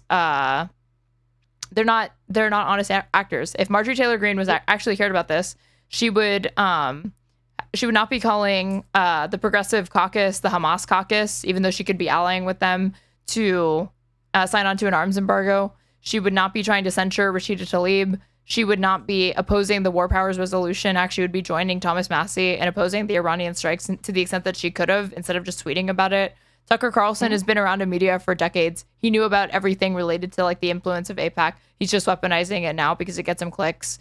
And Candace Owens is obviously just like oh yeah, her thing. She's like a Christian nationalist, and she's like an old school like Christian anti-Semite. So well, like even with Piers Morgan doing the flip flop on the genocide thing, like I was ultimately I was saying on my stream, I was like, well, like, yeah, like this guy's a hack, he's a fraud, like he's just seeing where to turn. He's doing it's not a moral reasoning. It's not a reasoning of like, I actually believe this is a bad thing happening. It's like, what gives me clicks? What is like best? Yeah, it's an opportunistic pivot. Like Piers Morgan doesn't give a shit. He just says whatever gets him the most clicks. And like when he's right, he's like, it's like, hell yeah, he's like a useful idiot. And then when he's wrong, and he pisses me off. But that's what he exists to do. In my mind, it's more like a temporary kind of tool moment where it's just like, okay, like for this moment, you're spitting here, but ultimately, like you're still a hack fraud. And even now, he's still with the IDF chant thing. He was just being like, well, the genocide's not relevant. It's like, okay, this guy is he's just being contrarian. Yeah. All right, sorry to be long-winded, but I also think. Okay, I'll leave you with this again. If you want to avoid being confused for an anti-Semite, praise people when you agree on solutions, not just criticisms, because anti-Semites will just endlessly circle jerk and JAQ and all of that. Then that never amounts to anything material that's useful. And also, who cares? Do not mention Zionism. I think that people trying to call out Zionism, Zionists or whatever, it is a dead ideology. Most people do not understand it. There's no point to exhume it, because then you have to examine, what are Jewish people?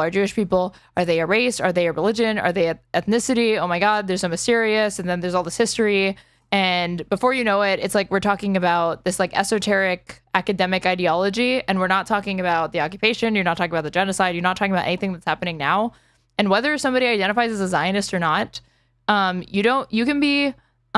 don't care about that. You don't need to, I don't care how you identify.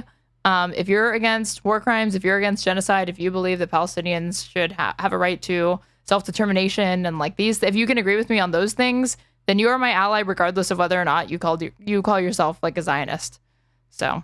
We might disagree on the Zionism part exactly. Maybe that's for a later conversation. I could explore. It's a pragmatic thing. I'd probably agree with you on every single criticism of it. On like, it's definitely like a thing that I've just noticed that it is like a hurdle that people just are constantly tripping over because it's the first point of misdirection that happens in their conversation because they've thrown it out there. And there are some people that genuinely think that Zionism is just code word for Jew at all times, and it's a dog whistle, and it just arrests the conversation immediately. So I just skip it. I think that's what becomes the problem, where it's just like that's what the conversation turns into, and then I have to explain that. I try to keep it condensed when I do bring that up. I'm talking about a very specific thing, not like like the broader topic of what Zionism was, what people define as Zionism. I've had those conversations. I think you might have seen me on Ryle Kittenhouse's stream. Technically, it was my stream, and he was invited. But yeah, these it's pretty exhausting to try to explain. Hey, this is how I just view specifically what's happening right now, and I'm just talking about this specific thing, and this is the best way I can word it at this moment. So I don't know, maybe we can explore that later, but yeah. There was something that you said that but okay, I'll let you go. And you got to stay on way longer than I intended to, so at a different time, whatever stream, if you want to have a deeper inner working conversation on my stream or your stream later, you're welcome to, but yeah. All right, shout yourself out real quick and then say goodbye. I'm James Emery on YouTube. Yeah, you can find me there. I do live stream shows. I don't really do videos. We just have a good time. I just talk about whatever I want, drama, politics, whatever. So, yeah. Move it away. Why did you make it JQ Ames Emery? Now you're hard to find. So yeah. Good meme, but now you're harder to find. So it's a different spelling instead of just the typical James. I spelled one of my usernames on Marvel Rivals. I had Black Plague as my name, and I replaced the A's with Q's because somebody had taken the other name. So I was just oh, this looks kind of neat. So I did that with James Emery. Yeah. There we go. There we go, guys. All right. On your way. All right. Good convo. Later. Bye. Have a good one. Good chat. Good chat. JQ. MES. Trying to think what the fuck was I going? He said something. He said something that I wanted to talk about. I think it was related to how people get tripped up on talking about fucking Zionism or whatever. Oh, yes, I remembered. Okay, Zionism here's this interaction. Can I even look him up because I'm blocked from our favorite Mike from PA. What he said to Natalie. Hold on.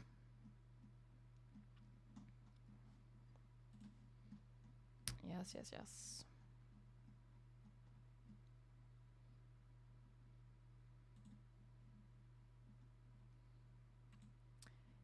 In response to Natalie calling out anti-Semitism, he says, Natalie questioned, would you consider yourself a liberal Zionist?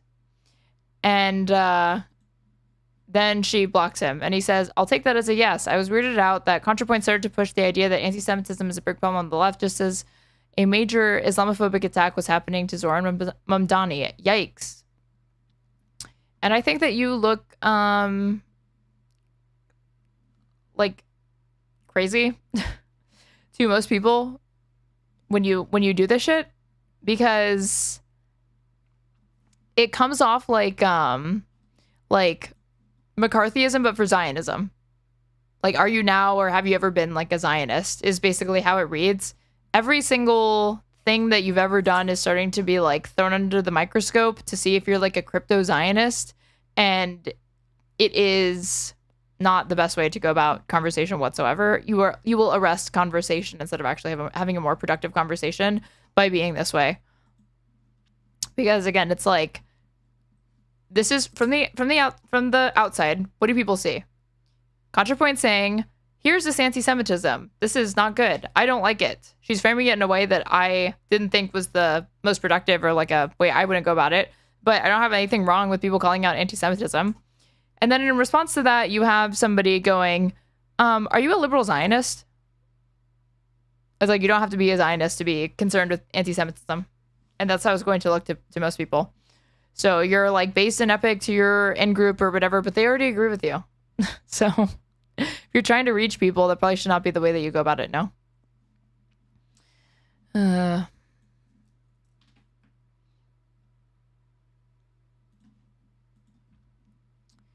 What tweet did he comment that under? It was under the, where is it?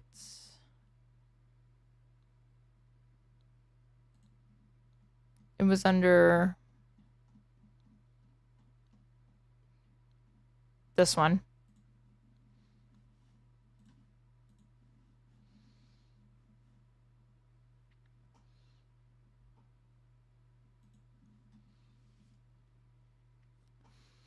I disagree. People are negatively polarized from Zionists, even if the person isn't a Zionist. How so?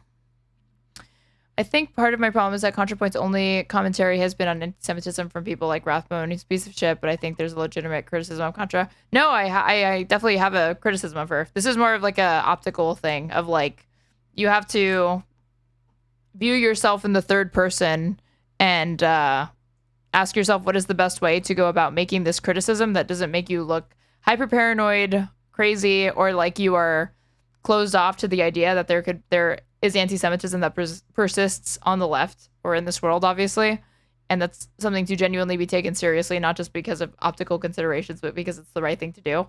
And then from there, how do you go about unraveling that? Which is what I said to Vadim about like how Contrapoints literally has videos talking about how it can be so difficult to call out people that you can see like small, subtle things that present as red flags, but to most people, it's like normie shit.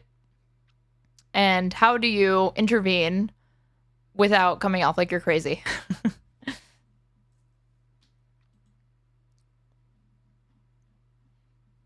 Argue stealing land is wrong. You guys are funny. Okay, what are we doing since we did Contrapoints and Taylor Lorenz basically all fucking night, you guys? I've been live for like 5 hours. Let's see. We doing Build Back Better now? We doing Build Back Better? I think we're doing Build Back Better. Okay, I wanted to see Theo Von talking to you are rock Thomas Massie about Build Back Better and hear what the libertarian opposition to this bill is. This was 2 days ago. Should we be worried about the big, beautiful bill? Short answer, yes, obviously. It's unfortunate that this is the voice that Theo Von is listening to hear criticisms of this bill, but maybe it will be better than nothing. There's this big, giant black box, and people can't see what's going on inside of that black box. They know they're electing their congressman and 2 of their senators and the president, and they're sending them to Washington, D.C., and then they don't understand what comes out of that box. Mm-hmm. I've been in that box for 12 years. Okay. And I think that's sort of what my role has evolved to, which is to just try to tell people what's going on inside of the box so that they can do a better job of picking congressmen and senators. That's what I always think. I'm like, if somebody would just get elected us to get in there and tell us we don't even fucking, no, we'll buy you a Volvo or whatever. Fucking, you know what I'm saying? We'll give you some Taiwan Semiconductor shares. But just tell us what's happening in there. Somebody fucking look in there and just throw a note out and be like, hey, this is what's really going on. And now the problem we start to get into is there's so much like pandering and everything and on so much social media used to like try and disguise who the messenger is. It really turns into a game. And I think that is one thing that's the only joy of it is watching the masters of this just Game of Thrones type of energy go on. But how do the biggest? I'll tell you right now. This would be 50% of solving the problem. It's not a silver bullet, but it's a lot of it. Get rid of the giant bills. Okay, the omnibus bills, the continuing resolutions, and even the big beautiful bill. Mm-hmm. Why not put that? I am actually open to this because these like giant bills just end up being the pejorative for it is pork filled, but the real criticism is that they load so much into these like must pass bills that it forces congressional representatives and senators to sign on to things that they wouldn't otherwise do because they have a popular issue coupled with an unpopular issue and they can't get it to be disaggregated. So they end up passing legislation that they should be opposing. And that is by design. That is not a bug. That shit on the floor one at a time. I agree. And then that way, you can go to your representative or your senators and say, why did you vote for that? Right now, they can say, well, Theo, I had to vote for it. I had a pay raise for soldiers, right? They literally will put a pay raise for soldiers in every freaking bill, giant bill, so that if you vote against it, you have to go back home and watch TV ads that say he voted against a pay raise for the soldiers. Right. Even though he may have voted for 90 other amazing things on the bill, right? Right. And that was one thing that was tied in there that if you went this way, Yeah. it may have been like oxygen for grandmothers, right? Literally, there probably is that in there. But if you vote for oxygen for grandmothers, then they're not going to give. So I see the hairstyles on both of these men. Take note of them. They are interesting. Saying I voted against oxygen for grandmothers so many times they can't even run that ad anymore. It doesn't even seem real. Has there ever been a bill that was like, okay, we want to stop these omnibus bills? And bring up omnibus bill. We looked it up the other day when Mr. Vance was here, but I just want to go over it again. An omnibus bill is proposed law that covers a number of diverse or unrelated topics. Omnibus is derived from Latin. It means to, for, by, with, or from everything. An omnibus bill is a single document that is accepted in a single vote by a legislator, but packages together several measures into one or combines diverse subjects. So it's not even really fair because you only get one vote on the bill? Correct. And so typically an omnibus bill, it includes at least 12 other bills because the 1974 Budget Control Act, there's Republicans would vote for taking away oxygen from grandmothers 100% and gladly.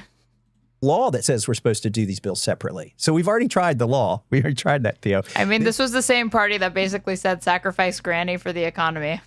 Just suspend that rule, those budget rules every year. Okay. So, but take me through this moment so I don't stray from it so people can be, so I can understand it. So, like, give me two examples of things that would be on an omnibus bill that would be that there's no way for a voter to win, that there's no way for a representative to vote and win on. Okay. Well, the easiest, let me just take something topical, the Big Beautiful Bill. Inside of that Big Beautiful Bill is a provision for artificial intelligence corporations that says no 10 years. For 10 years, no state or locality can like, did this get, I assume that got passed, right? Big Beautiful Bill. Dude, today I was like searching for this, and the fact that, like, how did we get two BBB bills? You went from Build Back Better to now the Big Beautiful Bill is the BBB bill. AI regulation. Okay, so that didn't happen. I wonder if Marjorie Taylor Greene being a fucking dumbass and being like, oh, I didn't read this first, but if I had, I wouldn't have voted for it, actually made a difference and made it difficult for Republicans to support it. Senators reject 10-year ban on state-level AI regulation and blow to big tech.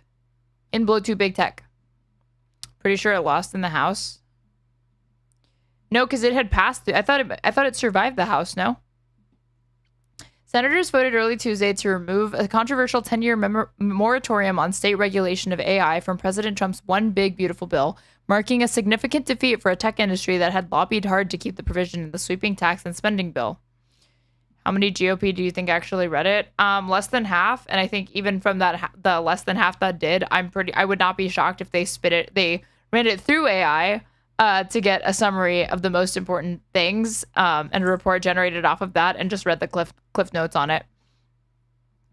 And then I think some of them have their clerks and like staffers read it. Lawmakers voted 99-1 in an overnight session to remove the provision by adopting an amendment tabled by Marsha Blackburn, Republican of Tennessee, who had earlier broken with her party over the issue. Companies such as OpenAI and Google had previously argued in support of blocking states from regulating AI so as to avoid what they said would be a patchwork of rules that could hamper innovation. But critics on both the left and the right said the AI moratorium, which had earlier been approved by the House, was an attempt to forestall any attempt to regulate new AI systems. Many also noted that Congress has not passed any significant new tech rules in decades, meaning that a ban on state AI regulations might effectively mean no AI regulation at all. The version rejected by the Senate had earlier been reworded to meet budgetary rules by making acceptance of funding from a $500 million infrastructure program conditional on accepting the moratorium. Because most Democrats opposed the moratorium, the Republicans could not afford to lose many members of their party on the issue. But they faced resistance from Missouri Senator Josh Hawley, Kentucky Senator Rand Paul, and particularly Blackburn, who'd been vocal about AI protections both for children online and the music industry given her Nashville base. And this goes into like the history that I don't need to say, but interesting. Regulate them. And then it talks about zoning and routing. which if you know, some of your listeners may have seen this, like locally, some big corporation wants to put a data center in your backyard. Well, that's what Congress is trying to do. They're trying to say that these corporations can near zero, I imagine, yet some have staffers or AI do it. Pretty sure they're just given talking points that many of them use without question. Yep. With the amount of like tweets that get done by a lot of these fucking people, I can tell who was a staffer doing it versus who is like wasting, like Nancy Mace or whatever. Her job is she's an influencer. Like she doesn't do any like politicking. It's just posturing and influencing and media appearances. Can override local zoning laws, that the local zoning board should take a backseat and let this big information center show up in your backyard that uses all kinds of water and all kinds of power and puts out all kinds of RF. And they went from House to Senate back to the House because they made updates. Oh, interesting. Yeah, bounce back. You know, oh yeah, your fucking cousin's gonna be walking down the street just fucking, you know, just fucking screaming out Amazon orders. You know, it's gonna be the shit that's gonna start happening is gonna be crazy. You're literally gonna be driving down the road with your windows open and an old gust of 5G remnants from Blockbuster emails that never got uploaded are just gonna pass through your fucking vehicle. Shit's gonna get insane. You're gonna have babies that are born with advertisements like birthmarks that show up as this is a set of twins with Nike logos on them. What is happening, man? So that's in the big beautiful bill, okay? And you can know that's evil, you can know that's bad, and Trump never campaigned on that. But also in that bill is to enforce our borders, okay, to finish the wall. Right. So if you're a Republican and you vote for that bill, okay, you supported enforcing the border, but you also finish the wall. So let AI basically take over your local and state governments, okay? And then if you vote against it, well, then you're against the AI provision, but oh my gosh, you're for open borders, you know? You don't want to support the military. There was $100 billion in there for the military. Yeah. There was, you want to tax seniors. There was a tax cut for seniors. There was an extension of the tax cuts from 2017. I voted for the 2017 tax cuts, but I voted against this 2025 bill because it got passed by one vote. Now Lisa Murkowski, who voted for it yesterday, wants the House to vote it down. Yeah, I saw that. But there should be as much, Murkowski's getting a lot of shit, but Hawley should be the one getting even more shit because he's the one, this motherfucker who wrote a disingenuous op-ed on don't cut Medicaid. Or just earlier this year. This isn't even an old one. What did he do? He votes to cut Medicaid. And this is a stupid fucking response to it. Can't be cutting healthcare for working people and for poor people in order to constantly give special tax treatment to corporations and other entities. And we've delayed that in this bill. But it will, unless we take further changes or take further steps, it will happen in future years. And I'm opposed to this. If we're going to be a working class party, we've got to protect working people. And I just, the Medicaid stuff in here, I think is bad. And I think we've delayed the worst of it. And in the short term, for my state, it's going to be fine. But on a going forward basis, we cannot go on like this. I think the party has a lot of thinking to do. Okay, like outlines all of the issues with it, proceeds to vote yes for it. Like how Murkowski she's rightfully getting a bunch of shit, but he should be getting just as much and he's not. It's because he literally paid lip service to it. He's like, God, I really hate to do this thing. I just hate to do it. When he did not have to fucking do it. Got a lot of crap in there that does for seniors.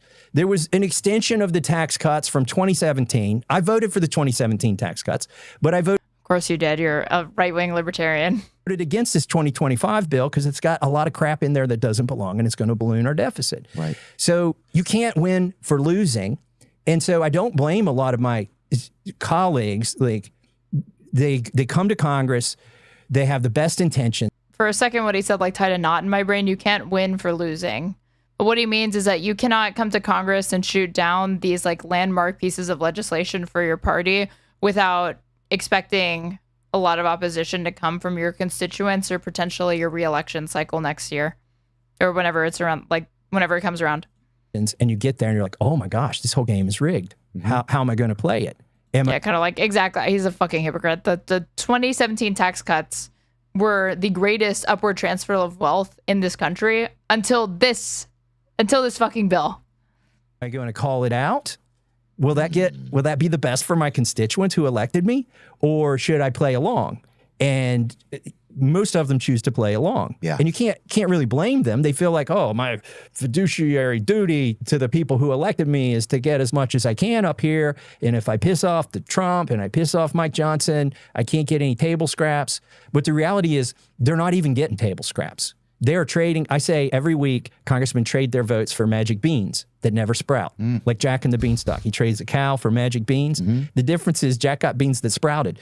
My congressmen, they're not getting gas vouchers. They're not getting a Cracker Barrel gift certificate either. So explain to me how that part works. So that's a part that I don't understand, because you mentioned it a little while ago. You're like, I could have a bill and I put it forward, because Mike Johnson seems like a good guy. He doesn't seem like somebody that would take something that was yours and make it somebody else's. Like, I don't understand what you're He's so simple. It's cute. Understand what you're saying. Like, how does that work? And take me through, like how can you put a bill out and people would know it's your bill? I mean, obviously, is there information online that says this is a bill that Thomas Massie made, or that any person made, like any representative made? The other thing they'll do with your bills is they'll stick them in another bill. Okay. I'll give you an example. Yeah, show me how you're saying that people aren't even getting the scraps or whatever. You know what I'm saying? Right. Just take me through some of that. Well, they're not. Theo, I tell people, I joke with my colleagues up there. They're like, Massie, why? You're not a sellout. I'm just like, I look at them in the eye. I say, I'm the biggest sellout up here. Like, I would sell out for Snickers bar, but you guys aren't even getting a Snickers bar. You're not getting a bridge in your district. You're not getting a new exit off the interstate. Yeah. You're not getting anything for your vote. Like, nobody's ever offered me anything up there of value. I don't even know myself. I could be the biggest sellout there is. There's just no. Damn. Like, I don't know what to make of what he's saying. No trade up there that's worth taking. And so mostly people are trying to stay relevant and get reelected. Right. That makes perfect sense, right? Everybody's looking out for themselves in a sense. But you would think at some point that even that would lose its appeal. When you look around your town or your community and you see that, like, oh, man, by not really benefiting the people, it's all falling apart. You know, by not really benefiting the country, it's falling apart. And I'm starting to sound like a downer again. I don't want to do that. It should. But take me through what you're talking about. How you put a bill up and it doesn't get labeled yours. So it's plagiarism, or I don't understand what you're saying. And then if you do get something done by working inside of the system, you won't get any credit for it. So for instance, when Ron Paul left Congress, I came into Congress and I introduced. That's Randy's daddy? Yep. That's funny. Dad. I introduced. Because he's like, they're like both libertarians to the extent that we even have those in this country. A lot of Ron Paul's bills. And one was the Industrial Hemp Farming Act, because it was illegal. They treated hemp just like marijuana. It was illegal to grow it according to the federal government. So I introduced that bill and I got a lot of co-sponsors, and I figured out a way to work with Democrats and get it into the farm bill. Now, it was a Republican farm bill that I got it into, but I needed Democrat and Republican votes to do it. And I got it in the farm bill. But now, like, people online say, oh, Congressman Massie, and it became law, by the way, and people can grow industrial hemp in all 50 states. That's the end of the, that's the rest of the story. Oh, yeah. A lot of chicks that don't wear deodorant. Who gives a fuck about hemp? Does it even do anything? I assume that any sort of like THC hemp shit that if it's legal, if it could actually do anything, it would be illegal. So I assume it's just, it barely does anything, or it's placebo. Working on those places. And no offense, ladies, I don't mind it. But yeah, no, I'm glad that we have They're like teenage boys. Another product in our country, you know? Right. And so that became law. That was one of my bills, but nobody ever gives me credit for it because it wasn't a separate bill that said, and by the way, I voted for that crap sandwich, the farm bill, which is a big giant bill. And then I took crap for voting for that because it had my thing in it, but now I don't get credit for it. But I haven't particularly had bills where somebody took my name off them and put somebody else's name, but my colleagues have. Okay. So you haven't had that exact thing happen to you from Mike Johnson? No. But you've seen it happen? Yeah. You're saying? And if it did, I wouldn't care that much. I mean. So wait, what's the T on CBD or whatever the fuck this is? It's good for making rope / fabric, etc. Oh, it's good for textiles? I didn't know that. If it's a good bill, make it happen. But a lot of people, you know, they need to go back to their district and say, I got this done. Oh, I see. So a lot of times people don't know from their Congress people or their representatives that they actually got this thing done. Right. Right. So there's a communication issue there. And then there's another thing that happens, like some congressman gets to D.C. and they have this bill they wanted to pass even before he was a congressman. And they say, we'll put your name on it and then you'll get credit for it. And then the congressman has no idea about the subject or anything. So there was a bill that came to the floor. It was about opioids. Okay. And I voted against it. And the sponsor of the bill comes up to me and says, why did you vote against my bill? And I said, well, I'm not against research or things like that at the federal level, but this is basically a form of Obamacare. And I thought we were against that, like, because this had treatment and stuff, which should be handled at the state level. And he looked at me. Why does Straighterade say retarded shit like all streamers instead of saying it doesn't do anything? Just go buy some or read shit. Sophie, I asked a fucking question. You want to chill the fuck out? I said I didn't know. That's why I asked my chat. But thanks. He said, you're right. He said, I'd vote against this too if it weren't my bill. He said, the leadership gave it to me and told me to bring it to the floor and it would help me get reelected. Wow. I swear to the Lord above, that is an exact conversation I had on the floor. Yeah. Oh, I believe you did. Congressman from Wisconsin. He's still there. He is? Yeah. White guy, I bet, huh? Oh, yeah. That was a guess, dude. That was a guess. By the way, but not to pick on him because that year we passed like 38 opioid bills. Yeah. They're all redundant. They just gave everybody they were trying to get reelected, they give them an opioid bill. Oh, yeah. I mean, they were renewing more prescriptions for opioid bills than they were opioids. That's a crazy. Prescriptions for opioid bills. Okay. Enough of this. I want to see. So this was polling data, I think, on the bill from Pew. So how Americans view the GOP's budget and tax bill. Americans are broadly skeptical, no shit, rightly so, of the GOP's far-reaching budget and tax bill, according to a Pew Research Center survey conducted June 2nd through 8th, 2025. The House of Representatives passed the bill in May, and the Senate is now considering it. The legislation, officially titled the One Big Beautiful Bill Act, is President Donald Trump's top legislative priority, but many Americans have doubts about it. Far more Americans oppose the legislation than favor it. Nonetheless, it will pass.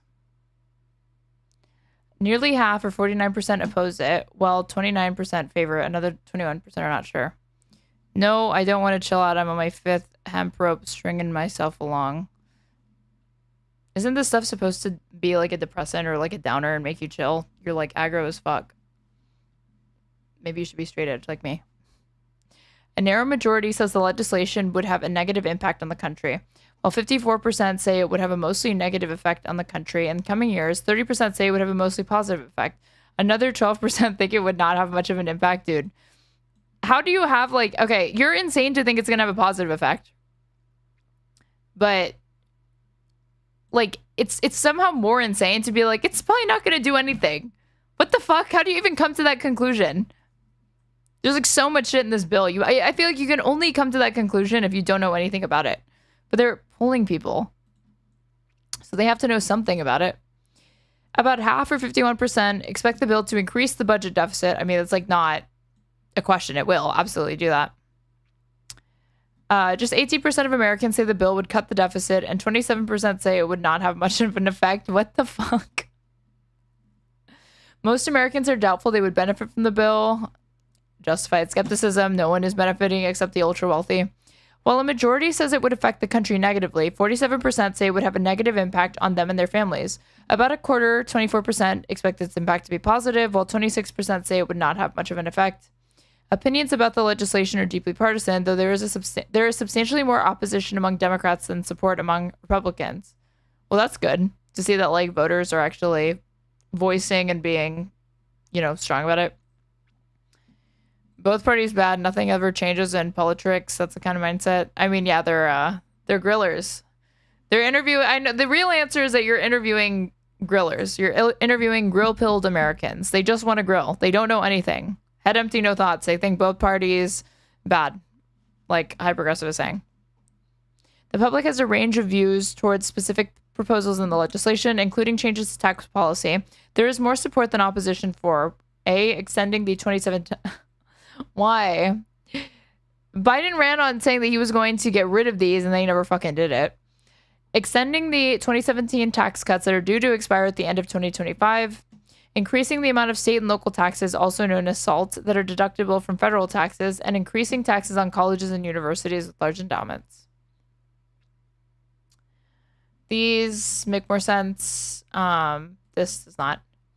What would the proposed legislation help and hurt? Americans expect the bill would result in greater benefits for high-income people than for those in other incomes. This is a good sign that most Americans are aware of this at this point. A 55% majority says the bill would help high-income people, with 38%, and by most, again, only 55%, but that is still, better than it being a minority opinion. With 38% saying it would help them a lot, only 11% say it would hurt high-income people, while 32% say it would neither hurt nor help them, the grillers. By contrast, 59% said it would hurt lower-income people, and 51% think it would hurt middle-income people. As far as the bill's personal impact, more Americans say it would hurt than help. Another 21% say it would not hurt nor help. Of course, Democrats have higher opposition to it. Republicans are nearly evenly divided on the bill's impact and budget deficit.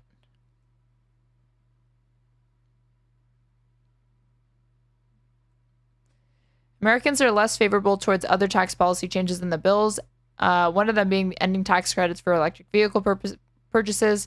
Fewer than 4 and 10% or 37% support ending federal tax credits for this, while 42% are opposed and 21% not sure. Ending tax credits for companies that produce wind, solar, or nuclear power. Half of Americans are opposed to ending federal tax credits for these companies. Another 29% favor it, and 21% are not sure. There you go. Who were the people answering this poll? The average American. The median voter, TM. Okay. All right, Times. Give it to me straight. And then after this, I think, as a treat, I'm going to start the Lib Learn episode with that, like, Tali bot chick and Wick, because I have to hear why the fuck she's voting for Trump after listening to a podcast. What's in the Trump policy bill? We take a closer look at the less discussed provisions. So this was updated yesterday. The Senate is still debating a key part of President Trump's domestic agenda this morning, but he has called his big, beautiful bill. Senators are racing to pass it before the July 4th deadline. By now, you have probably heard two things about the proposal. First, it would cut taxes in a way that would largely benefit the wealthiest Americans. No shit. Second, to recoup some of that lost revenue, it would cut healthcare programs, particularly Medicaid, and would leave nearly 12 million more Americans uninsured over 10 years. This is the most like glaring and drastic, insane shit. That's part of it. Like, that's also the weird thing about like what Josh Hawley was saying. The fact that he wasn't even trying to frame it like, oh, like, it doesn't actually cut Medicare. We're just reducing the amount of people that are eligible for it. No, the fact that he was like, no, this is really bad. I'm voting for it anyway, at least. Like, why?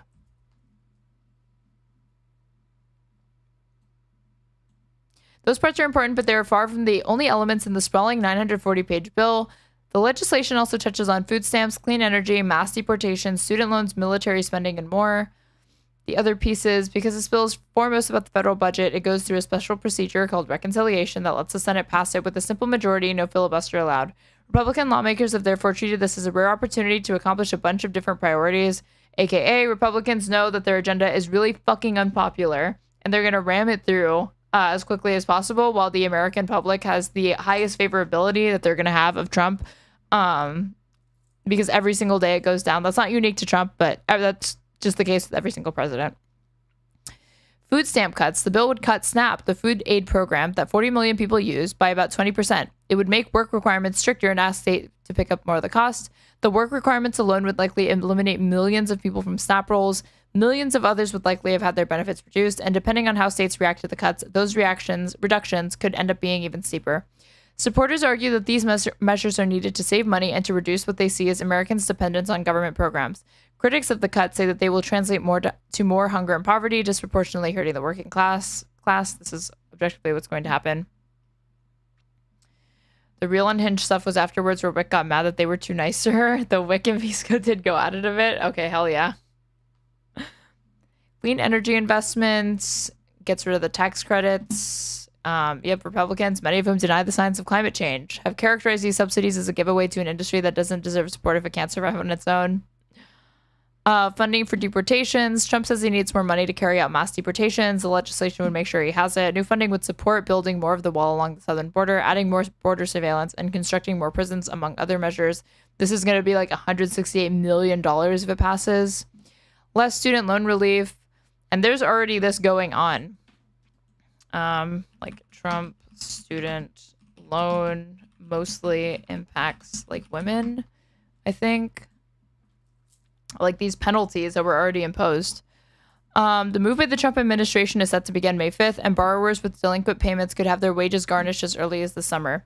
For the first time in 5 years, student loan borrowers whose payments are long overdue could face stiff consequences, and that puts a disproportionate number of women at further financial risk. The Department of Education announced Monday that starting on May 5th, its Office of Federal Student Aid, or FSA, will start collecting student debt in default. Delinquent borrowers could have their wages garnished as early as the summer. So Trump has ushered in an incredibly less forgiving era for borrowers at a time where we have an unprecedented amount of student loan debt. This is just because women are disproportionately educated. I know, I was like that is true. But I only searched this up because I remembered that this is the only thing that I found like talking about it at the time that was comprehensive about what change he did and like how they were going to impact people.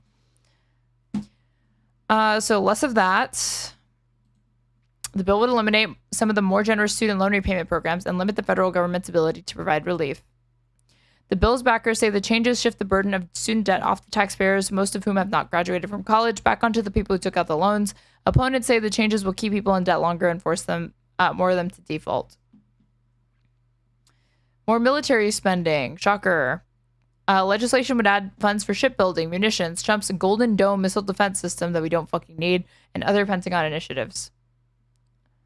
And much more. It would create tax advantage savings accounts for newborns called Trump accounts that would start with $1,000 in government contributions. It would increase money for air traffic control and the Secret Service, and it would help pay for America's 250th anniversary celebrations next year. Jesus Christ. More birthday boy shit. Oh my God.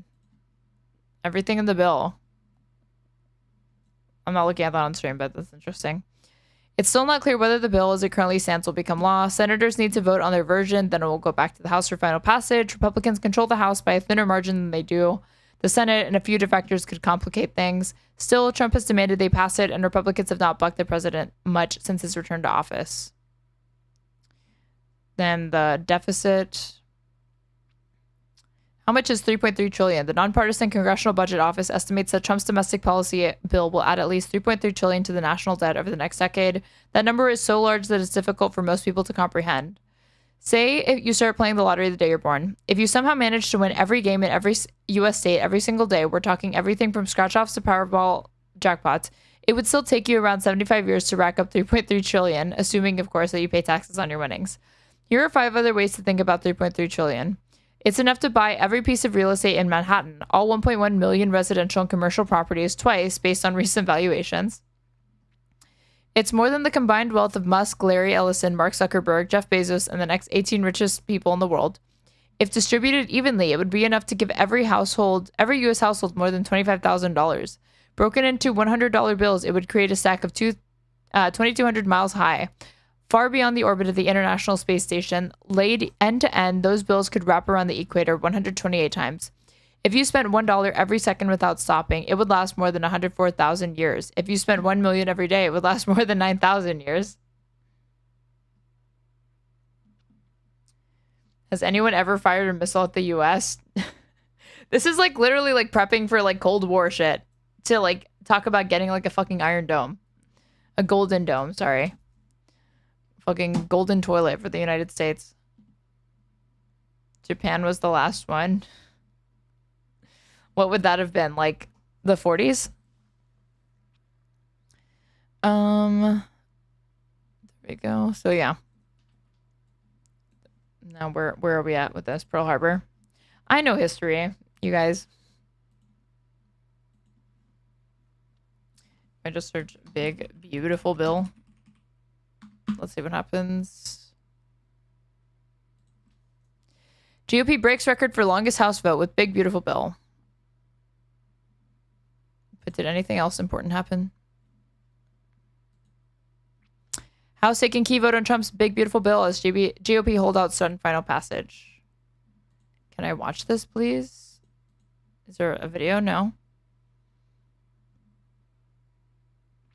Republican leadership and Mr. Trump spent much of the day Wednesday scrambling to shore up support from skeptical members ahead of a self-imposed July 4th deadline to get the bill, which squeaked through the Senate on Tuesday to the president's desk.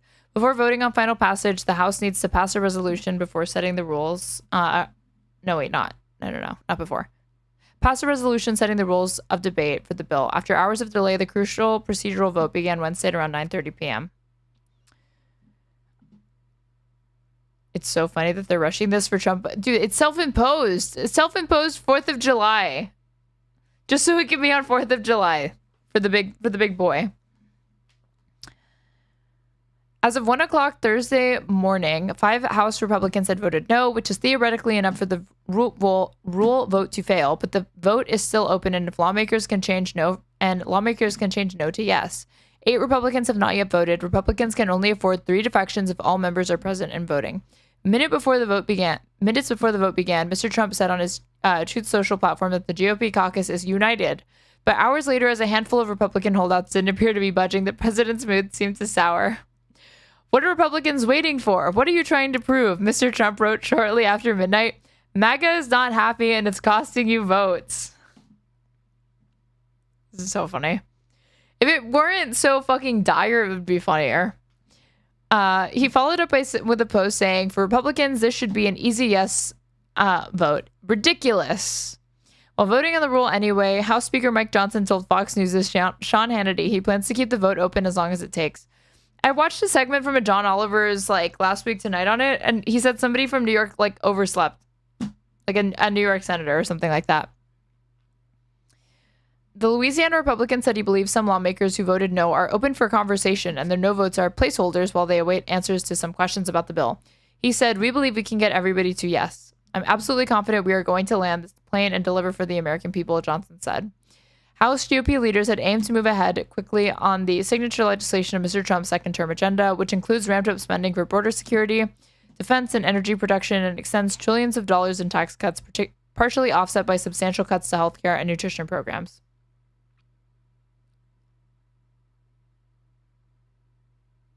Speaker Mike Johnson says the delay is part due to members wanting additional time to go through the changes made in the Senate. It will all have been worth it in the end, and we'll meet our July 4th deadline, which everybody mocked when I said it. A bleary-eyed Johnson told reporters just after 1:30 on Thursday. Where's that? What's his name? Fuck it. Henry, looking up at plain good fellas. This is Mike Johnson telling the American people that we're on track for July 4th, despite the fucking holdouts.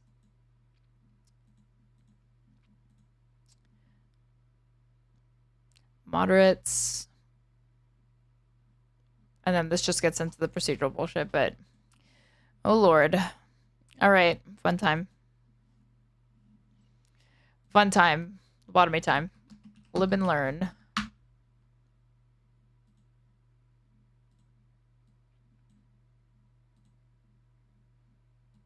I guess. Yeah, we're live. Trump voter intervention / Trump bill. Lib and learn featuring WhickTV and Tali bots.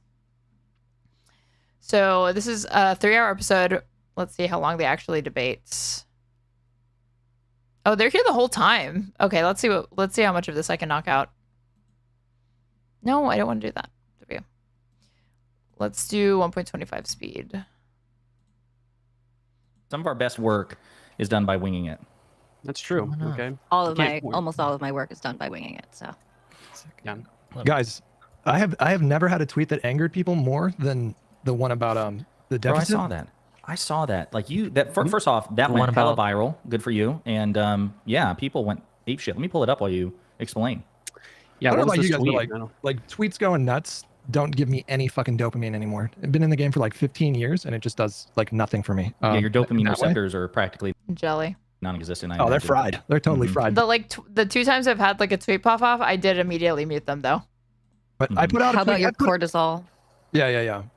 But I put out many a tweet that has pissed a lot of people off. But I tweeted yesterday that just a real simple fact, undeniable fact, that the last 4 Republicans have presided over increased deficits, and the last 3 Democratic presidents have presided over deficit reductions. Which is this is not data that's particularly difficult to find. And I swear to you, I am getting still today hundreds of people that are like every hour, like hundreds of people. And many of them either just have no idea that this is true, but there's like 90% of them don't seem to understand the difference between debt and deficit. Republicans cut spending and taxes. Democrats raise taxes and spending. If you raise taxes and reduce spending, you might solve the problem, or just greatly reduce spending. If by cut spending you mean increase spending, then sure, you're right. Have they cut spending? We're living and learning. Cutting in this bill, but not in the whole. I mean, my God, it's going to expand the debt. It's going to blow the debt the fuck up by like $4 trillion, according to conservative estimates. But is that because of the tax cuts, or is it because they're spending more? Like, I know they're spending more on the ICE funding. ICE is about to be the most funded federal agents, law enforcement agency. Yeah, here's my hot take. And like it already disproportionately has a bunch of funding, but okay. I'm gonna get to the intervention though, so let's see. Where does that start? No, of course it doesn't shock me, but I still have a memory of like, this is just something that would have been inconceivable not that long ago. That a president is just like, I actually don't think that Trump is lying when he says we're not going to cut Medicaid. I actually don't think he's lying when he says we're only going to do waste, fraud, and abuse. But what do you mean you don't think he's lying? I don't think he's lying because I don't think he fucking knows what's so in you the don't, bill. you don't think he's being intentionally deceptive. You just think he's wrong. Yeah, lying. Yeah, I think he's genuinely just, he doesn't give a fuck. Like, he just wants a win. I think he just wants the bill to pass because he sees it as a win. But it's just inconceivable that a president wouldn't know. I mean, this is a really top line part of this reconciliation bill, these massive Medicaid cuts. But here's the thing, to be fair to Trump, how loudly did this Republican say that? I can see him saying it under his breath, like, but we're touching Medicaid in this bill, because he doesn't want to be that asshole who contradicts Trump in front of a room full of people. These people, as we're finding out from the whole House budget drama, these people in both chambers are just total pussies when it comes to Trump. I mean, we'll capitulate, throw the principles under the bus. I love seeing Chip Roy and others, like, you know, literally raising their voice on the floor of the Senate. Like, if you give 1 inch on these green new scam subsidies, if you back down 1 inch from what we did, I will not vote for this. And he's definitely gonna fucking vote for it. He's absolutely. Yeah. Well, you either get fucked in the primary or like of the United my constituency. With like no more big beautiful bill talk. That's a good thing though. All right, Tali, take it away. Perfect. Okay, that was perfectly timed. Well, I am Tali Bots. I am Wick's co-host about once a week, sometimes twice a week. We are still kind of figuring out exactly what to call our segment, but we've been having on guests to not necessarily debate, but kind of have discussions on different topics of interest, whether that's sort of current events or like an interesting tweet that an interesting person sent out, and we bring them on to kind of flesh out that idea or what they're thinking about. Wick is still streaming, although even though he has like way more subscribers than me, our VODs pretty much get the same amount of views. The origin of this show idea, the trial of Tali Bots, came from Wick. And here's what I know about this person. She's a Zionist, like self-identified. She is a lesbian, and her partner is a detransitioner. And she used to be like hella left-wing, and now she's not. So that's Wick's girlfriend. Yes, this is Wick's lesbian online girlfriend, correct? Wick's Discord. So Wick's audience has gotten to know conservative lesbian alert. I'm sure she sees herself as more like a centrist lib or whatever, but she is like materially, when you look at the impact she's having on the world and what she prioritizes talking about, her like one time I opened her Twitter and her most recent thing was talking about tweet was about autogynephilia.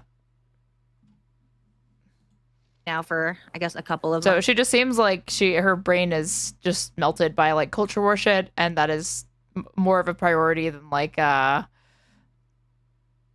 big beautiful bill, I suppose. Here anything relevant or important. And many of them were surprised to find out that I had voted for Trump in 2024. And they wanted to chat about it. Most of them were like, oh, that's so surprising because I really like you. So I was expecting to walk into a bit of a skeptical hug box, you know? Pisco's like already like fucking ready to pounce. People who think I'm a good person, but they just want to figure out how I could have made this. I bet chat is really fun. Mistake. But I'm instead walking into a room of people who don't really know me at all. However, I think this will be fun. I am a viewer of Lib Learn. I watch Hutch and Pisco's streams. Pisco. That means she watches me. Pisco, sorry. No worries. Mostly listening to Pisco for the. Oh, speaking of, really quick, there is a Reddit thread. Hold on, let me pull it up.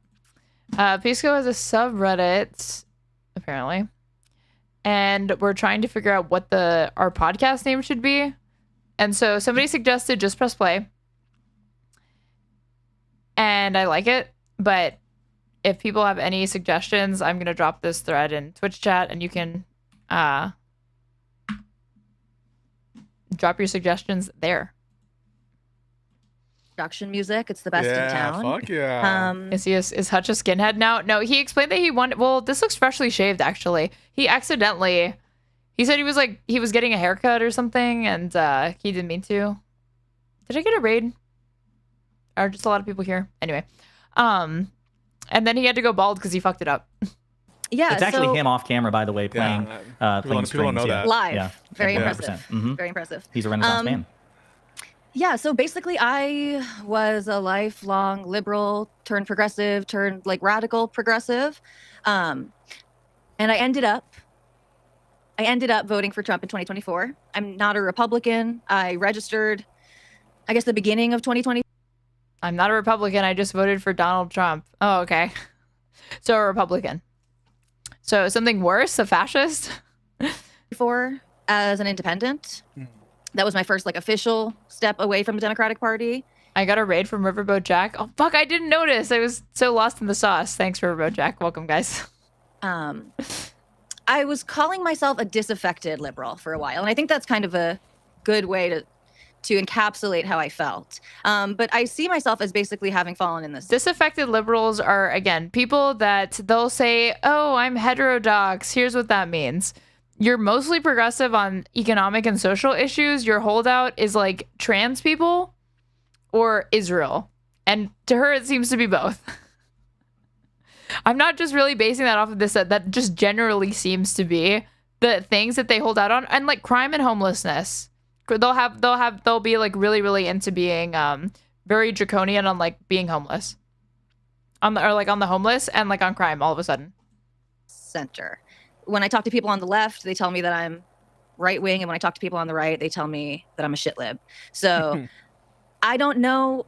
This is like Counterpoints, but like, see, Counterpoints I understand because his like civic nationalism or whatever the fuck is like grounded in his like Christian atheism or whatever it is. Maybe it's real Christianity. That makes sense to me. Like, I know where he's coming from on that, even if I think it's dumb. Hers does not. It just seems like you. Like, again, I listened to part of this, and there was a point where she was like, you know, I used to listen to like mainstream reputable news outlets like CNN and MSNBC, but then I started challenging myself, and then I started listening to podcasts, and then I voted for Donald Trump. I was like, okay, things are making sense here. I'm politically homeless. I'm not MAGA. I just described Danica Kasparian. There's many such cases. I mean, like, the other weird people be like, or like they'll be like socially reactionary on something. Think like Michael Tracy. Like when they're like, oh, I'm a liberal, but they were like anti-BLM for some reason, or they're like very pro-Russia, but they'll frame it as like being very anti-Ukraine, or they believed in COVID, but they're like anti-vax. Like they'll always have like one landmark issue that is just like completely like out of left field for what else they think. I'm not a Trump supporter, so this is maybe not going to be as fun of an inquisition as you guys would have liked, but I'm open to answer any questions. I'm sure there's lots of things that I haven't thought about, and you guys can call me out on all of that. But I hope this will be a pleasant conversation, at least at some point, because I do like all of you. And at the very least, while I don't think you need to be pining for my vote in any way. She sounds like she's gullible and impressionable. No, she sounds like the most stubborn motherfucker alive. I think it's actually the opposite. What she sounds like to me is somebody who had their core shaken on one or two big issues that they thought they really, really through and through knew and understood. And then they had information that like challenged them, and then they started to rethink everything. And then it's a case of like, they're so open-minded that their brain falls. Like, you ever heard of the phrase is like, don't be so open-minded that your brain falls out. It's like, yeah, well, they become so open-minded their brains fall out. And they become very, very open to impressionable. I guess I should partially agree with that. Impressionable to like stupid things like conspiracies or like reactionary ways of thinking, and then very, very skeptical of like social progress. Yeah, so brain broken. I think that's I need to find a better way to explain this, because I don't want to sound like I'm just saying you become open to bad things and you start to become hostile to the good things, because that just sounds obviously redundant. It's like a nonsense statement. I'll have to think about that, like how better to like explain it. You guys are all committed to like the example that comes to mind is that people have like a rightful skepticism surrounding like you know, what's it like, or like interest or skepticism surrounding like what's in our food, or like how can we know if vaccines are like really safe or whatever, like a valid questions. But then they're willing to like trust Eric Weinstein on vaccines, but not Fauci. And it starts to get like, okay, you've identified that there's all these incentives and reasons to be critical of information that you come in contact with surrounding like medical information, or being more diligent about like being informed about like your rights as a patient, or about the side effects of a medication. But then when it comes to, you'll accept that. But then when it comes to fucking like, you know, vaccines and stuff, it's like a doctor's not trustworthy, but this influencer, they're trustworthy, and they definitely have no incentive to lie to me about like hydroxychloroquine or anything, or vaccines or anything to sell me. And it's just this sort of like selective critical thinking. Democrats succeeding, maybe so that especially that Trump will fail. And so at least maybe I can impart to you one example of someone who was pushed away from the party for various reasons, because that will matter in winning the upcoming elections. Well, if I may just real quick, kind of to almost piggyback on that, one of the things that I want to do with my show and with my advocacy and with my politicking is find people who we lost and who are winnable again, who we can bring back. And not me. I'm just interested in opposing MAGA. I do not give a fuck about personally getting any one individual person's vote, because that's not even the good way. That's not even a good strategy. That's not the way that you should be looking at it. There are far more non-voters than there are like moderate voters to try to capture and bring back over into the fold. Do you even want these people? These are people that were willing to vote for fucking Donald Trump a second time, potentially. You know, I say cut your losses with these fucking moderates and explore greener pastures, aka try to reach out to people that have never been involved in the civic process and give them a reason to. I've been talking to Tali for a while. And people should, I feel like Democrats should adopt, like, look at Zohran's campaign and his success and the ability to show what a campaign can look like when you have genuine groundswell of organic support and volunteers that are willing to go out and be excited about a candidate. And I think she's someone that has real issues, right, that deserve to be heard. And I think she's winnable back. Like, we can get her back, and people like her back. She's representative in my mind of a class of people that if we take the right steps, we can get them back. And we need to win, because look at what Trump's doing, right? He's gutted USAID. There's going to be millions of people, right? Millions of deaths because of that. We're looking at an attack on the First Amendment greater than anything we've seen in a generation. We're looking at this god. You look at who voted for Trump the second time, it was a big increase, mostly in minority communities like Hispanic and Black community.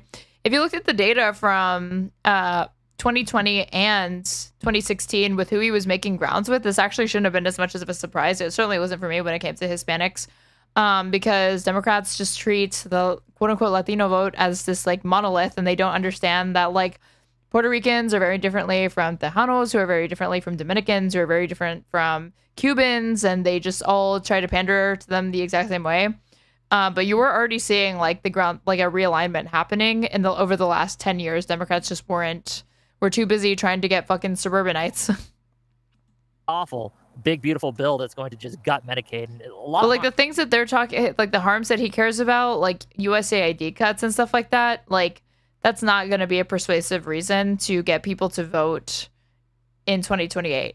Like, oh, you hated those USAID cuts, right? It's like, even if they say yes, it's not a priority. So we have to win. And to do that, we have to win people back. People that have, for whatever reason, switched from Biden to Trump. We have to figure out why they did that. We have to hear them out, and we have to see which ones we can win back. And I think Tali is a good example. So that's why I'm advocating for her. So yeah. I want to piggyback on that too. I think like Wick represents one kind of viewpoint within the left of like, who should we be trying to win? Where should the focus of the coalition be? And I'm like, not to burst Wick's bubble because he's my buddy and my co-host, but I think it would be a fair conclusion for all of you to conclude that you shouldn't spend time winning me back. I think what I've come to realize is while I'm dispositionally a liberal, you know, you are the type of people I'd rather be hanging out with. I feel like there are some fundamental beliefs that like the left can't get past with me, or I can't necessarily get past with the left. So it'd be interesting if we get to have some of these conversations. Then just don't vote. How does she recognize it? Like, how does it make sense to be voting for Trump, even in a deep blue state, if you seem to be saying that you are in more ideological alignment, like 51% at least, to the left than to the right, why would you vote for the Republican candidate in that case? But yeah, I mean, I'm not trying to. I said in the conversation that I had when Hutch was on Wick's panel that I'm a winnable voter, and I do view myself that way, especially because, in many ways Trump was a sort of a protest vote for me. She will be a winnable vote when she stops giving a fuck about stupid things that are just terminally online bullshit that don't matter to the majority of Americans and shouldn't really matter to her either unless they personally impact her. And I could see myself voting left even if just to try to swing the pendulum back in a similar vein of what I did in 2024. Econo Boy tried to be the voice of reason, and I think he's still fighting with people in the Wix Discord. No way. But yeah, I mean, I think there's a divide about strategy among the left, and so I don't know that going for people like me is the best move for the Democratic Party, but I'm concerned with like broader cultural trends, and so I see like if you feel that Democrats haven't earned your vote, that's valid, but why the fuck would you ever? A Republican has earned it even less. The sort of like fringe, especially if you're a fucking lesbian, dude. Horseshoe people, and like yes, I am going there. I go there with Hispanic family members and friends. I have gone there, coalescing on a bunch, or like people that I know that are like in unions that were trying to vote for Republicans. Bunch of these like foreign policy things and sort of populist things as more concerning, and I've like suddenly see myself as like an establishment cuck. So I want the oh my god, he is still in here doing this. Look at this. Econo fighting the good fight. Moderates and the sane people of both sides to come out on top. But I don't think those people are going to actually work together. I think those people represent the Democrats and the Republicans in ways that the fringes on the left and the right, their votes are kind of more up for grabs. So I don't know. I hope that made sense. Well, Hutch, why don't you take it away, buddy, in response to that? I think a fair point to start the conversation is to ask you two questions. So the first question I want to ask you is, why did you vote for Trump? And that's kind of a two-parter. Were you attracted to some of his policies? If you were, which policies were they? Or were you more repelled by Democrats? And if so, what were some? It's definitely that. The things that it's not even Democrats. It's like Democratic voters. And she has to be in a fucking, if again, she's getting a lot of her info in podcast. It's like, you must have a warped perception of what you believe the priorities of the Democrats are, because there are a ton of people that think that Kamala Harris's campaign in 2024 revolved around bringing immigrants into the country, giving trans people free surgeries in prison, and like stuff like that. Stuff that she never talked about, barely touched on, or that like she kind of did like the I'm with her shit, and she like never did that. You away. And then the second question that we need to establish is, do you regret that vote? So to answer your first question, I had decided, so my ideological turn kind of started in the summer of 2021. So it's been several years now that I had been moving away from the left. I had decided at a certain point that I wasn't going to be voting for the Democrats. I mean, at that point, Joe Biden was still running. I was very concerned about his cognitive decline for a while, as many people were. I'm not saying anything anyone here doesn't know. Not Josiah. Okay. Well, that cannot be understated. Josiah, love Josiah. We love Josiah here. But he would never concede to me that Joe Biden is a fucking corpse. Just say that he's old, but that you would literally rather vote for an old infirm president like Joe Biden over Donald Trump because he is that bad and that much of a threat to democracy and human life. No, he wouldn't concede it. He would always say that he just didn't think the evidence was there. Even after the fucking terrible, disastrous debate, I was like, please, Josiah, please tell me you can admit he is too old. He still wouldn't do it. He was like a Biden dead under. So I had basically decided that I wasn't voting. You said for you the wanted to have a Democrats. pleasant conversation, so I just made it a lot easier. Hey, let me get his ass back in here. Yeah. I was like hopeful. I think it must have been like New Year's Eve going into 2024. I remember thinking like Nikki Haley might have a chance here. I was hoping that's who I could end up voting for. I bet she's never had to worry about getting an abortion in a red state. Well, she is a lesbian, so I guess not, right? I'm curious, like probably not. Just because she's a lesbian now, that doesn't mean she didn't maybe need access to one in the past, though. I was kind of confused. You said summer of 2021. Did you misspeak? Because that was after just a couple months after Biden was inaugurated. Is that what you're talking about? Yes. Okay. Is it something stupid related to COVID? Were masks tyranny? Did you not like the shutdowns? Okay. Yes, the lockdowns. I voted for Biden in 2020. okay, by that point, summer 2021, we had successfully passed the ARP, which if you were historically liberal, then I assume you really like that policy, right? But also we had the Delta strain of the coronavirus and then his pullout from Afghanistan. So like what radicalized you against that? The was Democratic Party? late. That was late summer. That was September. Yeah. Yeah, but we had, the vaccine rollout, which was wildly successful. The economy was opening back up. Was there something, I guess to Hutch's point, something in particular that the Biden administration did which really rubbed you the wrong way? No, and I was pushed away first from the left, like my left wings. Let's see. What do we think it's going to be? She says it's not to do with Biden. So what do we think the divisive issue is going to be? It's definitely going to be some totally online shit. It's going to be Twitter or it's going to be Israel. Because I didn't see this part. I hadn't seen this part, so I don't know. Bases before I let go of the Democrat title. So the starting point for this was the last kind of war clash between Israel and Gaza, which happened in May 2021. Did I call it or did I call it? And at that point, I was an activist, like not full time. I was working, but I was protesting in most of my free time. So this was like a year out from summer. She has said things that for a Zionist she should know are wrong. She said that Israel is a democracy, and her evidence that it's a democracy is that they have 20% of the population are Arab Israelis with full equal citizenship rights. That is not true. How she doesn't know that as a devoted Zionist, I do not know. 2020. So she's either lying or she's really never interfaced with anything other than propaganda to further entrench her beliefs, because that's just not true. And pointing to the population, to a minority population, to argue that there's equality doesn't make any sense. I was still protesting a couple days a week. There was a local BLM chapter, a local Refuse Fascism chapter, Affirm, which is like a radical feminist organization. And basically, suddenly the protest that I was going to started carrying like Zionism is racism signs, and people were personally asking me to condemn various things that were going on in Gaza. And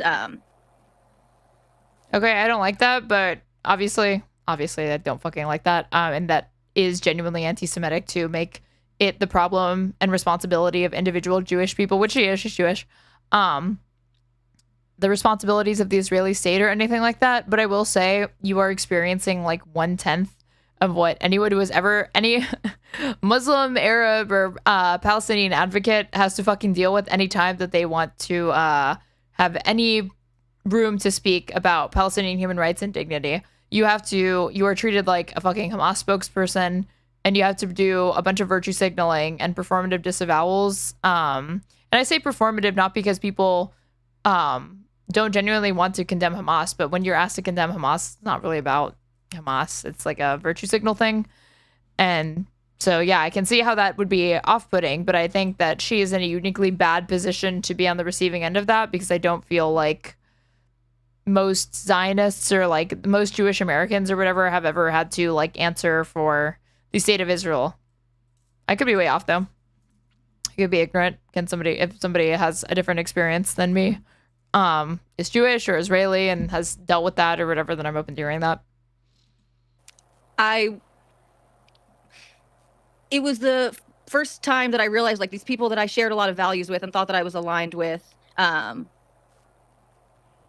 it wasn't mutual. Basically, there was like one litmus test that if I didn't pass, that was really going to be it. And granted, I was in very extreme circles, obviously, if Zionism was already a litmus test 4 years ago. But it goes both ways, because she's voting for Trump because she disagrees with liberals or with the left on one thing. She thinks Zionism isn't racism, but she's getting mad at them for casting her out of the left or liberal circle that she was in for being a Zionist. So there's reciprocal radicalization or polarization that's happening here.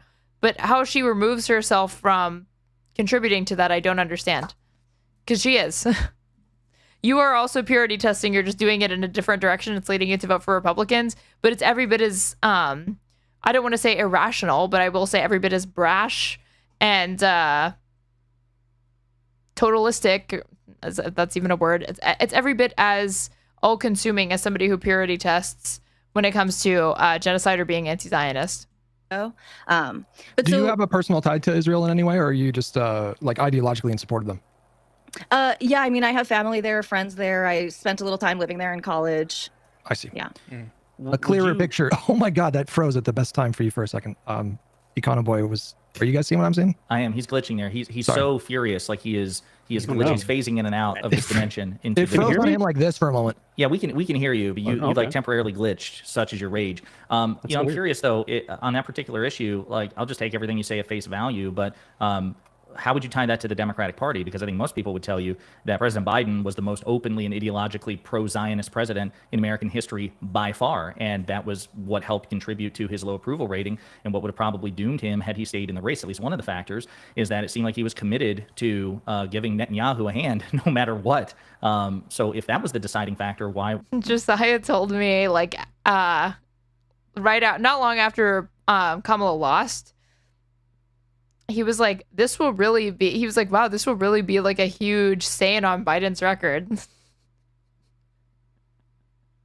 for life. I had multiple conversations about how bad it was going to be, but at least he came around. Why would that play a role? Okay, so that was not the deciding factor. I was just taking you guys back to the very beginning of my ideological journey, and it was a slow one. This took several years. So again, it was only about a year ago. I didn't decide even that I was going to vote for Trump until pretty close to the election. I didn't know. I had decided that I wasn't voting for Biden, and then that I wasn't voting for Kamala. And again, we can sort of like get into. Why not vote for Biden? Like, at what point did you make your mind up that you were definitely not going to vote for President Biden after voting for him? I mean, I didn't even think of it as like voting for Kamala Harris. I was voting against Donald Trump. 2020. It's hard to put an exact. Give us like the top 5. Like, give us like the concise. Like, what are the? If you had to boil it down to like 5 things that really repelled you, what would you say? Sure. So I wasn't repelled necessarily and specifically from the Democratic Party. This is the answer that you guys all like stomped your feet about last time, that you're going to hate the answer, that it was a lot of vibes. And when I say vibes, I mean culture. I mean, like what I'm seeing amongst people and the health of our society and things of this nature. So I went on an ideological journey that sort of started with the sort of Israel stuff and me being a Zionist and being called a racist and all these things, and realizing what I saw, that there was hypocrisy in the anti-racism sphere on the left. Okay. And this took me on a journey of different pillars of things that I sort of held dear. You're a hypocrite if you're not inclusive of my attachment to the ethno-state. Things like, things like sexism, racism, gender stuff, all of these things that I started to tackle and open my mind to. This is a hard thing to narrate, right? Because it's so easy to like cling on to one thing. It's like, so why did that one thing push you away? But my ecosystem of who I was listening to and what I was listening to changed, right? And so I stopped watching MSNBC and CNN, and I was listening more to podcasts and not right-wing people. I was listening. I had to stop listening to news because like what, it was challenging your worldview too much, even though the mainstream media in the United States is obviously far more implicitly and explicitly at many times pro-Israel than it is sympathetic to Palestinians who barely even get mentioned. So you retreated into echo chambers, disinformation hellholes, like podcasts. Like, again, things are starting to make sense.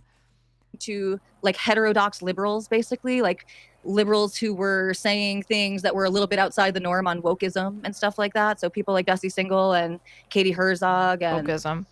These gentlemen aren't necessarily liberals, but sort of libertarians like Michael Moynihan and Camille Foster and Matt Welch.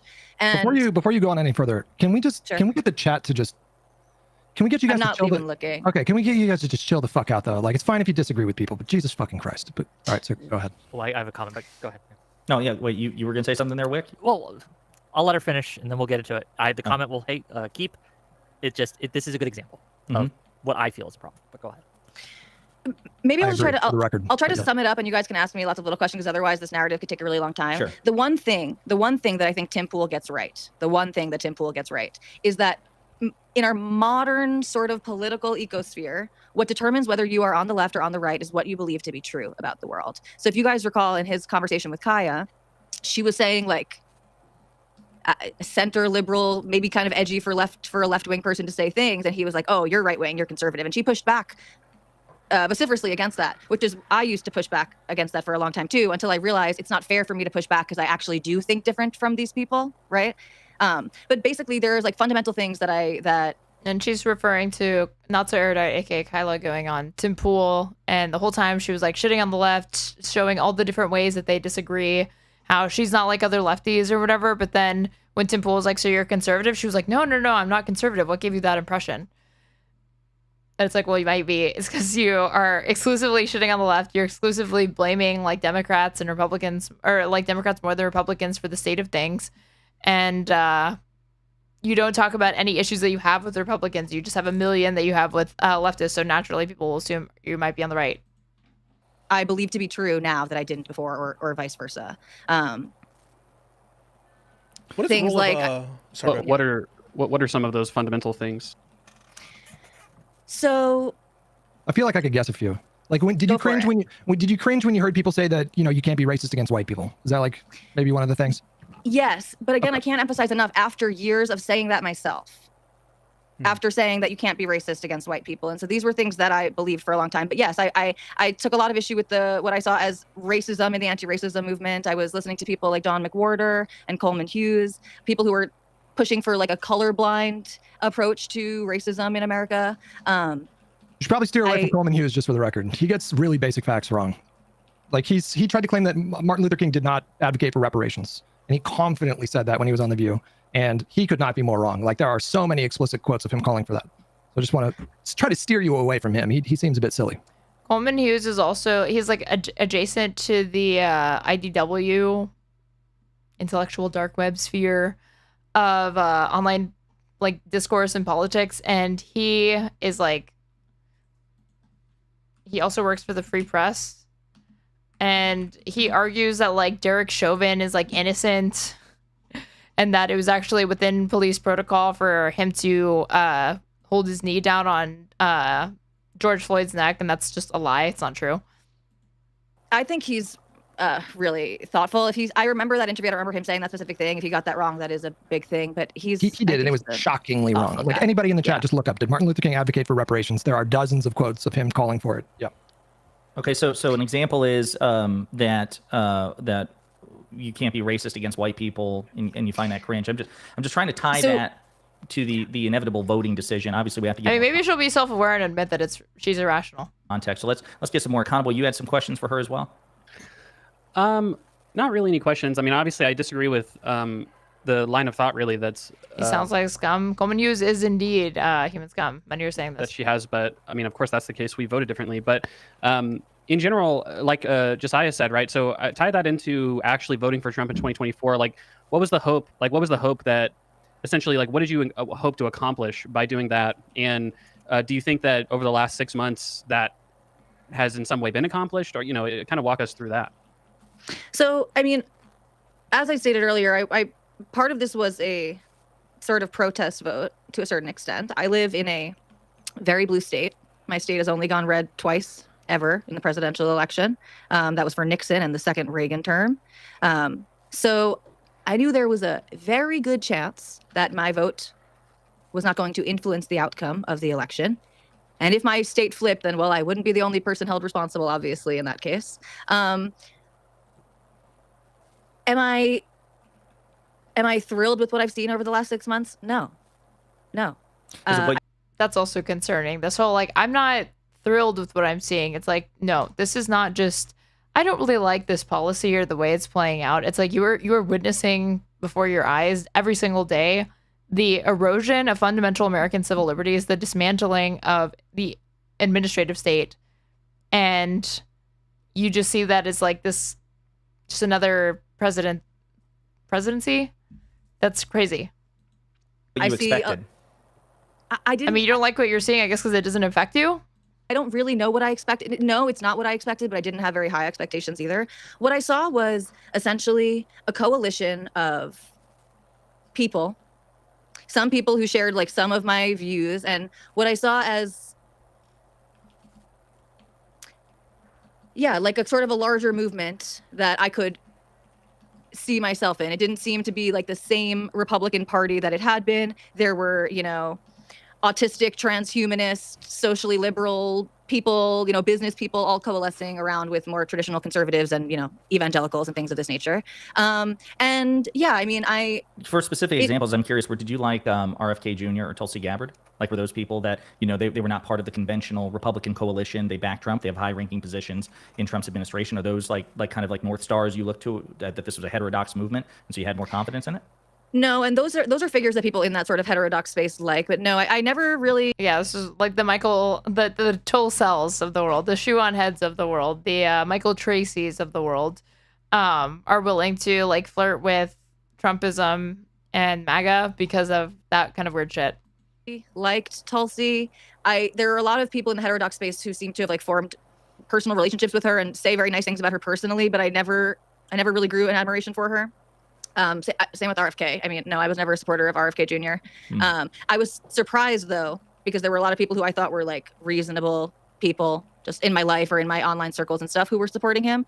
But no, to help us out, because obviously we don't know the people in your personal life, is there anybody that we might know online or whatever reputationally that like was sympathetic to Trump or supported Trump, and so you would like refer to them like, okay, like this creates a permission structure for me to walk away from the Democrats and vote for Trump, like Dave Smith? Like, I'm just trying to get some like contextual markers here to help us navigate. Dave Smith's politics are more coherent than this woman's, because Dave Smith is actually a right-wing economic libertarian. There are people within the MAGA movement that more closely align with the economic policies that he wants to see, and his worldview with respect to social issues in Gaza is entirely consistent with that philosophy.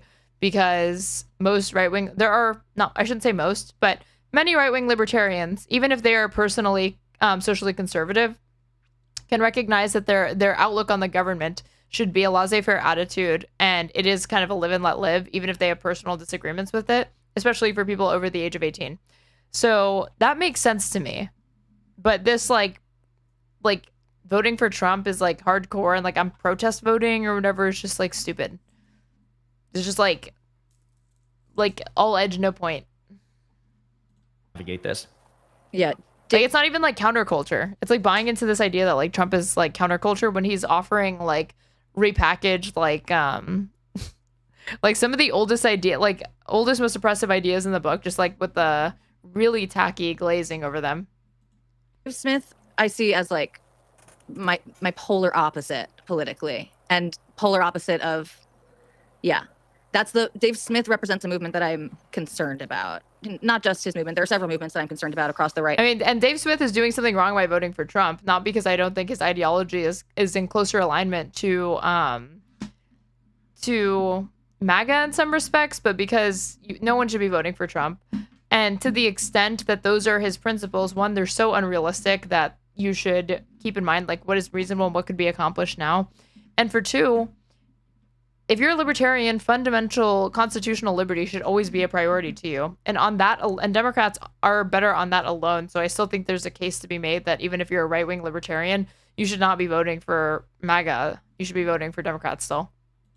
And the left. Who are definitely not hostile to business interests, unlike what they want you to think. No, so honestly, a lot of the sort of influencer people that I follow didn't vote for Trump. So some of them basically, they were also disaffected with the left, and I know some of them did. I know some of them held their nose voting for. She also seems like she will like the kind of new, I don't know, we never got to cover this, but there was this thing called like Welcome Fest that happened, and it had Richie Torres was there, it had the Abundance people there, it had Marie Glusenkamp Bettis there, like these types of like weird, like I'm young and I'm a corporate Democrat, and also like I'm like pro deregulation, but I'm also like a YIMBY, and I'm a Zionist, but I'm like kind of socially progressive. Like that seems like where the camp that she's going to end up in. So even now there's like room being made in the party for her type. So why they haven't won her over already is like surprising to me. For Kamala, that's how they felt about it, in the same way that I sort of held. Her political perspective isn't coherent to me. Watch a couple of episodes of Love Island. Try to imagine yourself as somebody who that show appeals to, and then you will be able to understand the mindset of people like this. Anytime you're confused about a voter in America, just watch some reality TV and try to picture what it's like to, like, if you genuinely could enjoy it, you'll be able to understand it. My nose voting for Trump the person, because he's someone that I mean, really detested for a long time. I was also really desensitized to all of the messaging about Trump. What do you mean by that? I guess all of the media Trump's that I Nazi, consumed. Trump to this, Trump to that. Is that what you mean? Sure, right. Starting from his first term, and then like, sure, it was stupid. It's like stupid to say that like Trump's a Nazi or whatever, because Nazi is just being used in that context as a substitute for saying like he is the most bad thing, and Nazism is the most bad thing that people can quickly think of off the top of their head. There are better historical, parallels and analogies to make, but I know what people are saying when they're trying to say that. But if you're talking to like an independent or some grill-pilled normie median voter who's like, I don't know, they both seem corrupt, like they both have their issues, and they're, they're giving equal weight to things that should not. It's like, on the one hand, like Donald Trump did try to steal an election, but then on the other, I didn't really like that Kamala Harris, I didn't really like her laugh, and I didn't like that she was for they, them. But that's how the median voter thinks, given our media environment and given the way that they perceive information in the 21st century and how much propaganda they're bombarded with. It's not exclusively that, like your actual material relationship with the world factors into it. But I do think that there are times where rhetoric surrounding trying to emphasize the danger that Donald Trump poses as a threat is sloppy, and it leads people to think that you're just being hyperbolic in the same way that like Fox News calls all Democrats communists. Yeah, and then leading up into the 2024 election, and just I feel like there are a lot of MAGA people who are actually educated in finance or some related profession who voted for Trump because it aligned with their financial ideology or goals, and they're willing to risk the long-term societal consequences of its impulsive policies, even though they don't necessarily align with hateful rhetoric. Unabashed capitalists, basically. I mean, that used to be the case. That used to be like Republicans used to always get the wealthiest of the wealthiest. And it wasn't until 2020 that you actually saw, I think for the first time, the wealthiest Americans actually swung for Joe Biden and for the Democrats. And then subsequently, you started to see that influence permeate more and more and more. And Democrats are willing to embrace this. This is why there was information like Mark Cuban, right? Like Kamala Harris considered Mark Cuban for VP.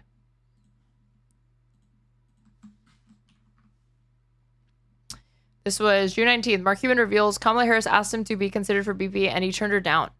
Like the embracing of like elites because they were like socially progressive and recognized that like Trump is a threat and genuinely threatens like market stability.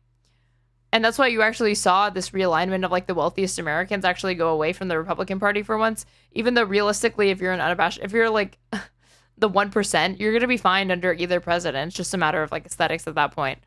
But it's not, I think it's off-putting to the average person that you're becoming a party that has more educated people on average and like suburbanites, like yuppies and like young urban professionals effectively.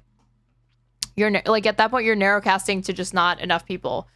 Most people in this country do not have higher education. Most people just have a college a high school education, some college credits or classes. So you need to like Democrats need to go back to working class, bread and butter, like economic first, labor politics, and they will be able to recapture these people that they've lost. I don't think it's that hard. It's like that. This is democracy is on the line basically, and Trump is Hitler, and yeah, these things I think desensitized a lot of people. I was to be going to honest. ask, Josiah was saying, who in the influencer class, excluding your family and friends. I'm going to ask you about your friends and family. I remember back in 2015, 2016, I was writing some articles basically saying that, because there were a bunch of people, I don't know if you remember, like criticizing people who wore sombreros who weren't Hispanic and people who were like talking about costumes and stuff. Anyway, I was like writing articles and saying like, hey, we should like do free speech and it should be like not this racial thing. And I was kind of against that identity politics. I remember very vividly. Good for you. Oh, thank you. Like people in my orbit who I consider my friends, like I was losing a couple friends. They were like, you're an Uncle Jose, like, because I'm Hispanic. And they're like, so why are you doing this? Why are you siding with these people? Mark Cuban is pro-taxes. He understands no charity/nonprofit is as efficient as a properly ran government. Well, that's certainly not true. Are you on his payroll or something? you know, We got this is a first-time chatter coming in to defend the honor of billionaire Mark Cuban. Contrarian sometimes. But anyway, my point is, did you lose any friendships? You know, people around you. Do you recall moments like of your feeling ostracized or things like that? You mean after voting for Trump, or? No. Like in this lead up, because you're describing a kind of like an imprecise moment. It's not like really policy based or like a specific policy. And you're literally saying it's vibes based. And you're bringing up multiple times like the people in my orbit, the circles I was in, the places where I was protesting. I was hearing things I didn't like. And so I'm asking you about that. Like, was there a feeling of ostracization that like from personal dynamics, personal relations, people you work with, people that you see? Yes, certainly. And again, most of that happened up front and before I. Like at least a year, probably 2 years before I was really done. 2 years, maybe closer to 3 years before I was really done with the left. So yes, I lost, none of them were like close best friends, thankfully. I found that most of the people closest to me, well, first of all, I grew up with a lot of Jews. Okay, so most of the people that I grew up, I'm from New York. Most of the people that I grew up with were the same liberal Zionists, basically, that I was. But I lost all of my activist friends, and that's like a silly term, but this was real life, right? This wasn't just like internet activism. What did you guys fight about? What happened? Like, why'd you have a falling out with them? She was a Zionist. Yeah, I was a Zionist. I wouldn't Did you talk about that? Was that like? Wait, you should define what Zionist means, because some people say it means something. Like, what do you mean when you say that term? Sorry, Pisco, I just wanted to. That I believe that Israel has a right to exist as a Jewish state. Okay. And was this something that like that you guys were talking about a lot, or something that it was a sticking point? There was a. It's silly to call it a war now in hindsight compared to what's going on right now in Gaza, but there was a small war. There was an exchange of fire. If you remember the word like Sheikh Jarrah and all of that stuff was going on, and there were a bunch of missiles that were launched into Israel, and then a bombing campaign for several weeks in Gaza. And the groups that I was part of just reacted to this. Like there were marches that were taking place in my city they just reacted to it. From my city to Gaza, from here to Al-Aqsa, the march to end colonization. And I was shocked to learn that my leftist friends were actually not interested in ethno-nationalism. Started to feel very ostracized from them. I imagine that genuinely was her experience, but it shouldn't be shocking why. Yeah, so I didn't pretend I wasn't a Zionist. And people already knew this. And at this point in time, I already knew that there was an issue with being a Zionist on the left in my progressive circles. But it was something that I mostly ignored. I didn't talk about that much. And I was like, I just felt confident that like, this wouldn't be some determining factor, that this wasn't going to end up being some litmus test that suddenly, like if nothing else changes about you, that's it. Yeah. Do you think that, I feel like I'm connecting some dots here, but if you're hanging out with activists, that's already a group that is going to skew probably well to the left of the median Democratic voter. Like the median Democratic voter does not want Israel to not exist, but maybe the median activist in your circles absolutely did. Mm-hmm. Do you think that maybe you started to conflate your activist friends with like the Democratic Party broadly? So I hear you, and like possibly I need this fucking Onion article. It's like young progressive, like woman who supports BLM, not sure where she falls on the issue of apartheid with respect to Israel or something like that.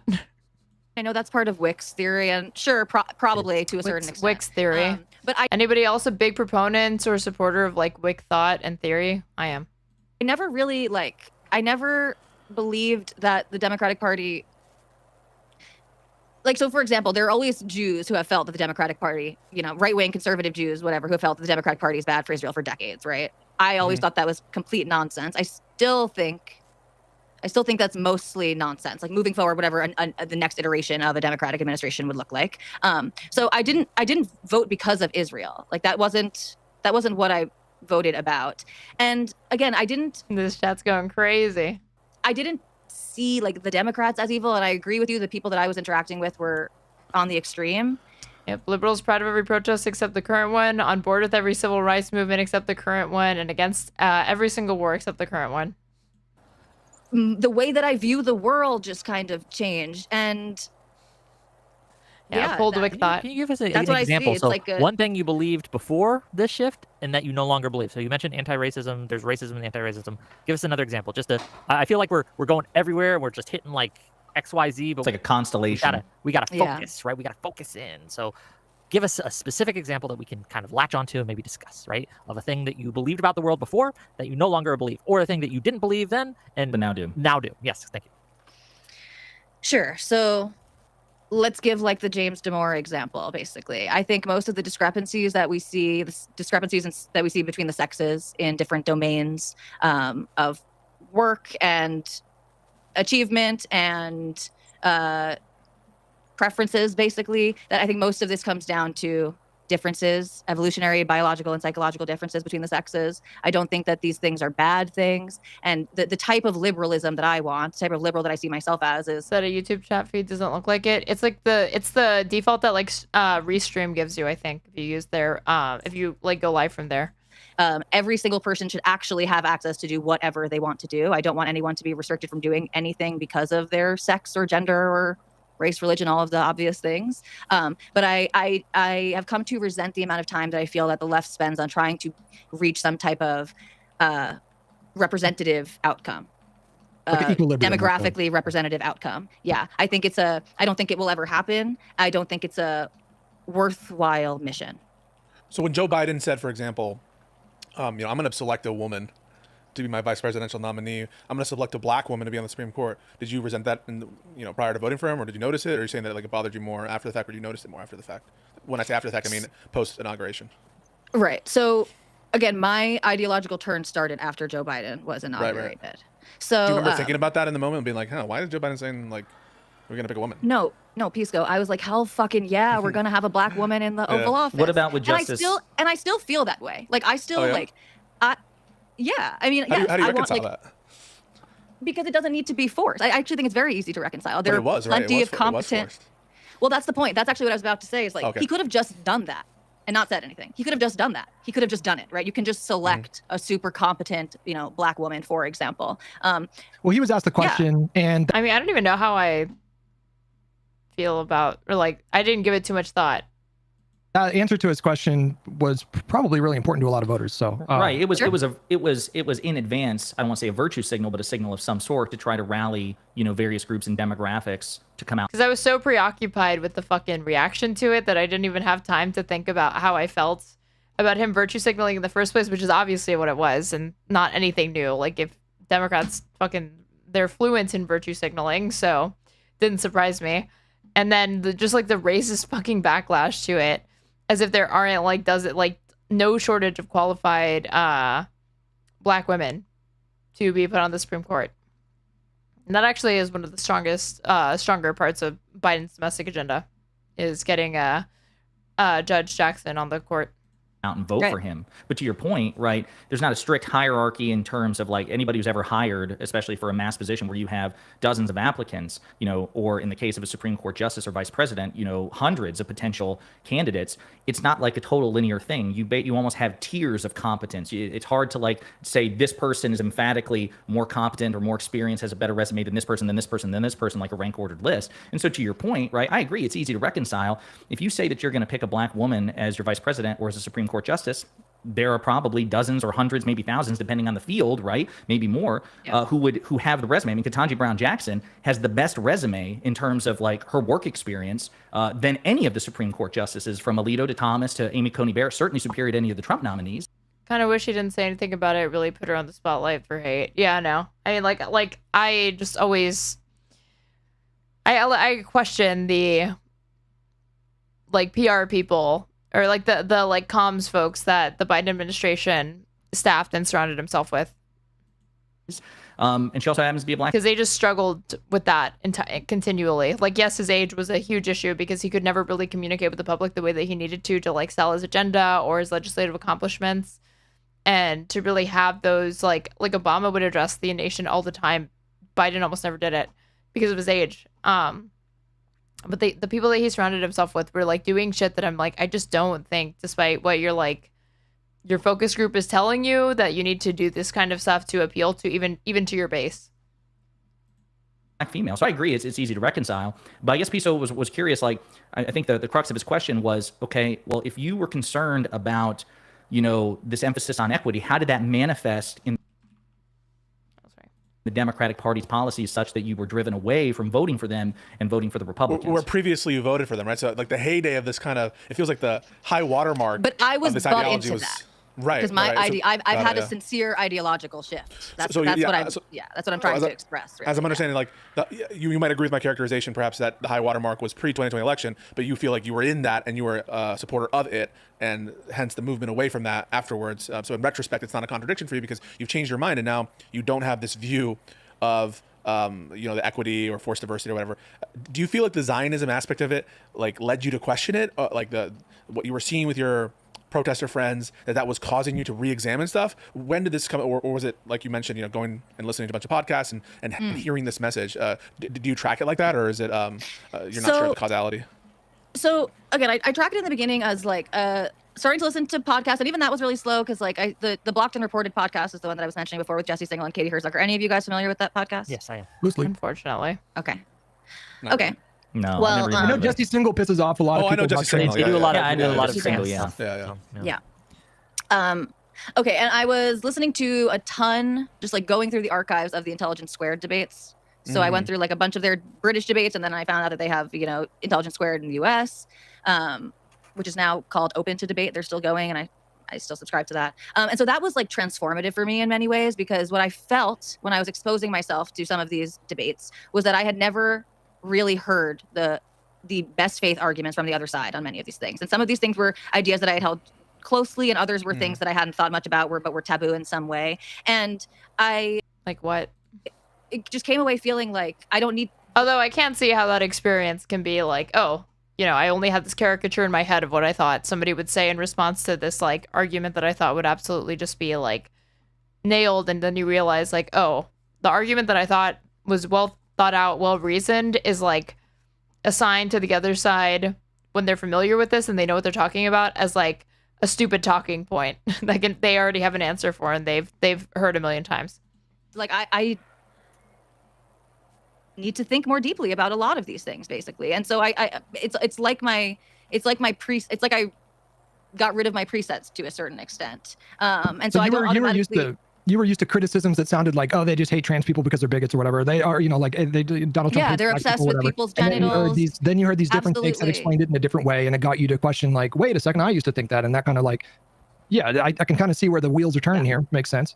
Like, what are some of the examples of? There's a like, super. Can I just real quick? There's a super chat directed at Tali from Doobie. It says, "Why does it matter which party or president would be quote better for Israel? Shouldn't we be voting for a president or party that is better for Americans?"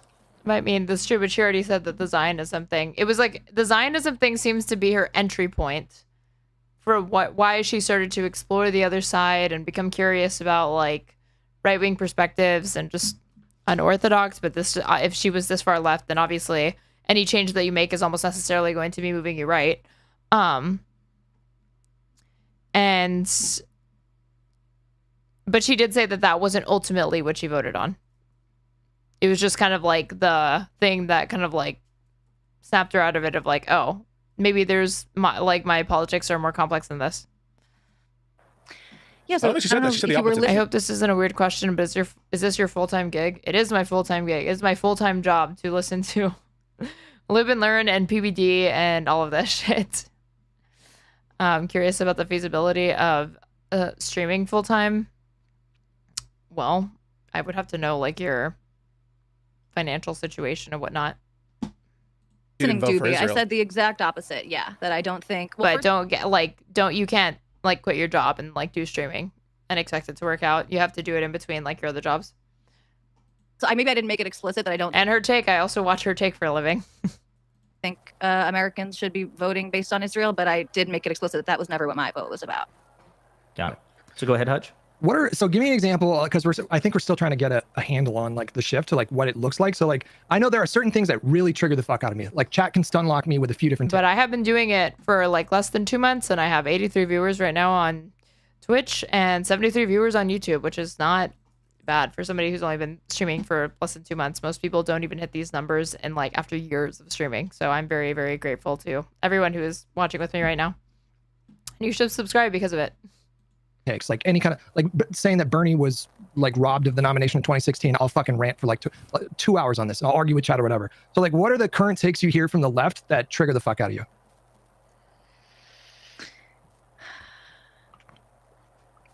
You sounded pretty triggered when you came into the Wick panel, like for example. So like I can't remember what we were talking about. Oh, That well, sounded triggered? Not triggered. But So the one about I was violence on during triggered as protests. hell. Yeah. Typical male feminist sexist language. Yeah. No, I didn't mean I get triggered. I mean like it got you like upset. I was hysterical, histrionic. Yes. I wondered if you were. No, never mind. I'm sorry. Throw a tampon. So yeah, I mean, you don't seem to pick sides. How do you mean? Charlie and the other gentleman whose name I forget were advocating for political violence, basically. So yes, I resent that tremendously, and this is an issue. Okay, but you also had that viral Sam Cedar moment with Dave Rubin. Is that what you know me for? I don't. That's not like I have multiple of those. I guess. What is it? Gone too far. That is me, and I actually happen to be wearing the same fucking dress that I'm wearing right now. In this, and this has, what is it, 1.9 million views in 2 years. I also have other debates that I did. Obviously not just on the left, I actually think if anything, this used to be more the domain of the right. That seems to be increasing on the left. Because of Sammy Cedar. Interesting. Love my Sam Cedar viewers. It's very concerning to me. But yeah, like people saying that, we can replace property, but we can't replace people. Well, are you going to replace that person's property? Are you going to fix up that business? Are you going to employ all those people who are impacted? Do you want to pick a side? But wait. The Onion, what do you mean? Like pick a side of what? So that type of rhetoric angers me and triggers me. Not I guess not doesn't make me cringe so much. The stuff that makes me cringe is like America is a white supremacist nation. I mean, I don't. So let's just. I feel like we're kind of none of this. I think one of the issues I have and we've heard this. I don't know. I've just heard this from a lot of people who decided not to vote for Democrats or vote for Trump or sit it out or whatever. Is this kind of like vague gesture towards a lot of culture war issues? Like, oh, I had a lot of changes of opinion.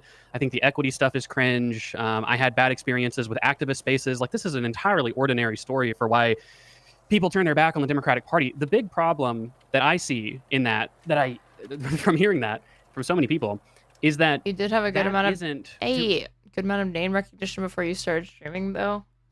Yeah, but I didn't do anything for 2 years, so I didn't think I would. I honestly thought it would take way longer to build up to anything than what I have now, which is not huge or anything, but again, more success than most people see after years.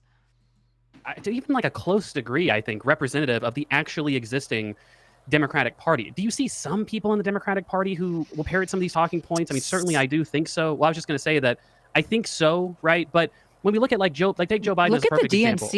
Look at the DNC. Tali, they just kicked out David Hogg because they had to realign with their new gender requirements.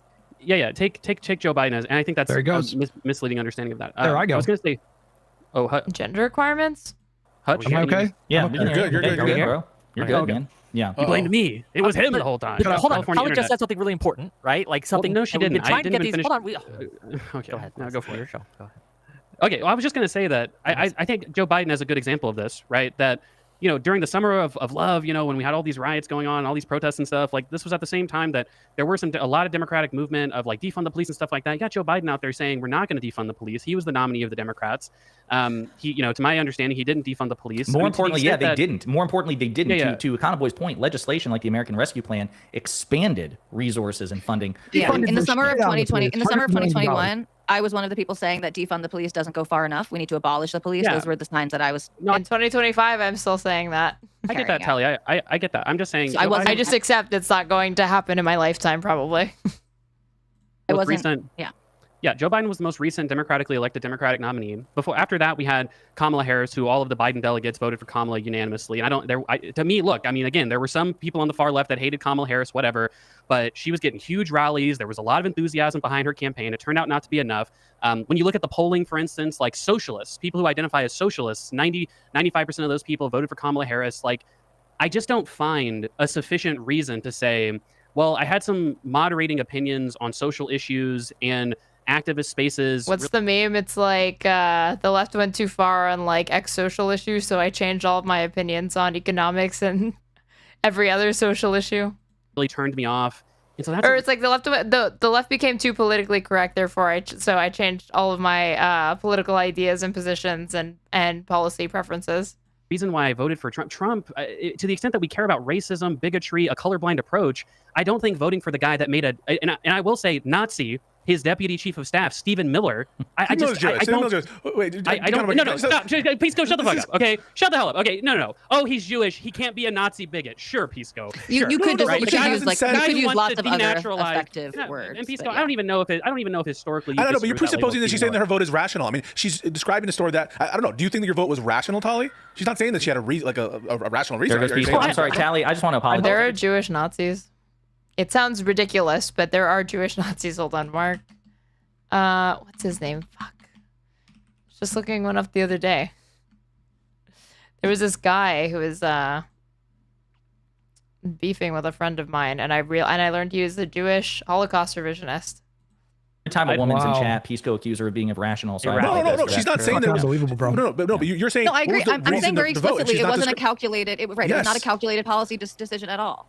You said it was a protest vote, which is to Yes, me. hold on. When someone, if I could just finish, when someone says protest vote, I take that to mean that, like, for instance, the uncommitted movement, right? That was a protest decision, whether they voted for Trump or a third party or they decided not to vote. They said the logic that I'm employing is by withholding my vote from the Democratic Party, I'm hoping to push them further towards a certain direction, right? And that's, to me, a rational decision, even though you're not talking to her, though. That's his name, David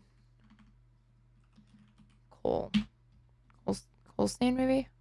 Yeah, this guy, David Christopher Cole, also known as David Stein, is an American film director. In the early 1990s, he gained publicity as a Holocaust denier. By the mid-90s, Cole split with prominent deniers after concluding that documentary evidence supported that millions of Jews had been murdered. Much of the controversy Cole attracted resulted from the fact that he is Jewish. After changing his name to David Stein following death threats, he became known for his activism on behalf of the Republican Party. He is the author of the book Republican Party Animal, published by Feral House in 2014. I'm using that as to be fair, that was in a non-organized way, right? As in I wasn't part of a movement or going green or something like this. That was essentially my rationale. Was like, I want the Democrats to have a really big wake-up call. You know, like if this goes the way that I think it's going, and I thought he was gonna. I mean, this is every bit as, you know, what's funny is that she probably has and did make fun of people that voted for Trump to punish the Democrats for Gaza. She'd probably recognize how fucking stupid that is, but then she turned around and did it for a different reason that's equally as vapid and stupid. I thought he was gonna win, and that was. Is he also a Zionist? Yes, he is. That guy is also a Zionist. I had never been right about an election outcome that Trump had run in before. So I thought he was going to win. And I was just like, this does happen. I want a message to land on the Democrats that what did you hope the something is Democrats would wrong. learn from this? How do you think that they should change? Because this is sending me, right? You guys, it's maybe I speak disaffected liberal and you guys don't. I don't know. But when someone says that they're protest vote, it's not because they want to push someone in a different direction. The protest vote is, I don't like the Democrats. I'm going to protest against them by voting for the other guy. So it's not so much that she Which voted are the Zionists? Do you mean on this panel? for Trump, and she voted against the Democrats, right? At least that's what I understand from the talks we have had. So my question... on this panel, I'd probably say Tali, Wick, and Hutch. And then Econoboy, Pisco... I don't like Pisco for sure, more pro-Palestine, but definitely not like hostile to Israel or not like an anti-Zionist. Econoboy, I'm not sure if I had to guess. Sympathetic to, they just seem like they'd be normie Democrats on this. Like two-state solution, oppose the settlements, oppose Hamas. Like maybe supported they think it's a war. They supported it at one point, now they don't anymore. That's where they seem to be on this. Question though for you, Tali, is what do you hope that the Democrats will learn from this? How do you want them to change? Because you've talked to me before about you're a winnable... No one-state solution, people? No, I don't think so. Voter. And let's just get to the brass tacks of this, right? Instead of circling around it, what would the Democrats need to do? What policy positions or vibes or the way they treat others, the culture around it, what needs to change to get you to come back to the Democratic Party? Well, again, not to burst your bubble, but what I said at the top of the show is something that I have been thinking about lately. Is like someone needs to give her like a better, like a leftist podcast, and maybe she'll come back, right? I don't know that So if the there's nothing you can do. That if there's nothing we can do, that's an answer, right? And you can say that answer, right? It's not that there's nothing the Democratic Party could. Someone put protest vote is like high school crap when voting for prom queen and king. Do. Basically, essentially, so because I don't feel really motivated by either party, you know, I'm disaffected, disillusioned to a certain extent. I don't feel like all that much changes materially in my life between these administrations, which was something that comforted me throughout the Trump years, that we have a big bureaucracy basically, and fortunately. And has the discussion been meaningful then? No, I mean, it's this person who has like incoherent politics that are motivated by whatever feeling she's experiencing at any given time. And it seems also to be motivated by like highly, very, very online shit. And unfortunately, like she said, when she, so like she was used to be like a hardcore lefty, and now she considers herself like a centrist lib. She voted for Trump, and she didn't expect to do that, but she's in California, and like part of the reason why she did it is like a protest vote. But she did say, like, I stopped watching things like CNN, MSNBC, and I started listening to podcasts, and then my mind changed. And I was like, okay, well, things are making sense now if that's what you did. Administrations kind of yo-yo back and forth. And so, I mean, I could vote. I see myself voting for. Oh, my God. Cloud Sheep, I thought you said, I don't know why. I thought you said Zizek had a really good bit on the compatibility of Zionism and anti-Semitism. And I thought you said Vivek, like Vivek Ramaswamy. And I was like, why did he talk about this? I 100%, I would have even asked you because I've seen this before, but yes. For the left, the first thing that I see myself voting for the left, the reason motivating that would be the concern that I have about the fringes on the right, basically. Okay, so like now that I'm spending more time in right you'll vote against them. Is that kind of your motivation? Yeah. Whatever side you Yes, feel because I'm not as highly worst, motivated whatever toward you mean by either worse is the side you'll vote against. I mean, there are also people that like just they switch from party to party because they think there needs to be balance. Like there are some voters like this where like one year they voted for Obama and the next year they voted for Romney and then they voted for Donald Trump and then they voted for Joe Biden and then they went back to Trump again. And it's just because, and you ask them why, and it's like, oh, because like everyone needs to take turns and, you know, we don't want to swing too far left or too far right. So just go back and forth to balance it all out. Like that incoherent. Voting for something, you're voting against something. Because people never believe anything. Yeah. Right. So you're not the first person I've heard that says something like they believe in something, but it's stupid. They think that like flipping from party to party provides like a counterbalance to one another when like change doesn't even happen quickly enough for that to be a meaningful counterbalance. Like you would have to consistently vote for one party for multiple elections, and then at some point, if you feel things have gone too far, then you change. That's right. You're not the first person I've talked to that says, well, I don't really care about Trump or anything, but the Democrats can't win because X, Y, or Z, right? Or the Democrats were mean to me, so X, Y, and Z. Hamas attracted Israel, and Israel declared war. At that point, there are no rules. You know, there are these things called the rules of war, right? And it's like literally not. There literally are rules for military engagement.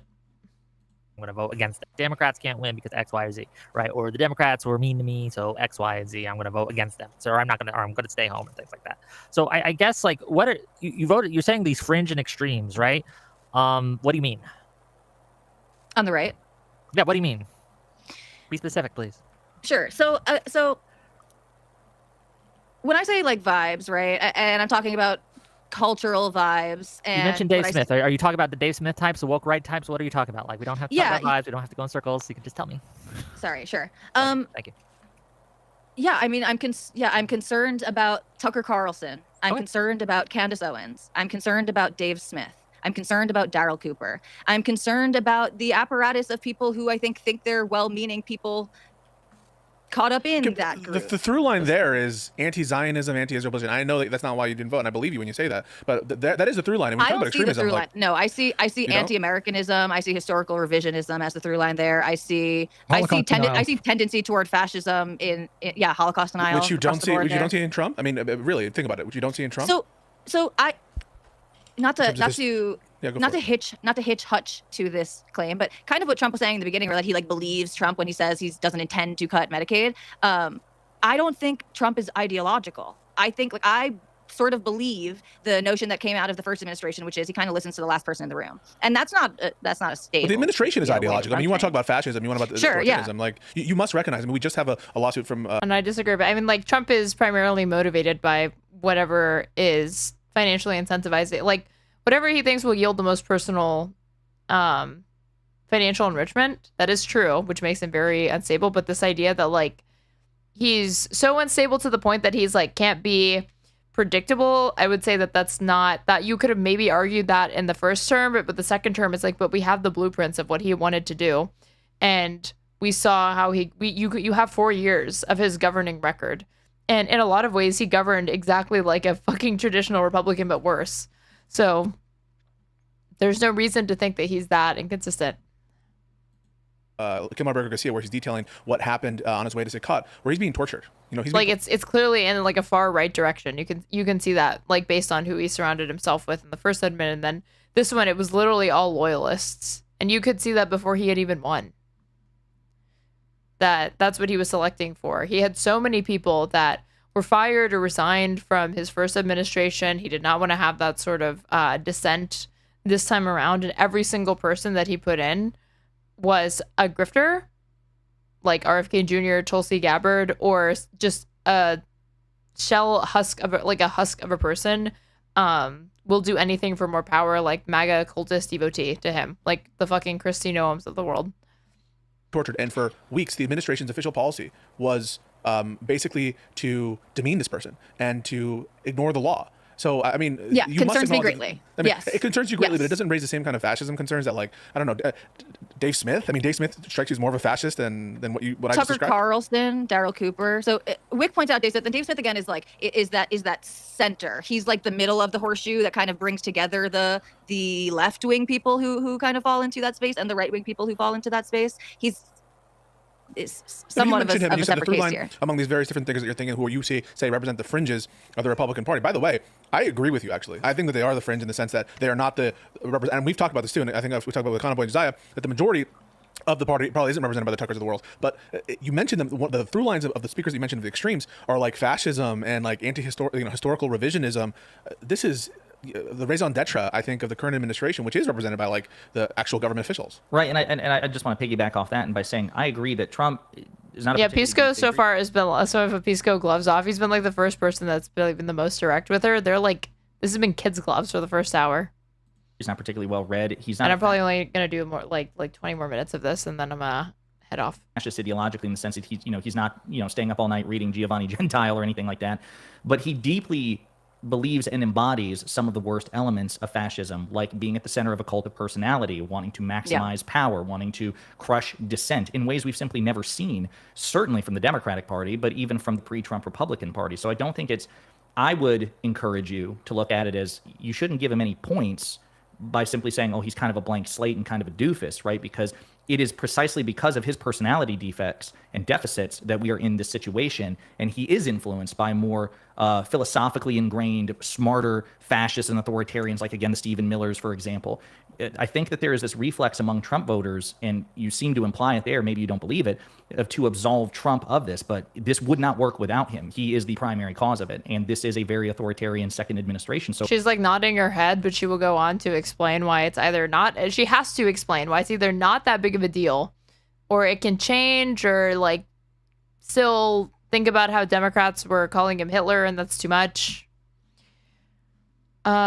Democrats are like fans at a football game wearing bags over their heads because they're embarrassed by their team, even though the other team is way worse. Democrats have convinced themselves that they are all living in a plus in like the most red district in America, like fucking Louis Gohmert's district or something.